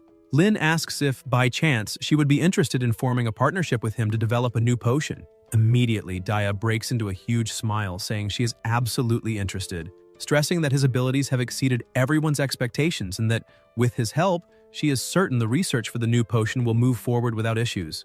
Lynn emphasizes that he will help her under one condition. She's a little surprised and asks what condition that is. The protagonist explains that if they successfully develop a new potion, he asks her to hide the formula from the academy because he would like it to be delivered to the Mason Chamber of Commerce so they can benefit from the new product. Daya looks a little worried, asking if he's really thinking about doing that and questioning if he knows that handing such a product to the Chamber of Commerce is strictly forbidden. He steps a little closer to her and their eyes meet for a second. Daya continues explaining that if he makes any private research progress, it will immediately belong to the academy, and if he were to use it for the Chamber of Commerce for profit, he could even be expelled. Concerned about the situation, she asks if he has run into any kind of financial difficulty lately. Lynn explains that it's not really that, since he doesn't want to use the potion for his own benefit, but rather to use this newly developed formula to create an opportunity to investigate the one responsible for the tragedy they faced. As soon as she hears this, she is surprised and quickly rises from her chair, asking if he is really after the killer who caused the death of the 72 Academy students, pressing him and questioning whether he managed to find any clue about this tragic incident. She also stresses that if he knows anything, they must report it to the teachers immediately, since she has heard they have no leads to pursue. With his head down, he just listens to everything she says, and before she can leave, he grabs her arm, catching her attention. He asks if, by chance, He told her that a professor of the academy was behind this whole tragedy. Would she believe it? Daya is both surprised and confused at the thought that a professor might be involved in this. The protagonist lowers his head, thoughtful and a little sad. He thinks that since his uncle Oliver might have had contact with the powerful person who modified the demonic beast, then the academy professors could also be involved in this case. Moreover, the modified nightmare demon wouldn't have appeared in the Judgment Tower without the help of someone inside the academy. However, in the end, all of this is just speculation in his own mind. Daya slaps his hand away and shouts, a little irritated with the situation, telling him not to joke about that kind of thing, since no professor would ever do such a thing. But he only continues extremely serious, staring at her with a fixed gaze, showing that he isn't joking at all but speaking very seriously about the matter. Daya realizes this immediately and, taking a deep breath, understands everything. She points out that if anyone else had mentioned this, she would have instantly thought that person was crazy. However, since it came from him, then it's fine. She extends her hand to him and with a sweet smile on her face says that she trusts him and that if they are able to develop a new potion, then it will be his to do with as he pleases. Lin takes her hand and the two come closer again. He feels a little embarrassed, thinking that her hand is extremely soft and delicate. As he squeezes her hand, the protagonist also apologizes for dragging her into this mess, but she shows solidarity and asks him not to worry about it. Sometime later, to avoid the interference of the other club members, Daya secretly moved all the experimental materials to an abandoned basement. While they worked on their research, Nike and Jack were watching. Nike asks why the young master is shut inside that place all day long with that girl. He tells her to stop talking nonsense because that person is clearly a boy. They keep trying as much as possible, and the protagonist thinks that the potion Dia is experimenting with is a mixture of water and fire.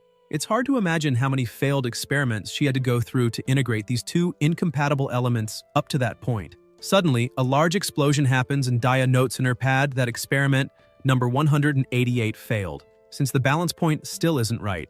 Lin calls her and says he has a question. He begins saying that the water and fire elements she extracted are both extremely volatile. They explode immediately upon impact, and questions if she really chose those elements for the potion because of their volatility. For if the answer is yes, then why are they trying to find ways to reduce their purity in order to maintain stability at a crucial balance point within a single bottle? She gets a little confused and asks if what he means is that they should put the two in separate bottles and during a fight, throw them at the same time. She explains that she already tried that, but the explosive effect was drastically reduced, and besides, they needed to connect the two potions using another flask. Lin starts thinking and asks if, instead, they should both be contained within the same potion bottle. Then, perhaps, they could create a flask that contained both separately at the same time, for example, a bottle in the shape of an hourglass.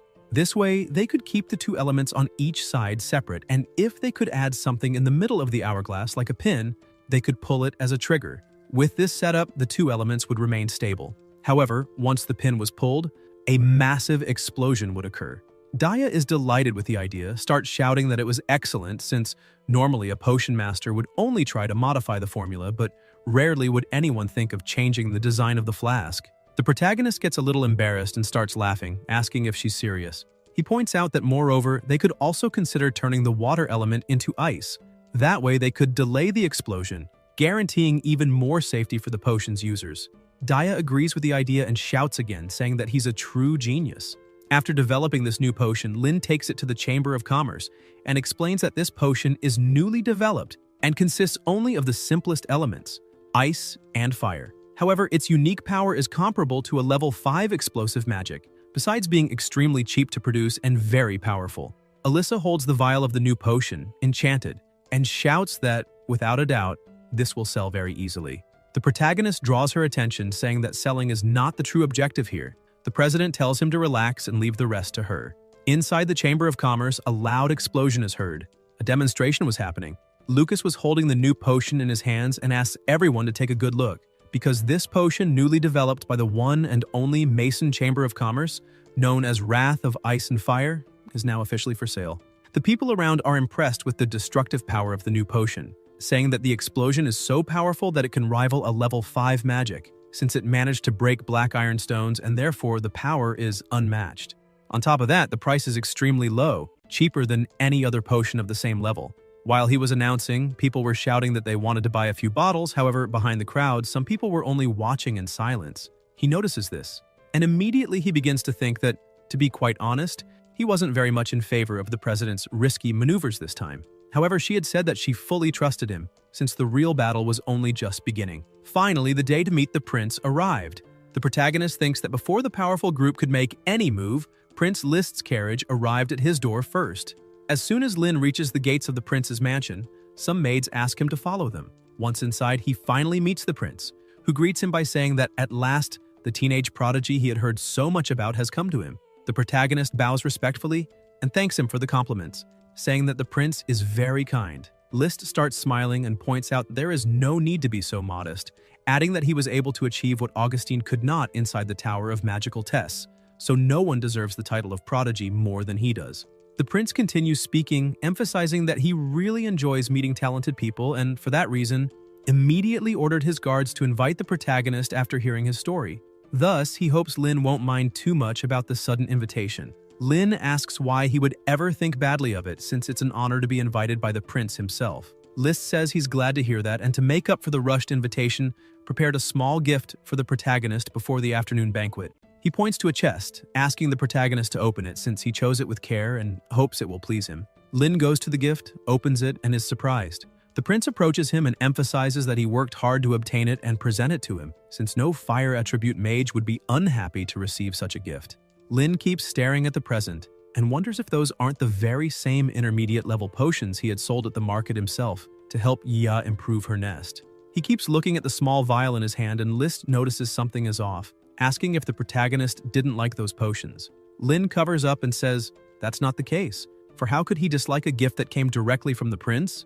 List feels proud and says it's very good to hear that since his effort wasn't in vain, as he managed to obtain only 6 potions for 60,000 gold coins.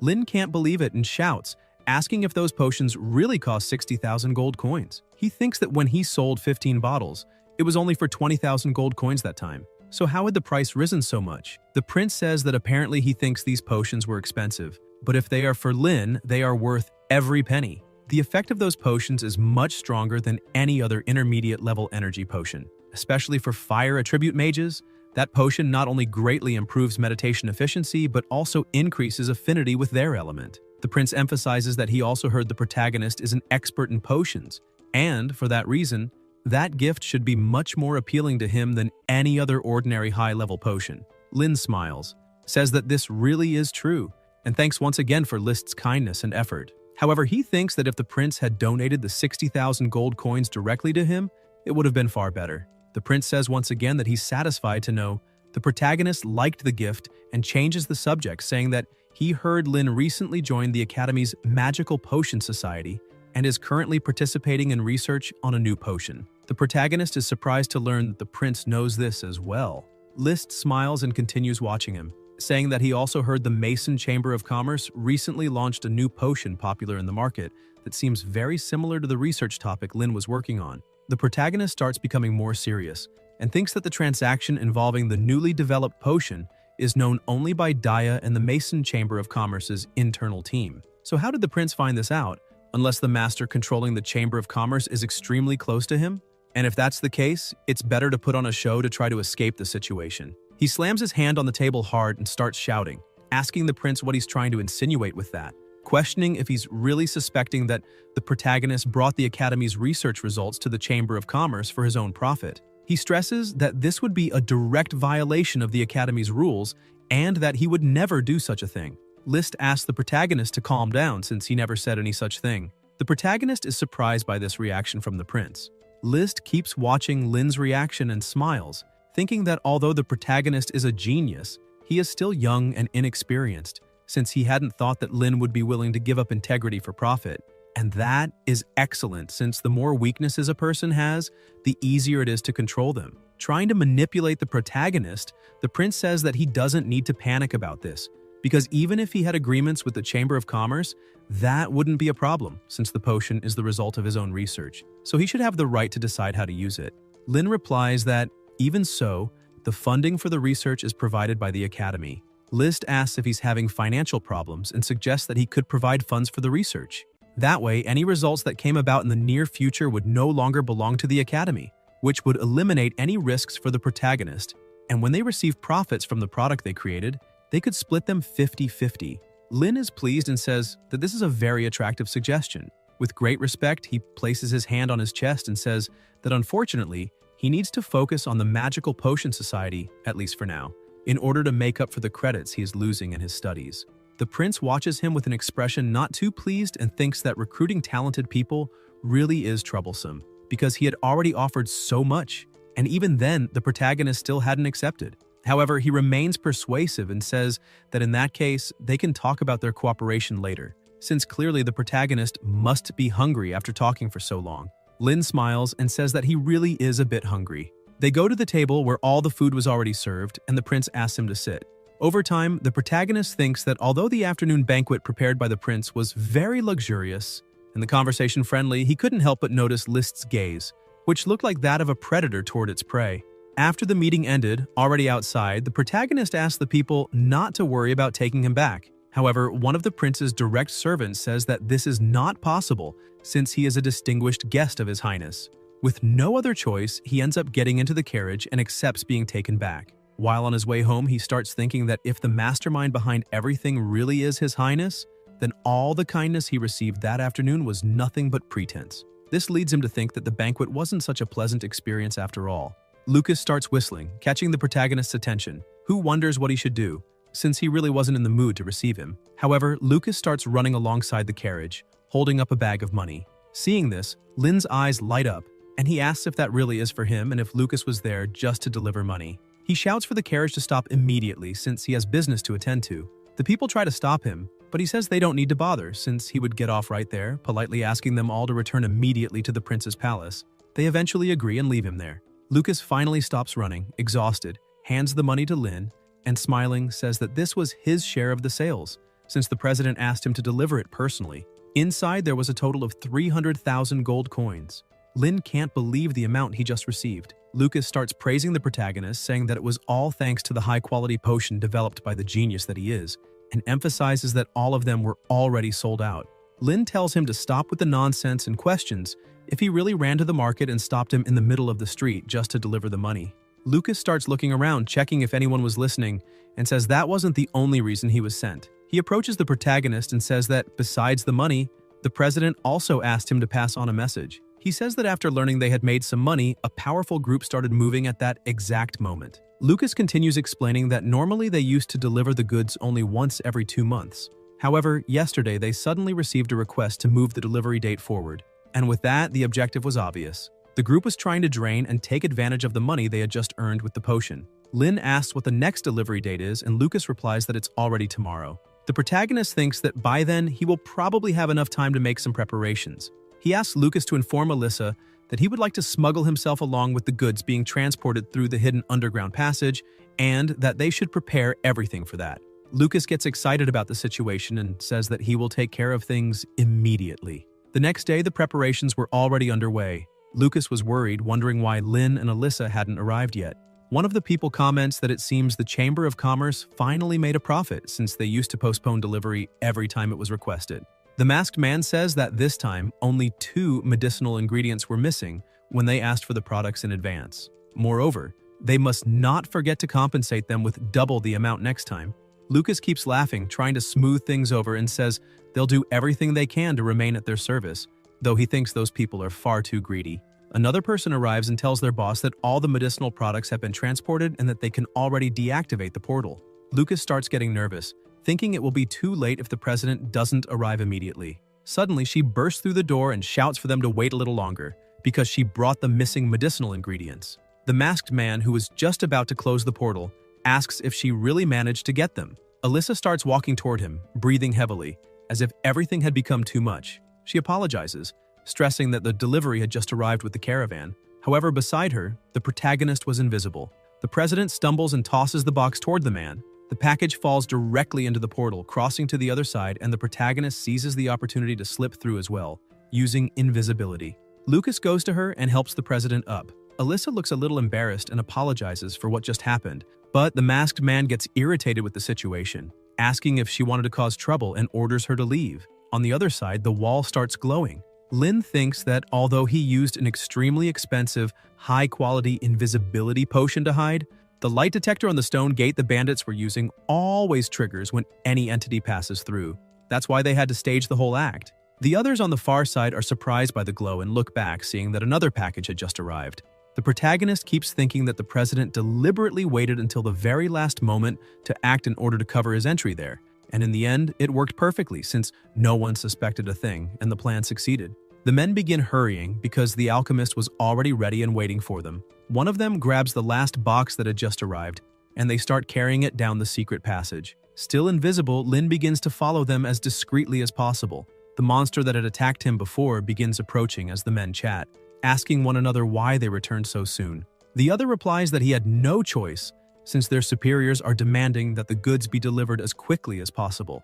The protagonist stares at the monster, wondering if it really was the same one he had encountered last time, since it seemed to have grown even more somehow. Suddenly, that monster turns and starts looking directly at where the protagonist was. Lin panics, thinking that perhaps the monster could sense his presence. He shifts from side to side and the monster follows. With that, he's certain that Being is tracking his movements.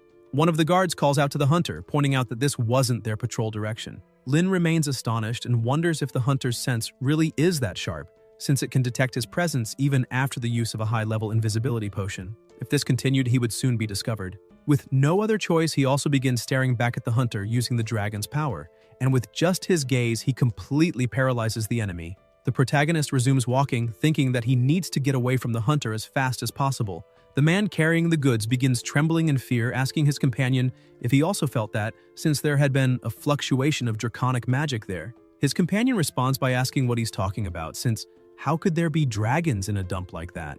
And explains that the fluctuation probably came from the hunter because even after undergoing many modifications, it was still unstable and now acting strangely. A bit further ahead, at the end of the corridor, a door was open and another man told the carriers to walk faster since the alchemists were waiting. Lin keeps moving forward and passes them, looking all around and wondering if that might be the laboratory they were using. He notices that there is the Roman numeral 2 written on top of the wall and thinks that this means there is more than one experiment lab. So he decides to investigate and suddenly comes across another laboratory room. While spying, he hears someone telling the professor that the backup data for file 261 on the dragon's blood potion had been completed. Hearing the potion's name, the protagonist is shocked and thinks that the dragon's blood potion was his uncle's research and apparently they were continuing it. The old man says that this is very good and for that reason, it should be filed together with the file number 4 on the backup data of the intermediate energy potion in the data room. And he asks for file 25 to be retrieved again since he wants to take another look at the results of the dragon's blood potion. Lin realizes that his potion, the one he had made earlier, was under those people's table. This leaves him even more confused because not only the prince but also those people had gotten hold of that potion. Taking advantage of the fact that the professor asked his assistant to go to the data room, Lin follows him to take a good look at everything they have. Once inside the room alone, he picks up one of the books and starts reading. In the book, it was written that the 13th experiment confirmed that the 12 vials of the special intermediate energy potion circulating in the black market really did contain dragon saliva. Unlike the experimental dragons they possessed, that saliva probably originated from a pure-blooded dragon. So, if they could also find those pure-blooded dragons, it would be a great contribution to the dragon's blood potion research. They had already spent many financial resources trying to trace the origin of that potion. Many merchants claimed the product as their own, but they still hadn't found the corresponding consistency. As soon as he finished reading that, the protagonist looks up and breathes in relief. He thinks that, thank God, there were so many people who tried to gain recognition through their own work and, because of that, claimed the creation of that intermediate potion. Moreover, he hadn't continued producing them after those first 15 bottles. He puts the book back on the shelf, thinking that even so, this isn't the most crucial problem here. According to the experiment records, in addition to the 3 potion bottles that were used, they made great efforts to acquire the 12 remaining bottles that hadn't been consumed. So how did the prince have 6 of those potions at the banquet he offered yesterday? If 6 potions were really transferred from there, that means the prince must be the master of that experiment laboratory, the controlling master of the Mason Chamber of Commerce, and the culprit behind the tragedy of the Judgment Tower. The problem is that His Highness, the powerful prince, and His Majesty are biological brothers, and he is the person the king trusts the most. So what should he do if he wants to bring down a prince? He continues walking through the place while thinking that the potions are being used as evidence to confirm that the prince is the true culprit. However, he needs to find other proof, since he cannot tell anyone about Yiya's connection with those 6 potions. But he doesn't know if he will be able to find new concrete evidence there. As he walked, he runs into that old man again. A man accompanying him calls him Lord Envoy and stresses that he must be extremely tired after all that dispersal, thanking him for the lovely visit and asking him to say a few words to their master. Hearing all this conversation, the protagonist begins to wonder if that man was really sent by His Majesty. If so, maybe he can find more evidence through that small man. The envoy tells his friend not to worry because his master knows they work very hard and they will be rewarded as the master wishes. The man in glasses is very happy with these words and thanks him, saying that he will accompany Lord Inoy. As the man passes by, the protagonist notices that the mark on his clothes shows that the old man is a level 7 mage, a level even higher than his teacher Yisha's. Suddenly, Inoy looks directly at Lin and starts laughing, frightening the protagonist. In a quick movement, the old man attacks the protagonist with the fire hammer. Inoy starts laughing, calling the protagonist an insect and questioning if he really thought he wouldn't be detected, just because he used some kind of invisibility potion. Lin managed to defend himself using his shield, however. The attack was extremely powerful, a little more, and he wouldn't have been able to withstand the impact. Realizing the intensity of the first strike, the protagonist tries to run as fast as possible, thinking he is definitely no match for a level 7 mage. Inoy casts Chain Fireball and asks if the protagonist really thinks he can escape. Lin defends himself once again from the attack, but even with the shield protecting him directly, the impact was so strong that it hurled him several meters away with impressive force, smashing him into the wall. A little injured, Lin tries to get up and thinks that the gap between his strength and that of the old man is enormous. Inoy begins his incantation, summoning the fire spirits that wander across the sky and the earth, making them all gather there and form an indestructible fire warrior, capable of crushing everything in its path. As soon as it receives the command, the fire warrior charges at the protagonist immediately. Lin is astonished at the warrior's speed, manages to dodge the first strike, but realizes that this being is not only very fast, but also has ridiculously strong attacks. The old man keeps laughing, telling the protagonist that he can run as much as he wants, because he'd like to see how long he can keep dodging the attacks. Lin starts to get a little irritated with the old man's attitude since he is looking down on his opponents. Although it's true that he cannot defeat a level 7 mage, there's also no chance he would be taken down so easily by a simple summon. With impressive agility, the protagonist kicks off the wall and leaps, dodging yet another strike from the fire warrior. He uses dragon magic to summon claws in his hand and delivers a crushing blow, piercing through the fire warrior and defeating it with a single attack. The warrior's strike had shattered the wall in front of them. Still invisible, the protagonist smiles and thanks the old man for having opened the path for him. Lin takes 3 explosion potions, pulls out the pins, and throws them toward the 2. The man becomes completely desperate, but the old man braces for the impact. A massive explosion occurs, and even though Inoy had protected himself, the alchemist behind him looks to the side and begins to cry, shouting that his laboratory and all his precious experimental data were destroyed. The old man becomes extremely enraged at the situation, shouting that he will capture the intruder no matter what. A little further ahead, Lin and Yiya were fleeing as fast as they could. The protagonist thinks that although he cannot clearly see what is happening behind him, he can still feel a strong magical presence closely pursuing them. If he wants to escape from the level 7 mage and his magical sense, perhaps his father's teleportation device might help him. Shortly afterward, he arrives at the teleportation device and tells Yiya that this was what he had been looking for. She becomes confused and asks what it does. The protagonist and she touch the teleportation circle, but something strange happens, leaving him even more alarmed and wondering if his father's teleportation device really wasn't working. Lin hears a sudden crash, and when he looks up, he is startled to see Inoy charging straight at him. The enemy shouts that he will finally capture him, but his expression quickly twists into fury when he realizes Lin escapes at the last moment, vanishing inside a teleportation web. In a distant place shrouded in darkness, Lin finds himself lost.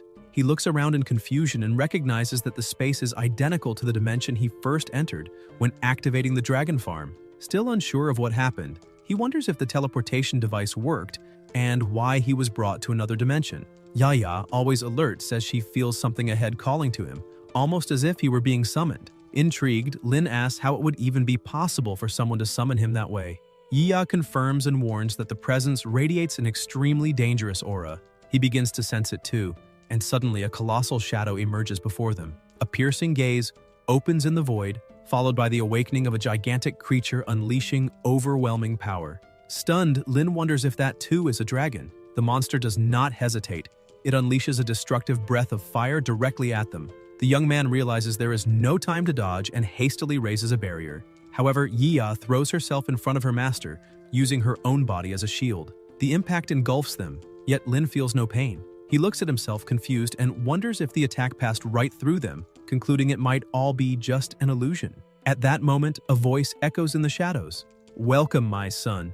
A magic circle forms beneath his and Yiya's feet. Lin's heart races, and a smile spreads across his face as he recognizes the voice. It is his father. Overcome with emotion, he shouts, asking if it is truly him and where he is. He also asks what happened in the secret laboratory, questioning if his father was behind the experiment of the slumbering dragon. Torn between emotion and anxiety, Lin admits he searched for him all this time and wants to know how he has been all these years. The image of the dragon begins to fade as the voice replies, "There isn't much time and the message must be brief." Lin lowers his head in frustration, lamenting that none of his questions were answered, even wondering if he is only hearing a recording. But the voice continues, saying that if he made it this far, it means he has found his own dragon partner. It stresses that there is no time, leaving only this short message. In that instant, Lin remembers when he and Yiya touched the teleportation circle together. The pulsing red light now made sense. He realizes he can only access that dimension because Yiya is by his side. Lin's father begins to laugh, saying he noticed his son's shock at the dragon that appeared, and asks what he thought of such a powerful creature. Lin answers honestly that he was actually terrified, while Yiya, irritated, agrees and asks if that man was mocking them. Flames spread through the space, illuminating the surrounding darkness. The father's voice then turns serious and entrusts Lin with 2 formulas, telling him to use them wisely, for one day he and Yiya will be as strong as the ancient dragon. The protagonist's eyes widen as he asks if his father is referring to the phantom dragon they saw. Excited, Yiya smiles and asks if she will really be able to reach the strength of such a colossal being. The surrounding energy takes form and reveals a stone marked with the palm of a human hand and a dragon's claw. The father explains that the dimension will self-destruct once the formulas are obtained, and that, at that moment, they will be transported back to the real world. Wishing his son the best, he reinforces that he will be waiting for him on the eastern side of the rift. Lin tries to rush toward the voice, begging him to wait one more minute. The luminous energy carrying the message draws close and wraps around him like a father's final embrace. He stands frozen, shocked and disappointed all at once. He clutches part of the energy in his hand, feeling the weight of farewell, and murmurs that for a moment, he almost forgot it was only a recording, for his father was not truly there. With resolve, he grips the remaining energy and promises he will grow stronger and find him in the Eastern Rift. Yiya, already with her hand on the stone, calls Lin excitedly, saying she cannot wait to discover what is sealed inside, for she dreams of having the same power as the dragon they witnessed. He steps forward and places his hand on the stone too, affirming that he believes one day they will be as strong as that ancient creature. At that moment, the butler appears, announcing that the formula for the dragon blood potion and the formula for the awakening potion of the ancient dragon have been detected, and that Lin must transcribe them into his magic tome. A scroll appears before him, making him hold his breath. He immediately recognizes it. The dragon blood potion is the same one the prince has been trying unsuccessfully to recreate in the secret laboratory after 261 failed experiments. And yet his father had completed this research long ago. Staring at the scroll, Lin remarks that the awakening potion of the ancient dragon could help Yiya awaken her ancestral bloodline, but warns it must be used cautiously, for there is a risk she might end up turning into an undead dragon. Intrigued, Yiya steps closer and asks what he meant, and what exactly an undead would be. The system reappears before Lin, displaying messages in sequence. The main mission of the water dragon is announced. The requirements stand out. First, produce a dragon blood potion. Second, produce an awakening potion of the ancient dragon. The difficulty is classified as low, and the rewards are described. 1 water dragon egg fragment for each potion completed, and 30 points of magic experience for each one produced. Lin lets out a sigh, annoyed, saying that these announcements from the butler always choose the most inconvenient moments to appear. He ignores the alert and presses the scroll against his chest, declaring that he is truly interested in both formulas and wants to go home as soon as possible to produce them and test their effects. Yiya, thrilled, agrees without hesitation, her eyes shining as she insists it is time to return. She starts moving away eagerly, insisting they need to go back immediately and begin preparing the potions. Concerned, Lin asks her to wait, explaining that they don't know exactly where they will be taken after teleportation, and, for that reason, it is safer for her to return to the farm first and wait there. The teleportation portal activates, and in the blink of an eye, Lin is pulled into another place. When he opens his eyes, he realizes he is back in the academy library. Relieved, he thinks it was a good choice to send Yiya to the farm first, since now he can return to the academy residences and calmly study the formulas. Outside, however, the scene is completely different. Prince List arrives at the academy gates. The guards kneel in fear, begging forgiveness for not being informed of His Highness's unexpected visit. One of them says they will immediately announce his arrival to the responsible professor and beg that he wait only a minute. List smiles faintly and replies there is no need to trouble themselves, as he is only there to visit an acquaintance. Relieved, the guards let him pass, whispering among themselves that the prince truly is different from other arrogant nobles, showing kindness to his subjects. One adds that List could easily have summoned anyone instead of showing up in person.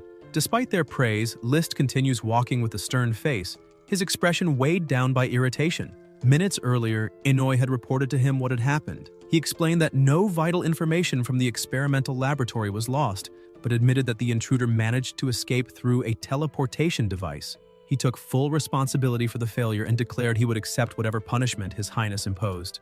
List remained silent for a few moments before replying that anyone capable of escaping from Inouye could not be an ordinary person, and raised the possibility that the intruder might be a member of the Tribunal of Illumination. Inouye, maintaining a serious demeanor, confirmed that, perhaps yes, the culprits could be from the Tribunal of Illumination, since they are the only ones who know about the secret experimental laboratory and the disguises used. But he admitted he had no concrete proof to incriminate them. He then explained that the intruder had used an absurd number of Ice and Fire Fury potions, which had mysteriously become very popular in recent days. For this reason, they are monitoring the activities of the Macon Chamber of Commerce, because although the purchase records of these potions revealed nothing suspicious, the same cannot be said about the manufacturers. List raised his eyebrows in surprise and asked if Inouye was suggesting that Lin might be involved with the Tribunal of Illumination. The subordinate, hesitant, confirmed that, unfortunately, this possibility exists. Shortly afterwards, standing before the protagonist's door, List thought to himself that it would be better if Lin truly had no connection to the tribunal, or else. Before he could knock, Lin appeared beside him and casually asked what he was doing there. The sudden appearance startled the prince, but he quickly composed his expression and replied that he was just about to make a visit, not expecting to find him outside. Deep down, he feared Lin might have noticed the seriousness of his expression just moments before. Lin smiled and commented that the prince was far too kind, since he could have summoned him at any time instead of coming in person. But inwardly, he wondered about the true reason for the unexpected visit, imagining whether List might have started to suspect him. The prince, observing closely, remarked on the clothes Lin was wearing. The protagonist froze, remembering he hadn't had time to change. Fortunately, it was the protective clothing lent by President Alyssa, since his invisibility potion had run out. With a quick excuse, Lin explained that the outfit was borrowed from the president of the Magic Association, as they were conducting joint research to develop new potions. He justified further that these recent formulas are volatile and tend to explode easily, making protective clothing indispensable. List observed closely, noticing that Lin's eyes betrayed a moment of concern, which only deepened his suspicions. He commented that the explanation was interesting, but since the matter involved unpublished formulas, he would make a point of personally visiting the Academy's Potion Society to evaluate the talents behind these discoveries. Lin was startled and asked if he really intended to visit the society. List stared back and returned the question, hinting at strangeness in the protagonist's reluctant tone. Realizing his mistake, Lin forced a smile and bowed, replying that he could never refuse. He emphasized that if the prince truly visited the Potion Society, it would represent an honor no other society in the Academy had ever received. At that moment, some guards approached. Lin seized the opportunity to say he was just on his way to retrieve documents from the society, asking Liz to wait a moment, promising that as soon as he gathered them, he would personally escort him there. List calmly replies that it's fine and that he will wait right there. Lin slips into his house and shuts the door quickly, heart pounding, thinking he must find an immediate solution. Whatever it is, he cannot afford to be exposed in public. Outside, the prince orders the guards to surround the residence, forbidding any exit except Lin's and blocking all forms of magical communication. In moments, the guards spread out, sealing every entry and exit point. Not long after, Lin returns holding a few documents. He apologizes for the delay, but List reassures him not to worry. Stepping closer, the prince asks if those are the necessary documents for the new potion. Lin confirms. But before he can react, List snatches the papers from his hands with swift precision, saying he'd like to take a look at the interesting research Lin has been conducting. Lin tries to stop him, but the prince cuts him off, insisting there is no need to be so stingy. After all, he would never steal another researcher's work, and promptly invites him to lead the way. Forcing a laugh, the protagonist remarks that His Highness enjoys making jokes. Flipping through the papers, Lys discovers they are notes on a miasma potion. The document details how the toxic agent quickly vaporizes into miasma, causing paralysis and fainting, useful for creating traps or escaping pursuit. As they walk together, Lys asks if Lin could explain some key points of the current research. Keeping his composure, Lin explains they are trying to use the Polytegia lungfish, found in swamps, as the main ingredient of the miasma potion. He adds that the laboratory is just ahead. The prince reflects in silence. His guards had kept watch the entire time, ensuring Lin could not contact anyone from the Potion Society, so to avoid being deceived, he must personally assess the research before entering. When they finally arrive at the Society of Magical Potions, Lin introduces Lys to President Daya, and in turn introduces her to him. The moment he sees her, the prince is taken aback. He hadn't expected Daya to actually be a member of the society, and if Lin is already allied with her, the situation could be far more dangerous than if he were tied to the Tribunal of Illumination. Lys, however, masks his surprise with ease. Smiling, he comments it has been a long time since they last met. He notes how much she has grown and even admits envy that she managed to recruit someone as talented as Lin. Daya rolls her eyes and tells him to cut the nonsense, stressing that she and Lin are nothing more than good friends. Confused, the protagonist asks if the two already knew each other. Observing Lin's reaction, Lys realizes he truly doesn't know Dia's real identity, which leaves him even more incredulous. How could someone like her not have used her status to draw the young man to her side? Sensing the tension in the air, Lys forces a rehearsed smile and changes the subject. He laughs loudly, wraps an arm around both of them, and praises Daya and Lin, calling them alchemical geniuses and saying it would be impossible not to want to visit them. He claims he only wishes to see the laboratory of the Academy's prodigies and clear up a few doubts. Then, as if sharing a casual story, he acts out. His manor outside the city was recently attacked, many treasures stolen, and even his guards gravely injured. The most important detail he adds is that the thieves used the Ice and Fire Fury Potion, the very one developed by them. Lin's heart races. If the manor mentioned is actually the secret underground laboratory, then the thief Lys speaks of is none other than himself. The prince continues, assuring them he knows they didn't take part in the theft. But to Lin, the words sound more like a threat, a subtle way of saying he is under suspicion. Lys stresses that he only wishes to review the list of potion buyers to look for clues. Awkwardly, Lin lowers his head and apologizes, saying he deeply regrets that his creation caused His Highness trouble. He adds that he would love to help, but reminds him that, according to Academy regulations, they can only sell their potions to the Macon Chamber of Commerce, never directly to third parties. Daya's eyes widen in fury. She explodes, shouting at Lin and demanding to know if he really told the prince about selling their research results. She insists that exposing such information is an unforgivable mistake that could get them both expelled immediately. Stunned, Lin tries to defend himself, saying he told nothing, and that if anyone is at fault, it's the prince himself, who is clever enough to have deduced it all alone. Lys observes the quarrel, weighing it. He wonders whether Daya is truly this hot-tempered, or if the two are staging a performance to confuse him. His eyes shift to the door at the back, clearly marked, "Do not enter." The thought strikes him. If Lin was so eager to show him such trivial research on miasma, perhaps the real project is hidden in there. He strides toward the door, interrupting their fight, and says he never meant to bother them. He admits the Academy's rules are strict, but points out that if they ever need assistance or funding for future research, they can count on him. He uses the example of their new potion and, without hesitation, pushes the door open. Lin rushes after him, begging him to wait. Daya also shouts, demanding he stop and even offering priority access to the new potion as compensation. But Lys does not retreat. He continues forward and enters the laboratory, saying he only wants to see the workbench. His eyes scan the room, landing on scattered reports and bottles. As he reviews the notes, disappointment washes over him. Apparently, they really are only working on the miasma potion. And even the Polytegia lungfish, the main ingredient mentioned, sits right there on the table. Lys observes the laboratory in silence, wondering whether the research for a new potion really exists, or if everything is just a facade. Suddenly, one of the fish leaps from the basin and smacks the prince right in the face. Lin quickly grabs it with his hand and, forcing a smile, apologizes. He explains that, unfortunately, they cannot offer priority from that batch since, having already sold the Ice and Fire Fury potion to the Chamber of Commerce, they must develop another formula as quickly as possible to fill the gap and present results to the Academy. Daya agrees, reinforcing that it's true, and reminding him they cannot even guarantee the success of those experiments. So far, they have only prepared extra ingredients, just to have something to show in case of an unexpected inspection. The prince furrows his brow, a little irritated, but does not insist.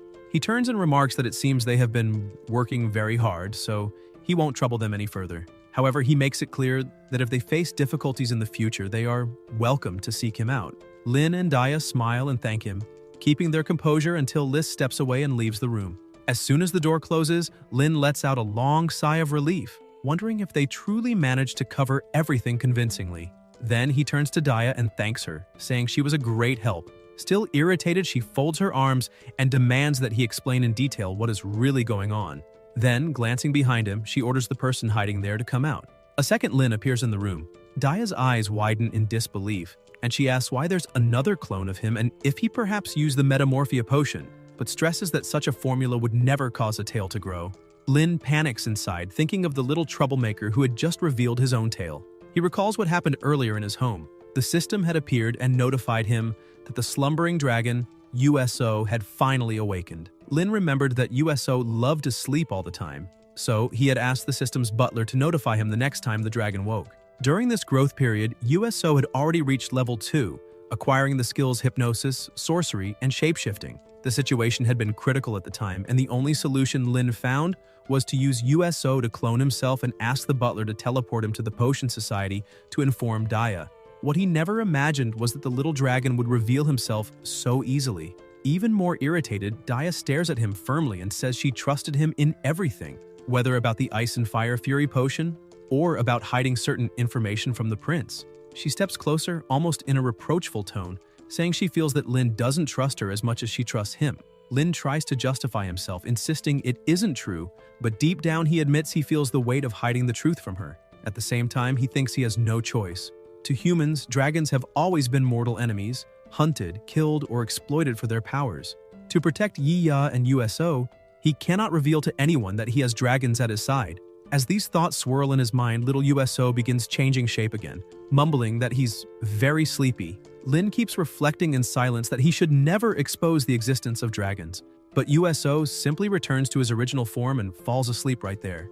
Daya's eyes widen in shock as she sees a baby dragon before her. Lin also freezes, unsure how to react. She steps closer, takes the little one in her arms, and, enchanted, asks if that is really a baby dragon. Fascinated, she begins to stroke him, remarking that he is adorable and completely different from the dark stories she had always heard. Lin, unable to believe what he sees, wonders if Daya truly feels no fear since dragons are hated and feared by humans.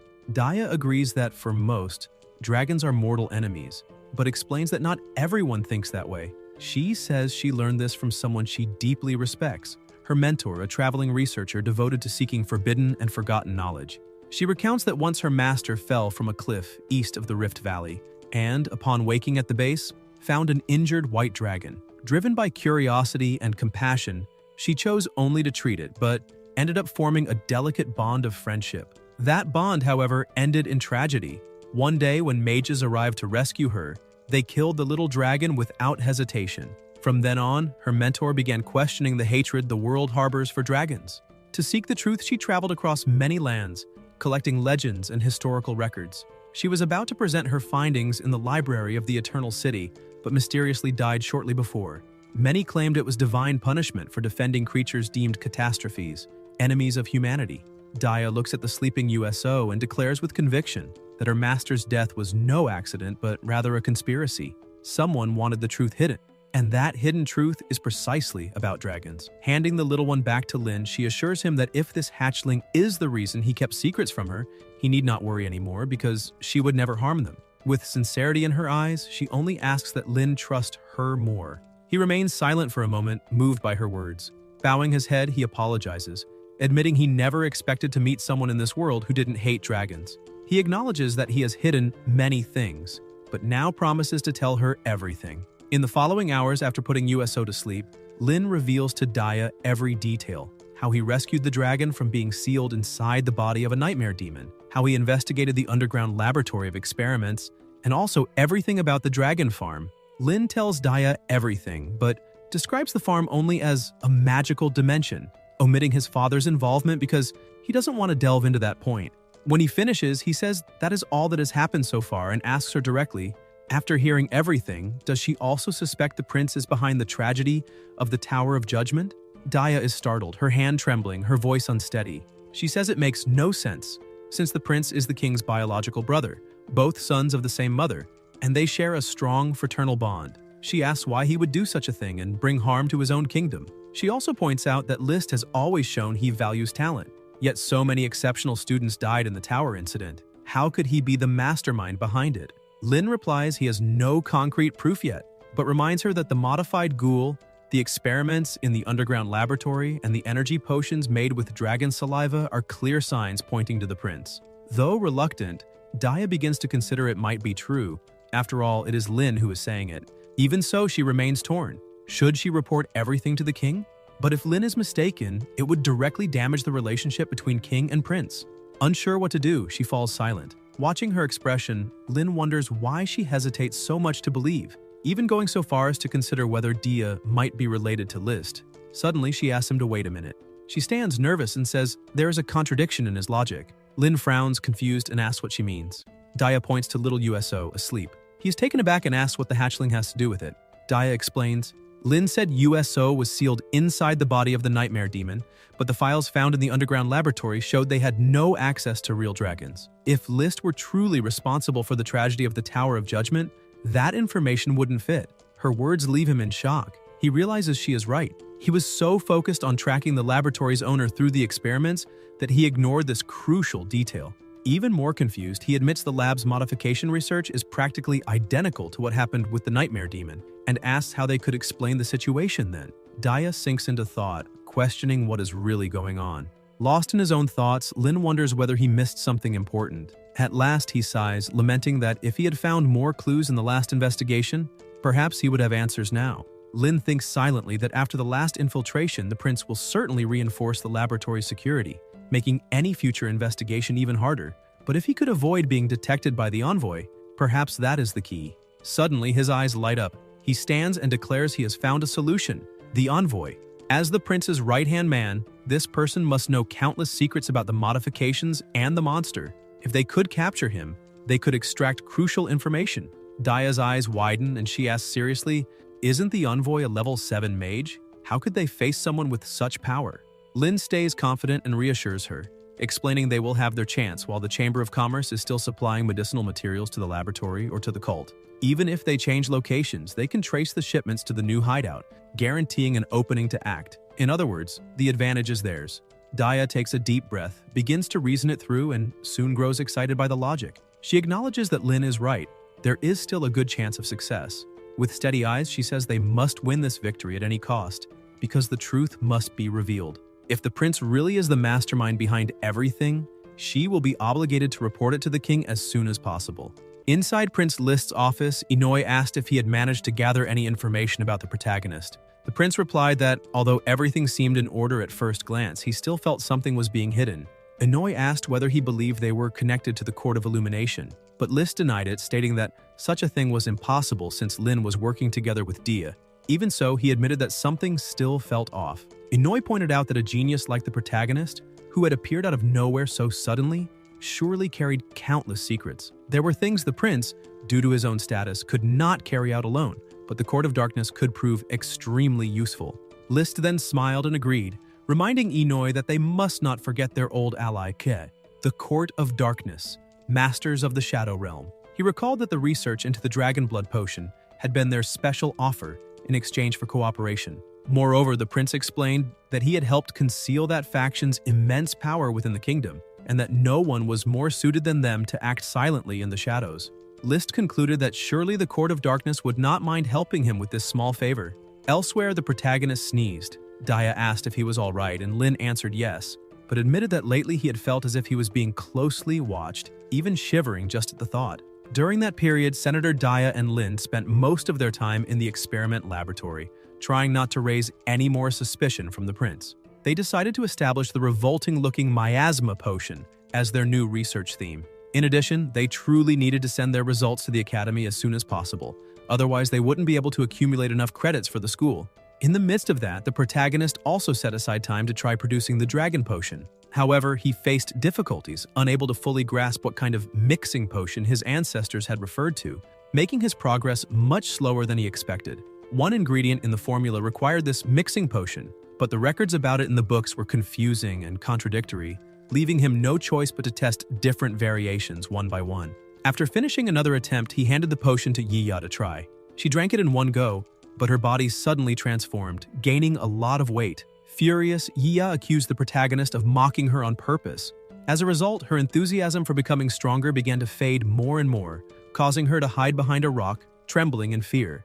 Lin, however, tried to encourage her, showing another potion in his hands. He assured her that he had studied many books to come up with that formula and asked her to drink it, guaranteeing that this time it would work.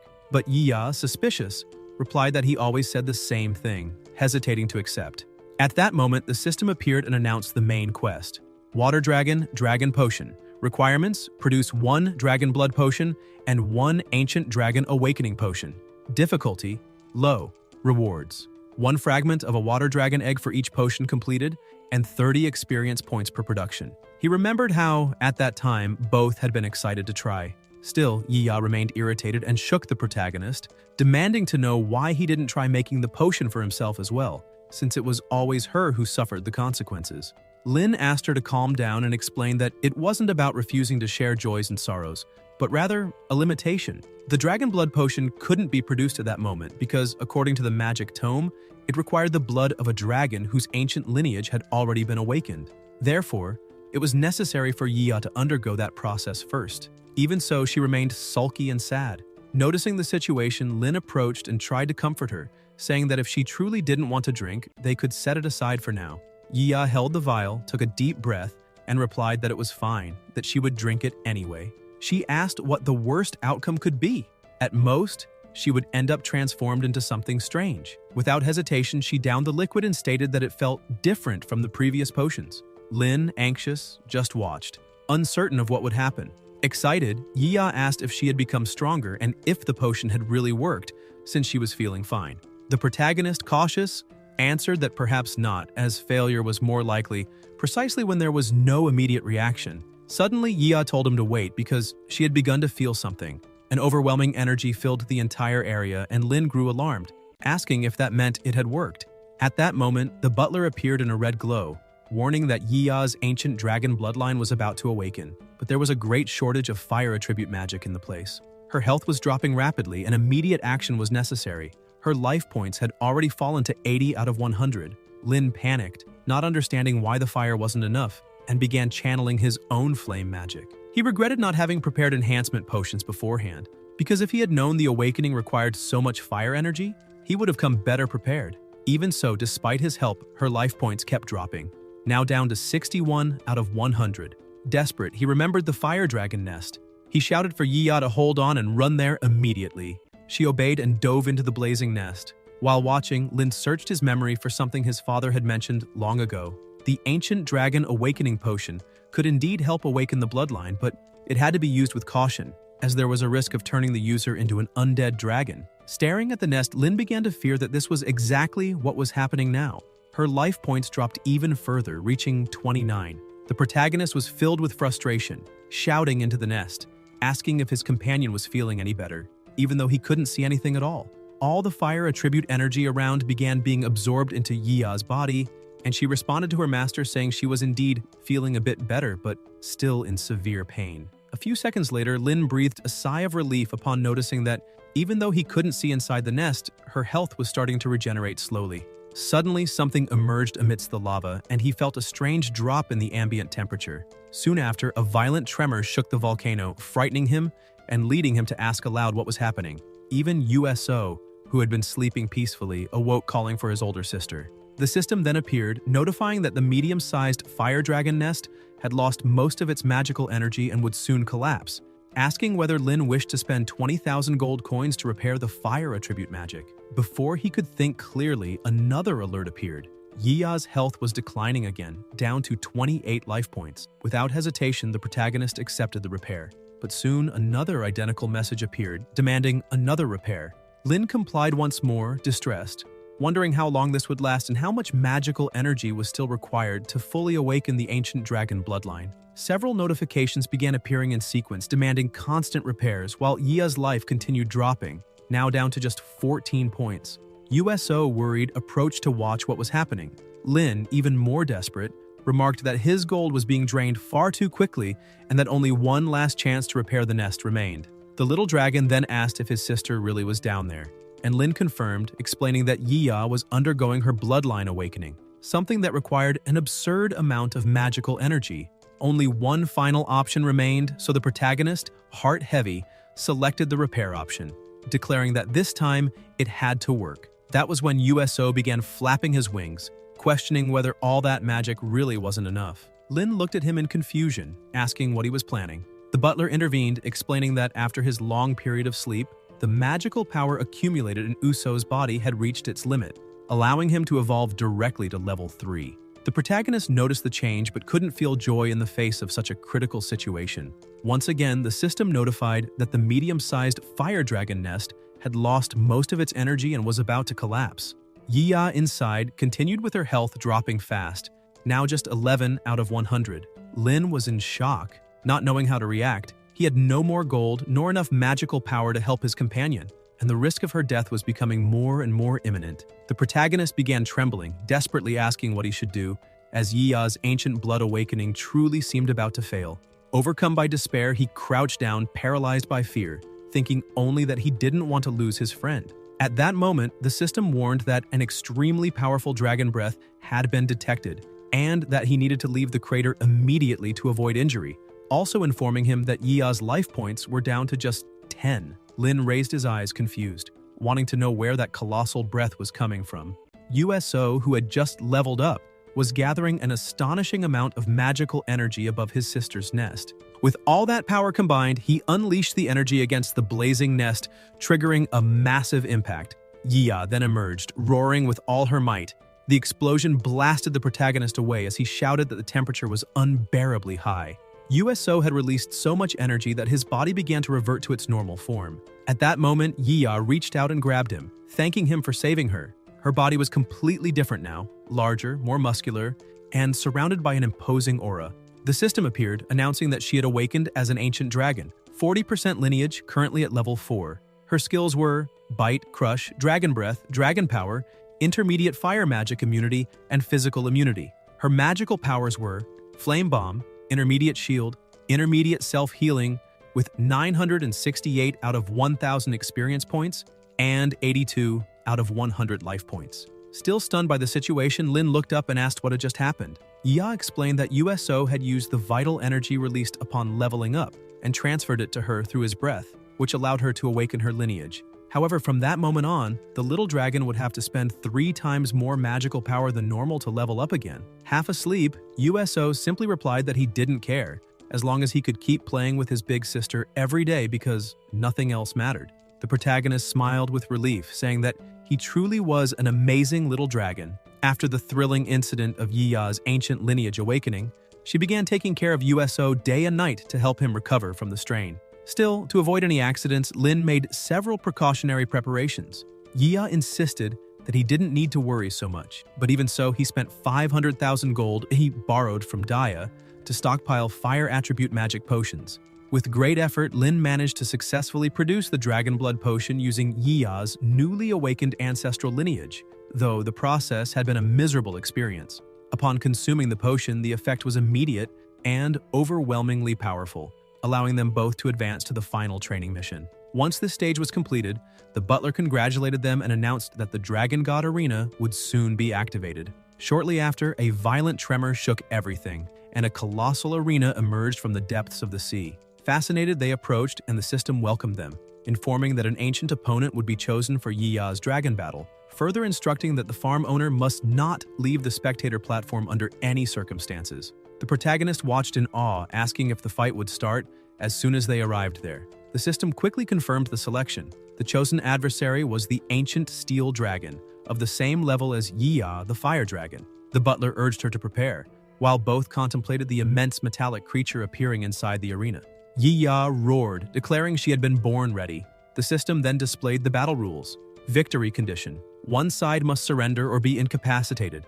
Upon triumph, Yiya would receive a massive experience reward and awaken an additional 10% of her ancestral lineage, while Lin would inherit all the abilities used by the steel dragon during the fight. Upon hearing this, Yiya was filled with joy and excitement, at being able to further expand her bloodline, while the protagonist celebrated the chance to obtain Steel Attribute Magic, a power that only level 7 mages could wield. However, the system also revealed the penalty for failure. Yiya would lose a huge amount of experience points and 10% of her awakened ancestral lineage, and Lin would never again have the opportunity to inherit Steel Attribute abilities. Alarmed, the two remarked on the severity of the rules. The butler reinforced that they would only have one chance against each ancient dragon and asked if they wished to begin. Lin reflected, aware of the importance of this decision. He asked Yiya's opinion, and she, excited, said she had never fought her own kind and very much wanted to. Watching her, Lin thought that despite having awakened her ancestral lineage, she still carried the purity of a child. Even so, he believed that fire could subdue steel, and that convinced him. Pointing to the arena, he declared with enthusiasm that the battle should begin. The system confirmed the start, and Yiya charged swiftly toward her opponent, roaring that she would show that steel giant who the real boss was. Using her speed, she tried to strike first, but the steel dragon dodged with brutal precision and counterattacked. Yiya managed to evade and laughed, saying she knew how to avoid his strikes. However, a new attack followed and hit her squarely. The steel dragon advanced, using its tail as a weapon, and slammed Yiya hard, throwing her against the arena wall. The system immediately notified that she had lost 10 life points, leaving her with 90. She tried to get up, but the blow had left her temporarily paralyzed. Taking advantage of the opening, the steel dragon unleashed a sequence of brutal attacks, inflicting further successive damage. The protagonist, horrified, shouted her name, realizing they couldn't continue like that. It was clear that Yiya's combat techniques were no match for the experience of the ancient dragon, even more so because its attacks carried a paralysis effect. Even wounded and gasping, Yiya did not back down. Lin, overwhelmed with desperation, yelled for her to pull back and use a long-range magic ability. Following his guidance, she cast Flame Bomb, but the steel dragon dodged nimbly, which only made her more furious. Determined, Yiya lunged again, grabbed the adversary's hand, and declared that this time he wouldn't escape. However, before she could finish her strike, she was hit once more, losing another 30 life points. Lin watched in shock, realizing that the steel dragon alternated between tail and wings, using the full weight and brutality of its body to its advantage. Then, the creature took flight and began preparing dragon-scale spikes. The protagonist panicked, knowing that each spike could take away 10 life points, and if all struck at once, it would be the end. He shouted desperately that it was fine if they surrendered, begging her not to push beyond her limits. But Yiya, consumed by rage, roared that she would never accept defeat in her life. At that moment, she gathered her ancestral lineage energy and unleashed the burning sun breath, a devastating blast that destroyed all the spikes midair and struck the steel dragon head-on, causing colossal damage. Lin was stunned by the intensity of the attack and, relieved, cheered, asking why she hadn't used that ability sooner, and if it was something she had learned only after her lineage awakening. Yiya, proud, began boasting, explaining that it was her ultimate move and had to be saved for the decisive moment. Lin then exclaimed that the steel dragon was running out of energy and that it was time to finish the fight. Yiya prepared to launch the final blow, and the protagonist was already celebrating the anticipated victory. However, something unexpected happened. A searing pain coursed through Yiya's body, making her scream in agony in the middle of the arena.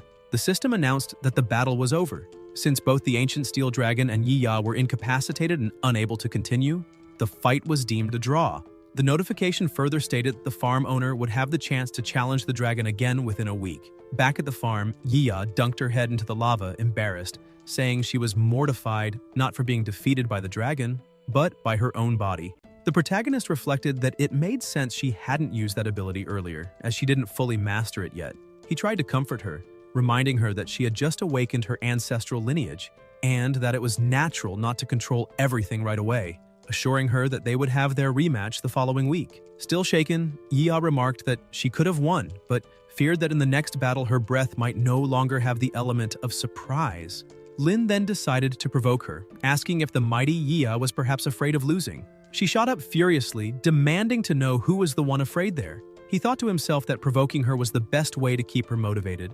Lin urged her to reflect on how the steel dragon had fought, suggesting she also learn to use wings and tail, along with brute strength, to gain an advantage in battle. After all, the opponent would certainly grow stronger, and she would need to evolve as well. At that moment, USO raised his tiny hand and shouted that he believed in his sister, declaring that she was far stronger than any old dragon. Revitalized, Yiya regained her confidence and roared that she would win the next battle without a doubt. The protagonist smiled, affirming that they would achieve it together. Meanwhile, in a secret chamber, the prince hurled a cup to the ground, consumed by fury. He complained about the inefficiency of the Court of Darkness, saying he had ordered them to investigate the protagonist and couldn't understand why they were taking so long to locate a single person. That delay led him to suspect they no longer wished to maintain cooperation. Inoue, at his side, asked him to calm down and reminded him that a secret message had been delivered earlier by the court itself. A man brought the letter, and Inoue urged the prince to read it. Still irritated, List grabbed the envelope and said he wanted to see what excuse they would give this time. But upon reading, he was surprised to discover that Gleston might secretly return sooner than expected. Inoue, intrigued, asked if he was referring to the Academy's director. The prince confirmed, saying that Gleston would probably return to investigate the Tower of Judgment incident. For this reason, the Court of Darkness would have to hide for a while, and they only dared to send that letter because the director had redirected his searches toward them. List narrowed his eyes and sarcastically commented that the court was truly extraordinary. Before, they wanted the Dark Tribunal to deal with Lin, but now they were the ones asking for help to face the protagonist. Inoue, puzzled, could not understand the contradiction in the letter. The prince then rose slowly and revealed something even more disturbing. There was a sleeping dragon sealed within the Nightmare Beast, the same one the Dark Court had released in the Tower of Judgment.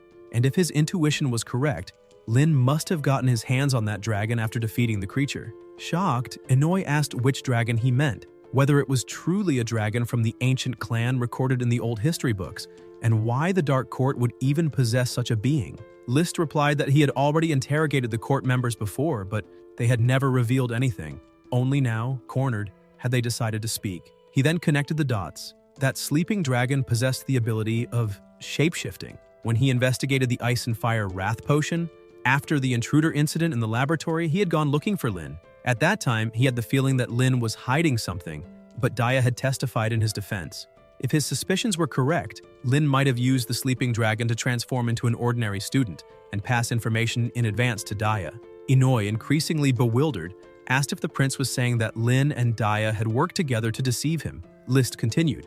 Dia had been influenced by that naive teacher who believed in the goodness of dragons, so it was natural she would want to protect them. The protagonist, however, was surprising for not fearing the sleeping dragon. Instead of eliminating it, he would have chosen to use it. What List did not understand was the reason behind their lie. At that moment, Inoue had a realization and suggested that perhaps the intruder in the experiment lab had been Lin himself. The prince glared at him and demanded an explanation. Inoue argued that if the protagonist really had been the intruder, then the Mason Chamber of Commerce might have been responsible for helping him discover the secret location and infiltrate stealthily. Perhaps the chamber had allied with him and betrayed them. List clenched his fist in rage, saying he had gravely underestimated Lin. He was beginning to fear that not only the chamber, but also Daya, who was getting closer to him, might have sided with the protagonist. In his mind, the conspiracy was taking shape. Lin could be plotting his downfall to become the Academy's true prodigy, a name even more celebrated than his own. With a threatening tone, he glared toward the protagonist and said, not to worry, because no matter what he wanted, he would get it anyway. He then ordered Inoue to contact the Academy, for it was time to give this respected prodigy a chance to be brought down. Shortly after, the protagonist opened a door calling for his teacher, and upon entering the room saw her sitting silently. He asked if she was looking for him, and Yisha replied that both he and Augustine were the most outstanding students of the current generation of the Academy. And for that reason, a special final exam would be prepared in the domain of trials, where the other students could watch and learn. She emphasized that she hoped this would inspire others to work harder in their training, but made it clear that the Academy would never force them to do it for free, offering a generous amount of student credits and, in addition, a special reward from His Highness the Prince. Lin was surprised to hear the prince was involved, but Yisha added that Augustine had already accepted the duel readily and asked if he also wished to participate. He thought that of course he would like the chance to finally face Augustine, but the prince's involvement set him on alert, as it could be a trap. At that moment, the butler appeared once more, announcing a mission: collect water dragon fragments. The victory condition was to defeat Augustine without using dragon magic linked to the system. The reward was 3 water dragon fragments and 50 points of magical experience, with the current progress at 7 out of 10. Realizing this was his chance to complete his fragment collection, Lin decided he could not refuse. Confident, he declared to his teacher that he would accept the duel. Since there was still a week left before the semester's end, he dove into his magical training, spending days in the trial realm to hone his abilities and prepare for the clash. Augustine, however, thought the same way, and the two crossed paths several times during that period. On one such occasion, Augustine tried to ease the situation, saying he should not be misunderstood, as he had always trained diligently. Lin retorted that he had always done the same, and this served as fuel for both. Each, afraid of falling behind, extended his training with 4 extra hours. When the week ended, it was finally the day of the duel. The announcers broadcasted it, describing the end-of-semester clash between Augustine and Lin. On one side, Lin, a level 4 fire attribute mage. On the other, Augustine, a level 5 thunder attribute mage. As soon as they received permission, both unleashed their attacks and the battle began intensely, with blows, spells, and evasions exchanged in a fierce contest. The teaching director and also Professor Mayo, a high-level mage with fire attributes, commented seriously that regardless of magical control or casting speed, those two were not behind any other mage of the same level. It made him question whether the protagonist could still really be considered just a level 4 mage. Yisha, for her part, watched the fight with admiration and asked what the director thought of that scene. Back to the duel, Lin quickly cast and launched his Blazing Area ability, trying to press his opponent. Augustine, however, coolly analyzed the situation and noticed that Lin's casting speed had drastically increased compared to when they were at the testing tower, but he still felt Lin was not releasing his full strength. To defend himself, Augustine began casting his own magic, and with only the beginning of the chant, he completely canceled Lin's attack. Surprised, the protagonist realized that just a fragment of the incantation had been enough to subdue his ability. Yisha, alarmed, cried out upon realizing that it was a level 7 spell. She thought aloud, recalling that Augustine had become a level 5 mage only 3 months earlier, yet he was already capable of casting a powerful level 7 spell, something equivalent to her own strength, despite the difference in levels. Director Mayo emphasized that Augustine was truly an extraordinary prodigy.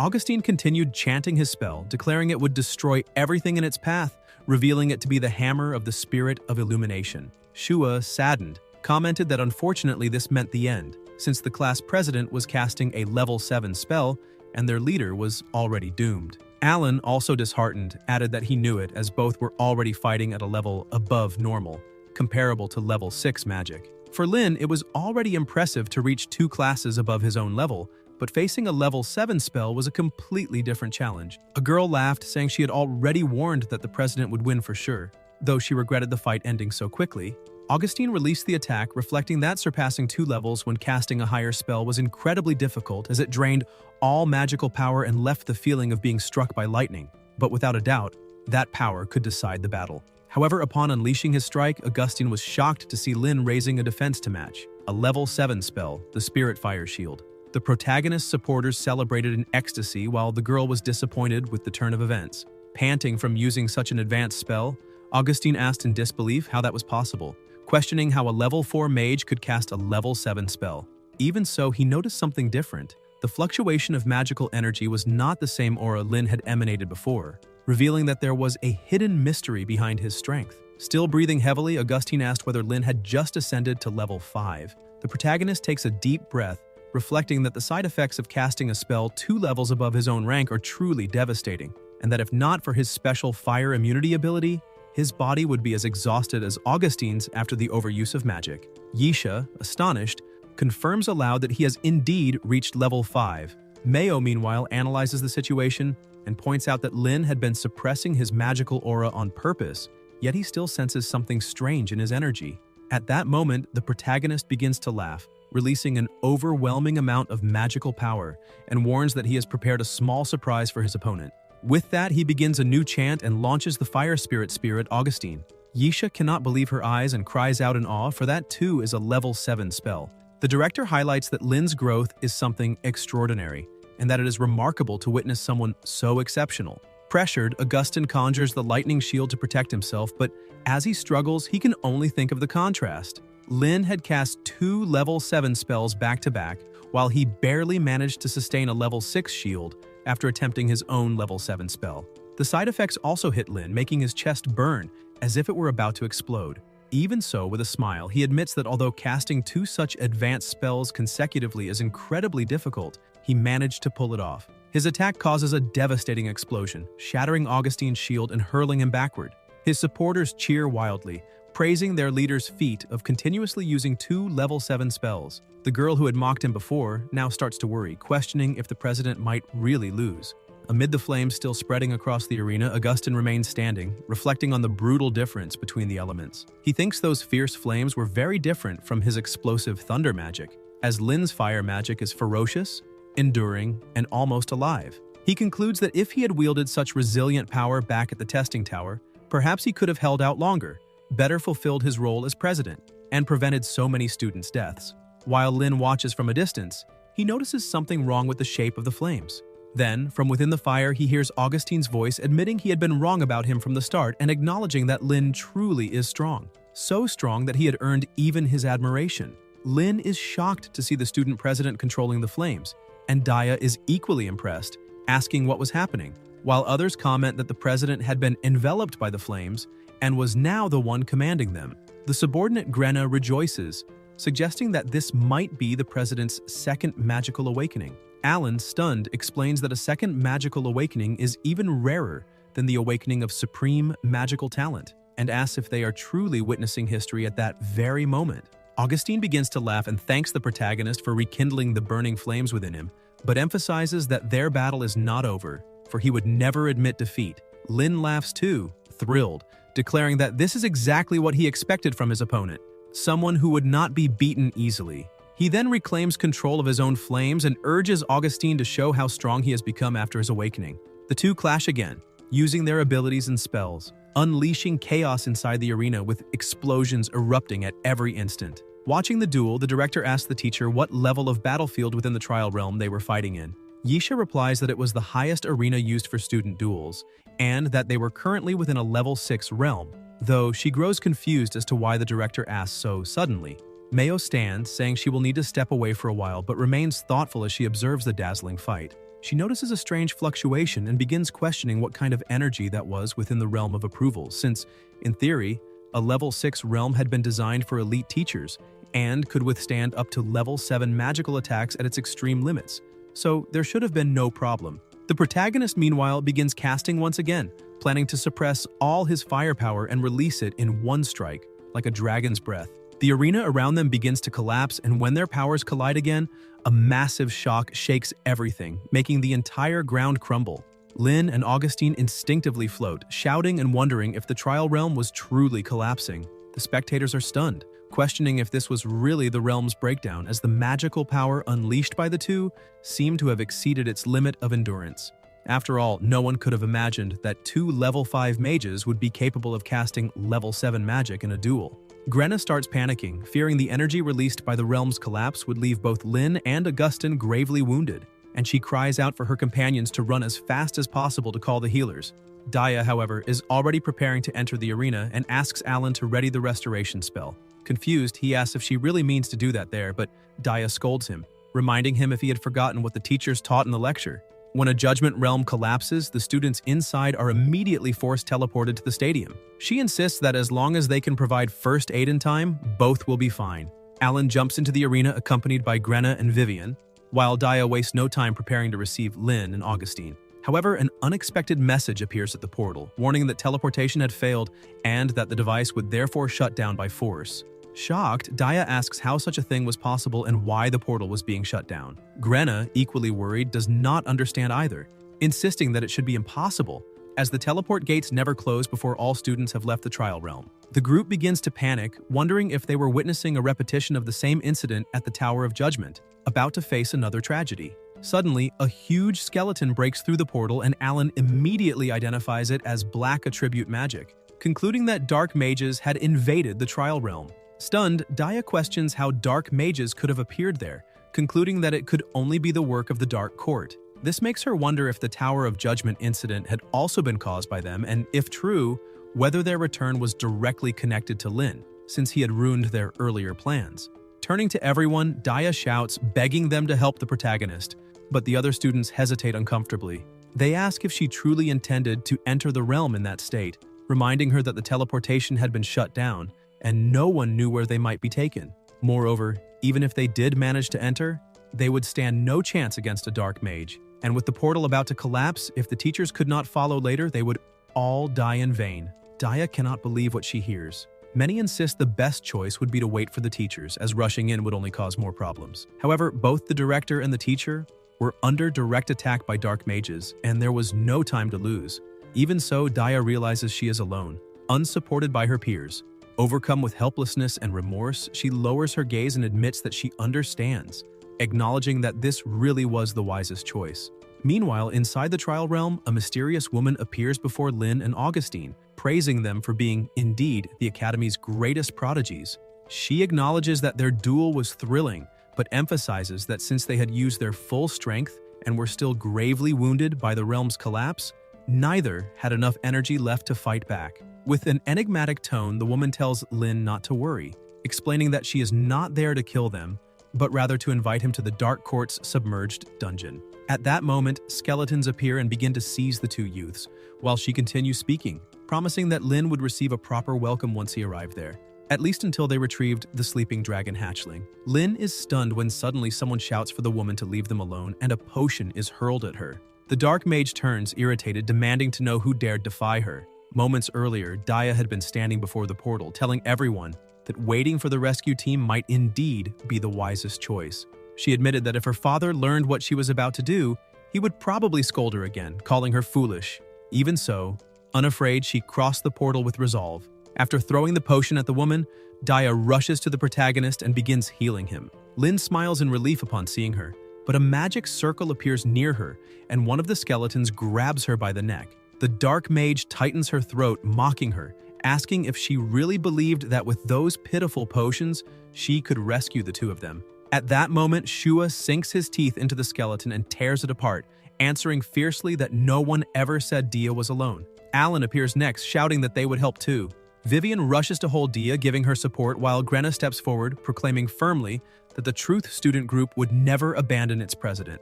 Even the blue-haired boy, reluctant, crosses the portal. He declares that they can count on him, even though he still holds some resentment toward the protagonist. In silence, he reflects on the past, remembering the incident they had gone through together, realizing deep down that Lin had reminded him of the true reason he had enrolled in that academy, the desire to follow the path of magic. He wonders why they memorize incantations, why they train day and night, and the answer comes clear. All of it is so that one day they can become heroes.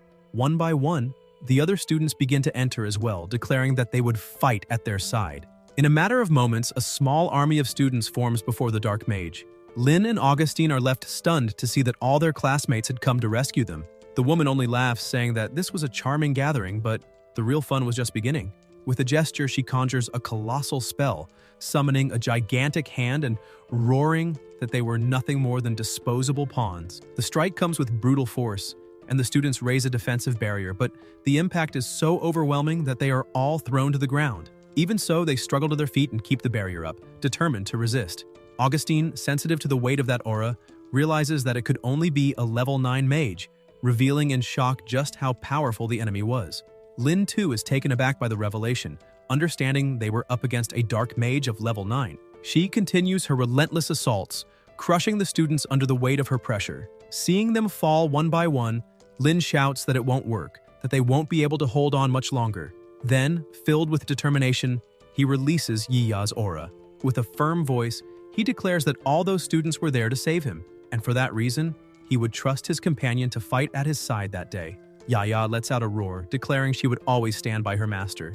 But before Lin can reveal his true power, a mysterious voice echoes in his mind, urging him to keep his secret well hidden. Augustine senses something and, turning, perceives the arrival of an immense presence. Shocked, he says the director has returned.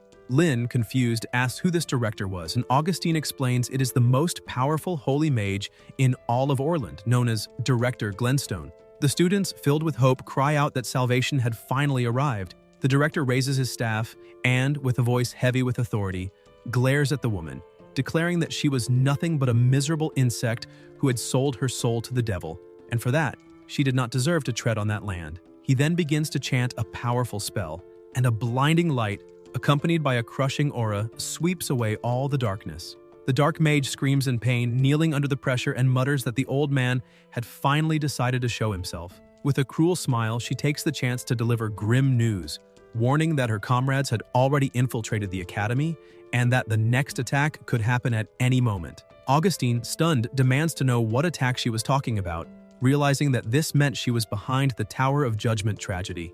Lin, meanwhile, remains silent, reflecting that the Dark Court must be behind the spies within the academy and wondering what this meant regarding the prince. The woman only lets out an ironic laugh, hinting that perhaps it had been her, or perhaps not. When they notice she is trying to escape, Lin and Augustine leap forward, but Glenstone stops them, warning them not to act rashly, for they still had a very important duty to fulfill. Thus, the director himself steps through the portal in pursuit of the Dark Mage, leaving them behind. Before departing, he hands Lin a sealed note, which the protagonist holds while wondering what duty Glenstone had meant. Soon after, Mayo remarks gravely that those villains were hard to handle, and had the director not arrived in time, no one could predict how many students would have fallen victim this time.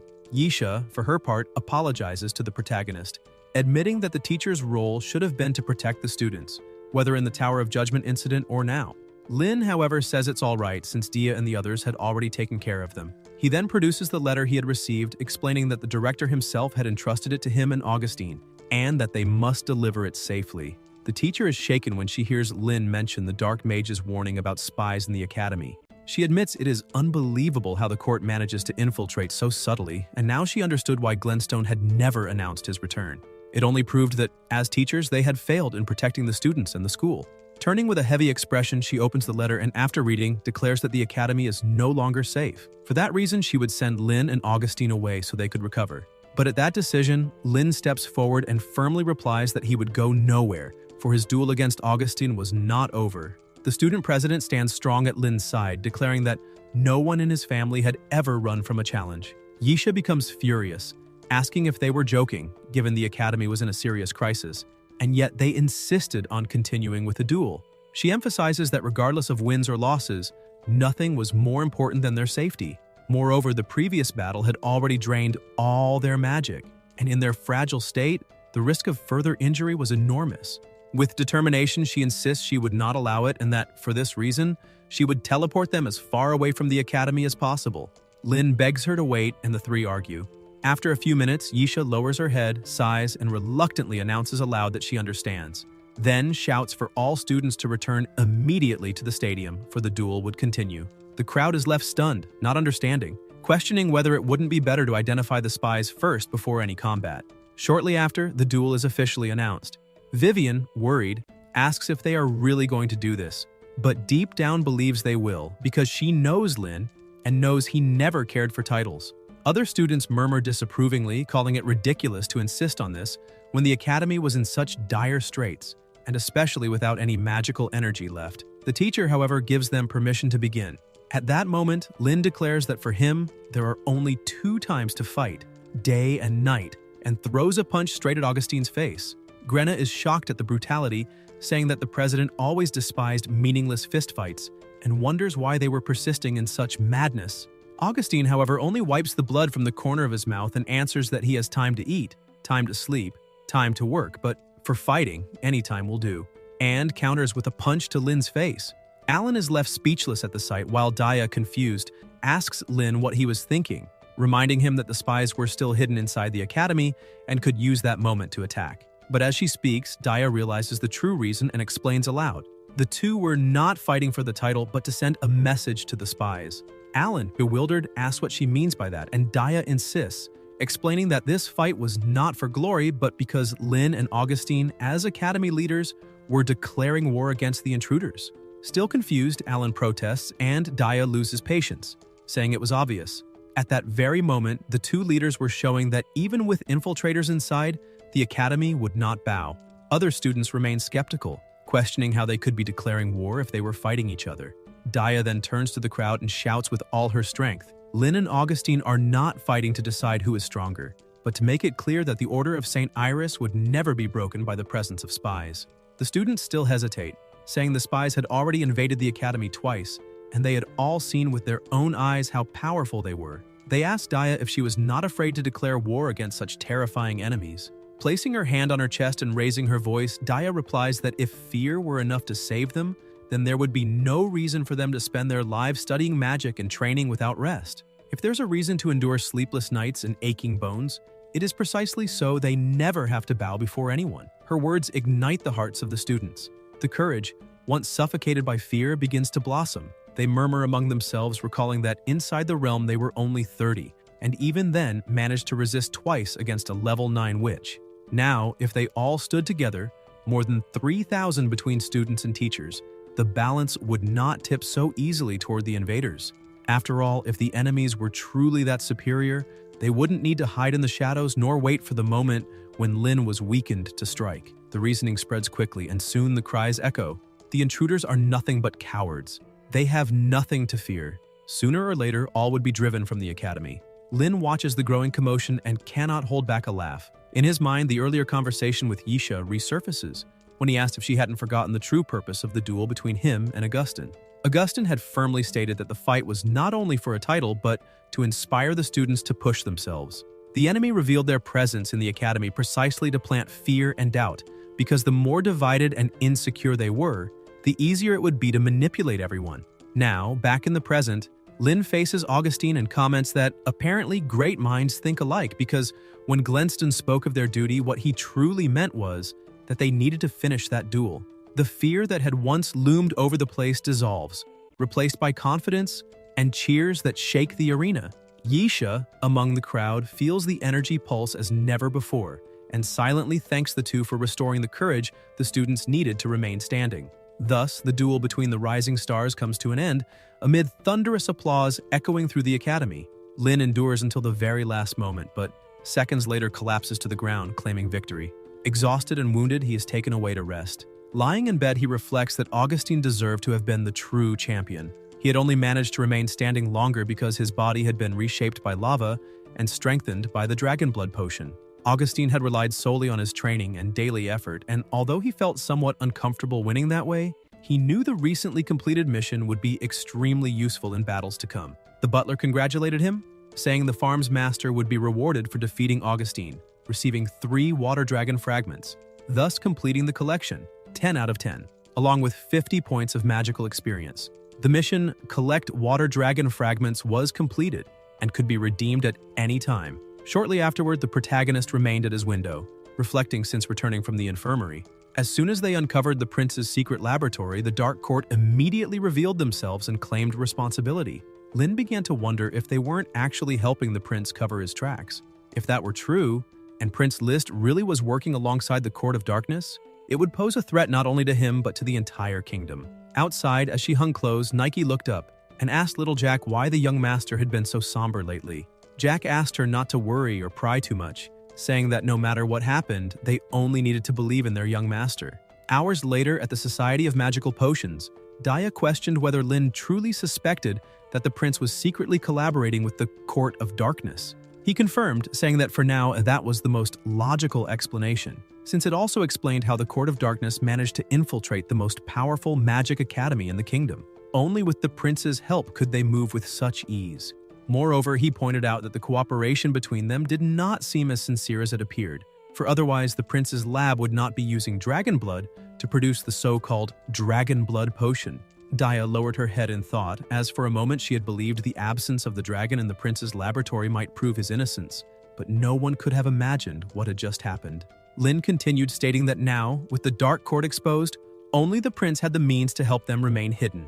And since the previous cooperation had not been enough, he would certainly demand some concession from them. As an example, Lin said the Dark Court would likely assist the prince in developing the true dragon blood potion. Such traces of interest were more than likely to be found in the prince's secret lab, hidden in the underground canals. Alarmed, Daya asked if the protagonist truly intended to return to the laboratory to collect evidence. He replied that it would be an excellent opportunity, perhaps even to catch their dealings in the act. Daya asked how they could fight the prince if he really was allied with the Court of Darkness. Lin smiled and told her not to worry so much, for somehow he felt Director Glenstone would always help them when needed. And besides, if something serious happened, they could still count on Yia, though it would be inconvenient to let her appear among so many people. His words gave Dia more confidence, and she agreed enthusiastically, but suddenly a noise echoed and a violent gust swept through the lab. Lin immediately summoned his flames while Daya gripped a few potions, both shouting to know who was watching them. Augustine appeared next, saying it was only him. Daya was confused, asking what the student president was doing there, while Lin grew irritated, pointing at him and asking why he was spying. Suddenly, Lin fell silent and analyzed the situation, realizing that if Augustine had been there from the start, he probably had overheard the conversation about the dragon. He tried to explain, saying the dragon mentioned was not a real one, but Augustine simply ignored him and asked why he spoke so loudly. and what was so special about possessing a dragon. He added that now he understood how the protagonist had managed to defeat the Nightmare Beast, but emphasized that protecting the Academy was his duty as president. For that reason, he would not allow Lin or his dragon to take that role from him, because it was his responsibility. And regarding the operation they were planning, he declared that he would take part as well. Lin and Daya were surprised by Augustine's confidence. Shortly after, in the underground experimental laboratory, something unexpected occurred. All the guards and people there had been defeated, Daya boasted, asking what they thought of the powerful intoxicating potion she had prepared, while Lin remarked that such was to be expected from the president of research. Augustine entered right after, warning them not to lower their guard too soon. He then produced a seal and explained that, for safety, he had bought one for each of them. If they were exposed, they could escape with instant teleportation. Lin was moved, saying that a single seal like that cost around 1 million gold coins. Daya's eyes sparkled, commenting that the president must indeed be very wealthy. They began to search the place, and Augustine, looking at a stockpile, pointed out that a skull bore the emblem of the Court of Darkness. Lin found some documents and stressed that they all concerned the production of the dragon blood potion. Even so, Daya still found it suspicious and reminded the protagonist that the lab they had visited before was number 2, while this one was number 1, which was still not enough to prove the Court of Darkness was directly tied to the prince. As they continued investigating, Daya was startled and asked the others to wait, pointing to a man collapsed on the floor. She asked why he was there since he was none other than Sir Halls, the prince's most trusted personal guard. Lin fixed his eyes on him and recalled that this was the same guard who had accompanied the prince the last time they had met. Daya sighed in disappointment, remarking that this only confirmed further the suspicion that His Highness truly was conspiring with the Dark Court. Augustine, however, cautioned that they could not jump to conclusions, but admitted that all the evidence gathered so far pointed directly to the prince. Suddenly, a magic circle began glowing beneath their feet. Alarmed, Augustine explained it was a high-level teleportation circle, and that it seemed they had walked right into a trap. Frightened, Daya asked where they were being sent, but before they could react, the floor flared and all of them vanished. In the blink of an eye, they appeared in the middle of a desolate land, surrounded only by concrete and ruins. Lin looked around in confusion, asking where all the bodies were and why the place resembled an open battlefield. Daya quickly noticed something strange. The invisibility potion effect they had been using had been completely dispelled. Augustine narrowed his eyes and warned that they would need to be extremely cautious, for if they noticed anything suspicious, they should immediately use the teleportation seals to escape. Before they could decide what to do, they heard clapping echoing in the distance. A group was approaching, and at the front stood Prince Liszt, accompanied by the Court of Darkness. With an ironic smile, he applauded and declared that the Academy's prodigies had finally arrived, welcoming them to the stage he had prepared especially for them. Lin muttered that, indeed, the prince was behind everything. Daya, overcome with anger, her voice trembling, asked if he was really conspiring with the Court of Darkness, and then, furious, shouted if he had forgotten the countless innocent lives that cursed court had taken. She reinforced that he was known as the king's most reliable brother and the most beloved prince of Orland's people. So why was he doing that? Liszt remained silent for a few moments, but soon began to laugh. In an arrogant tone, he said that if she had grown up in the palace, she shouldn't be asking such a naive question. He admitted that he truly was His Majesty's most trusted brother and the most beloved prince of the people, but stressed that he also had his own ambitions. Daya was stunned by the revelation. Liszt continued, stating that if he was already the most beloved prince of the kingdom, there was no reason why he should not also become the king of those same people. Those words made Daya retreat, overcome by fear. Suddenly, she remembered when she was still a child playing with him in the palace gardens, hearing him say to grow up quickly, for he was her father, the king's right hand, and when she was grown, he would still be by her side. The memories made her tremble and lower her head, almost crying, as she asked if all of that had been a lie. Lin tried to console her, but at the same time reflected on something. The prince had said she grew up in the palace. That made him wonder if, by any chance, Daya was also part of the royal family, perhaps a relative of the prince himself. If true, it would explain why she was so reluctant to accept the cruel facts about Liszt. Augustine approached them and firmly interrupted, saying it was time to retreat, for they were clearly at a numerical disadvantage. He added that if the prince had spoken the truth, it meant he had no intention of letting them leave alive. He then revealed he had recorded Liszt's confession in a recording stone and that the rest should be left for His Majesty the King to decide the next step and the fate of that whole situation. Lin and Daya agreed. The three activated their teleportation seals, but to their shock, the seals self-destructed before their eyes. Stunned, Lin asked what was happening. List smiled and explained that ever since the protagonist had managed to escape the laboratory last time using a seal, he had specially prepared several stones capable of repelling teleportation seals, and questioned whether he liked the surprise or wanted to try again. Inoi held some of the stones in his hands, mocking and asking to see if that brat could escape again. Lin, confused, thought that what he had used last time hadn't even been a teleportation seal, but somehow it had alerted the prince to take preventive measures.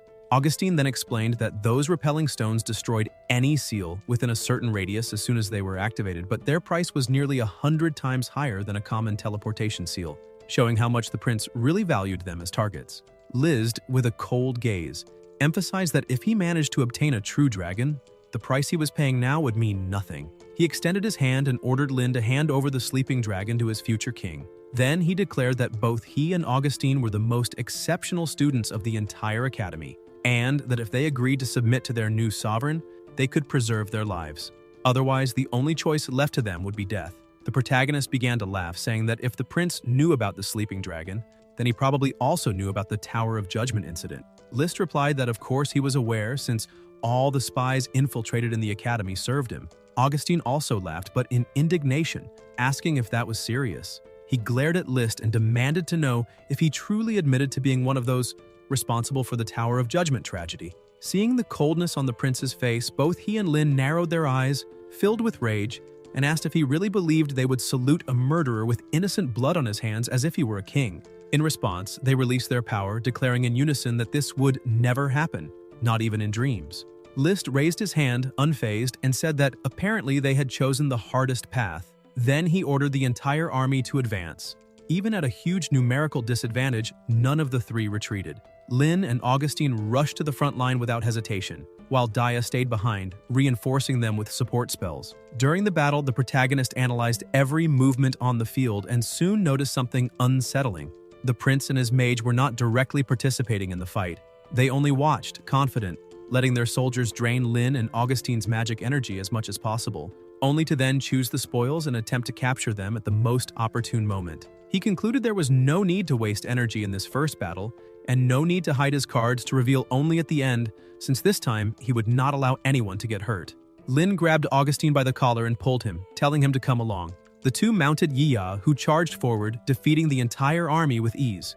Augustine and Daya were astonished at the size of that dragon. The soldiers, once confident, were now being burned and crying out for help. The dishonorable prince took in the scene and began to laugh, shouting that the protagonist had another dragon. Lin simply watched while Yiya did all the work. Augustine, still impressed, said he didn't know the protagonist possessed such a powerful creature, but Lin only laughed. Augustine glared at him, thinking him arrogant, and felt the urge to attack him right then. Lin explained that it was Yiya who had saved everyone in the Tower of Judgment. The dragon herself smiled and asked if it wasn't amazing. Augustine stood up in awe, confused about how a dragon could have saved people, since he had always heard they were evil creatures. He tried to extend his hand to touch Yiya, but she got irritated and shouted at him not to touch her. Lin said it was fine now, since all the soldiers had been eliminated. He then shouted the prince's name and advanced, declaring that his ambition would end there. Inoi questioned if Lin really thought himself powerful just for having a dragon by his side and began summoning fire spirits, chanting his magic. His body was marked as he invoked darkness to swallow the light. Yiya suffered from the attacks and screamed in pain, leaving the protagonist confused, for normal fire magic should not harm her. He wondered if it was because of the darkness fused with those flames. Inoi appeared at his side and taunted, asking if he really thought he had time to take care of his little dragon. He then unleashed his infernal flame bullet skill toward the protagonist, who was defenseless. Yiya sensed the danger and quickly spun her body, placing herself in front of the blast. Lin asked if she was alright and she replied yes, but angrily complained that the old man was insufferable before striking him with a blow that hurled him hard against the ground. Inoi, injured by the impact, took a while to get up, giving Daya and Augustine the chance to use their powers to immobilize him. Confused, he realized his whole body was paralyzed. Daya shouted that she had managed to bind him and that now the path was clear for Lin and Augustine to pursue the prince. But Inoi began to laugh, asking if they really believed they had trapped him, for in truth it was the opposite. He was the one who had trapped them all. Liszt confirmed with a snap of his fingers, summoning his most prized creation, the strongest being below the sacred level, the remodeled demonic beast, the Thunder Beast. Something began to emerge from the ground. Lin started to worry, thinking that the old man had provoked everything on purpose just to give the prince time to prepare the summoning matrix.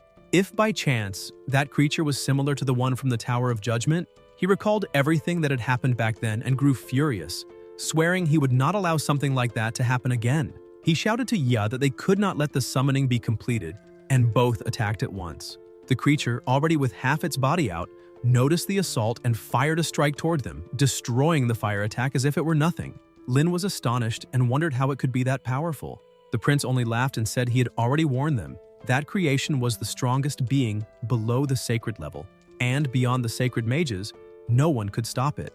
He provoked them further, asking if Lin could guess why he had sent the Court of Darkness to the Academy and lured the director, if not to ensure he could defeat him right there. Daya grew furious upon realizing that the prince not only worked with the Court of Darkness, but also researched ways to create new creatures. Augustin also grew angry, remembering that the war between humans and dragons had ended about 100 years ago, and now, just as peace was finally returning to the world, that man was trying to rekindle the flames of war with monstrous machines. Liszt, however, ignored the accusations and remarked that they were all too noisy, ordering the Thunder Beast to give them a reason to obey. The attack fell upon them, and even combining their strength and raising shields, nothing could withstand its devastating power. Everything ahead was destroyed, hurling them far away. Lin saw Yia lying on the ground and tried to reach her, but upon standing up realized that his leg was broken. The whelp only laughed at their misery.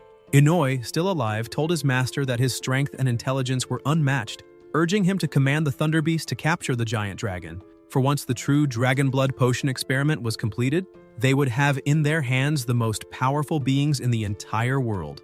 Liszt began to whistle, walking calmly towards the fallen youths.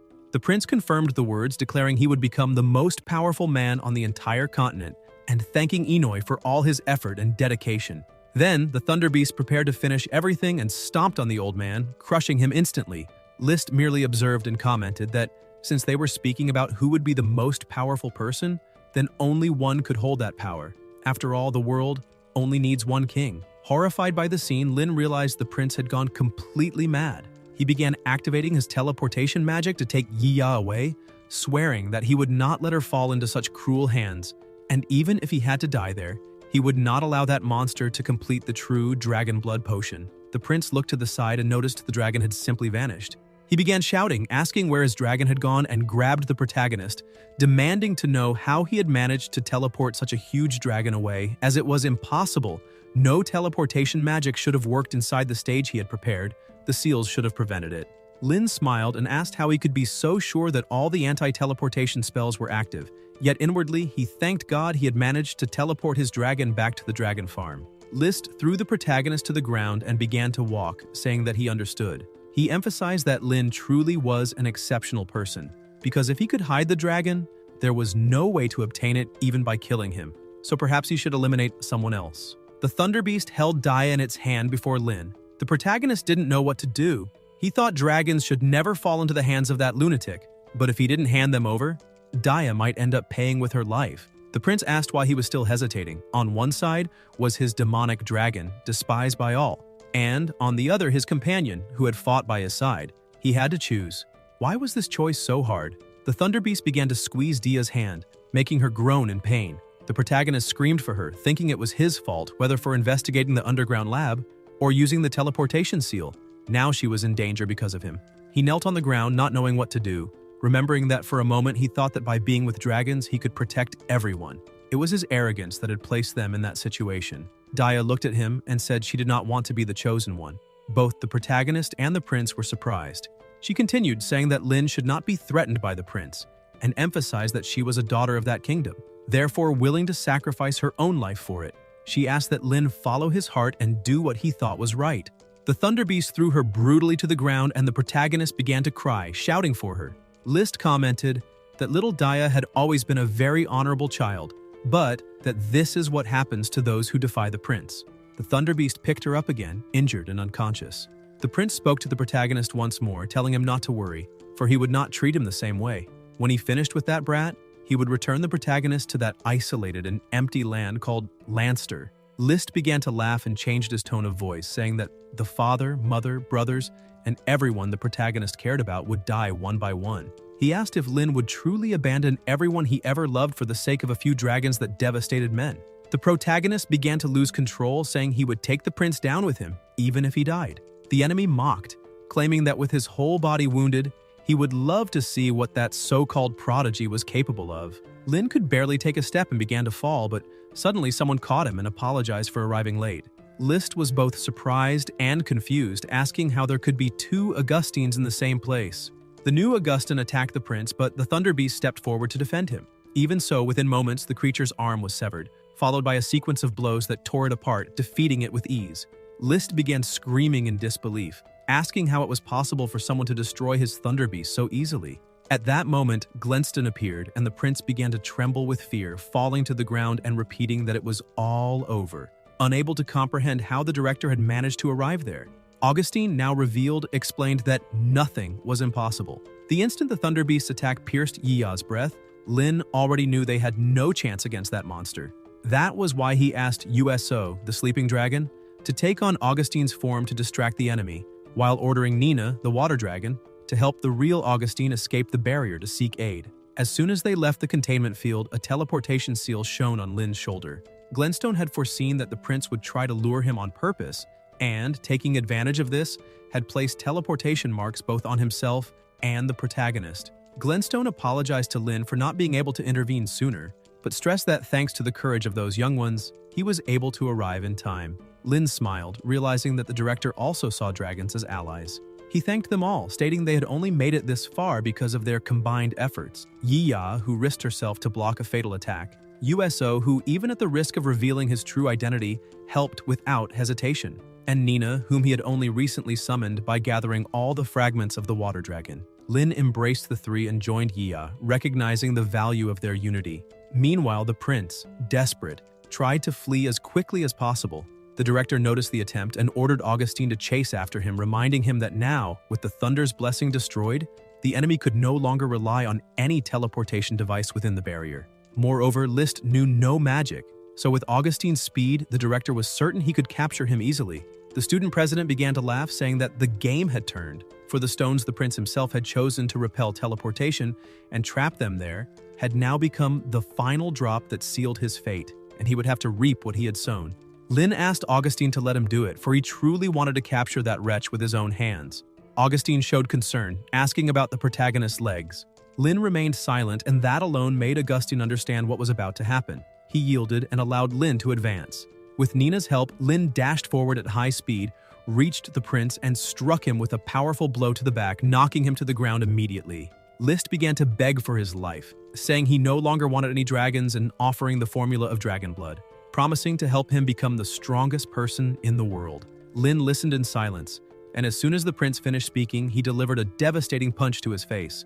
If it were not for the need to extract as much information as possible about the others involved, Lin would have ended the useless prince's life right there. Shortly after, as heroes responsible for containing the rebellion, they were honored with a grand celebratory banquet offered by the king. That celebration should also have included Daya's presence. While everyone celebrated, Lin remained slightly apart, staring at his drink, remembering that he hadn't seen Daya since the end of the battle, as she had been gravely wounded. At that moment, comments arose among the guests.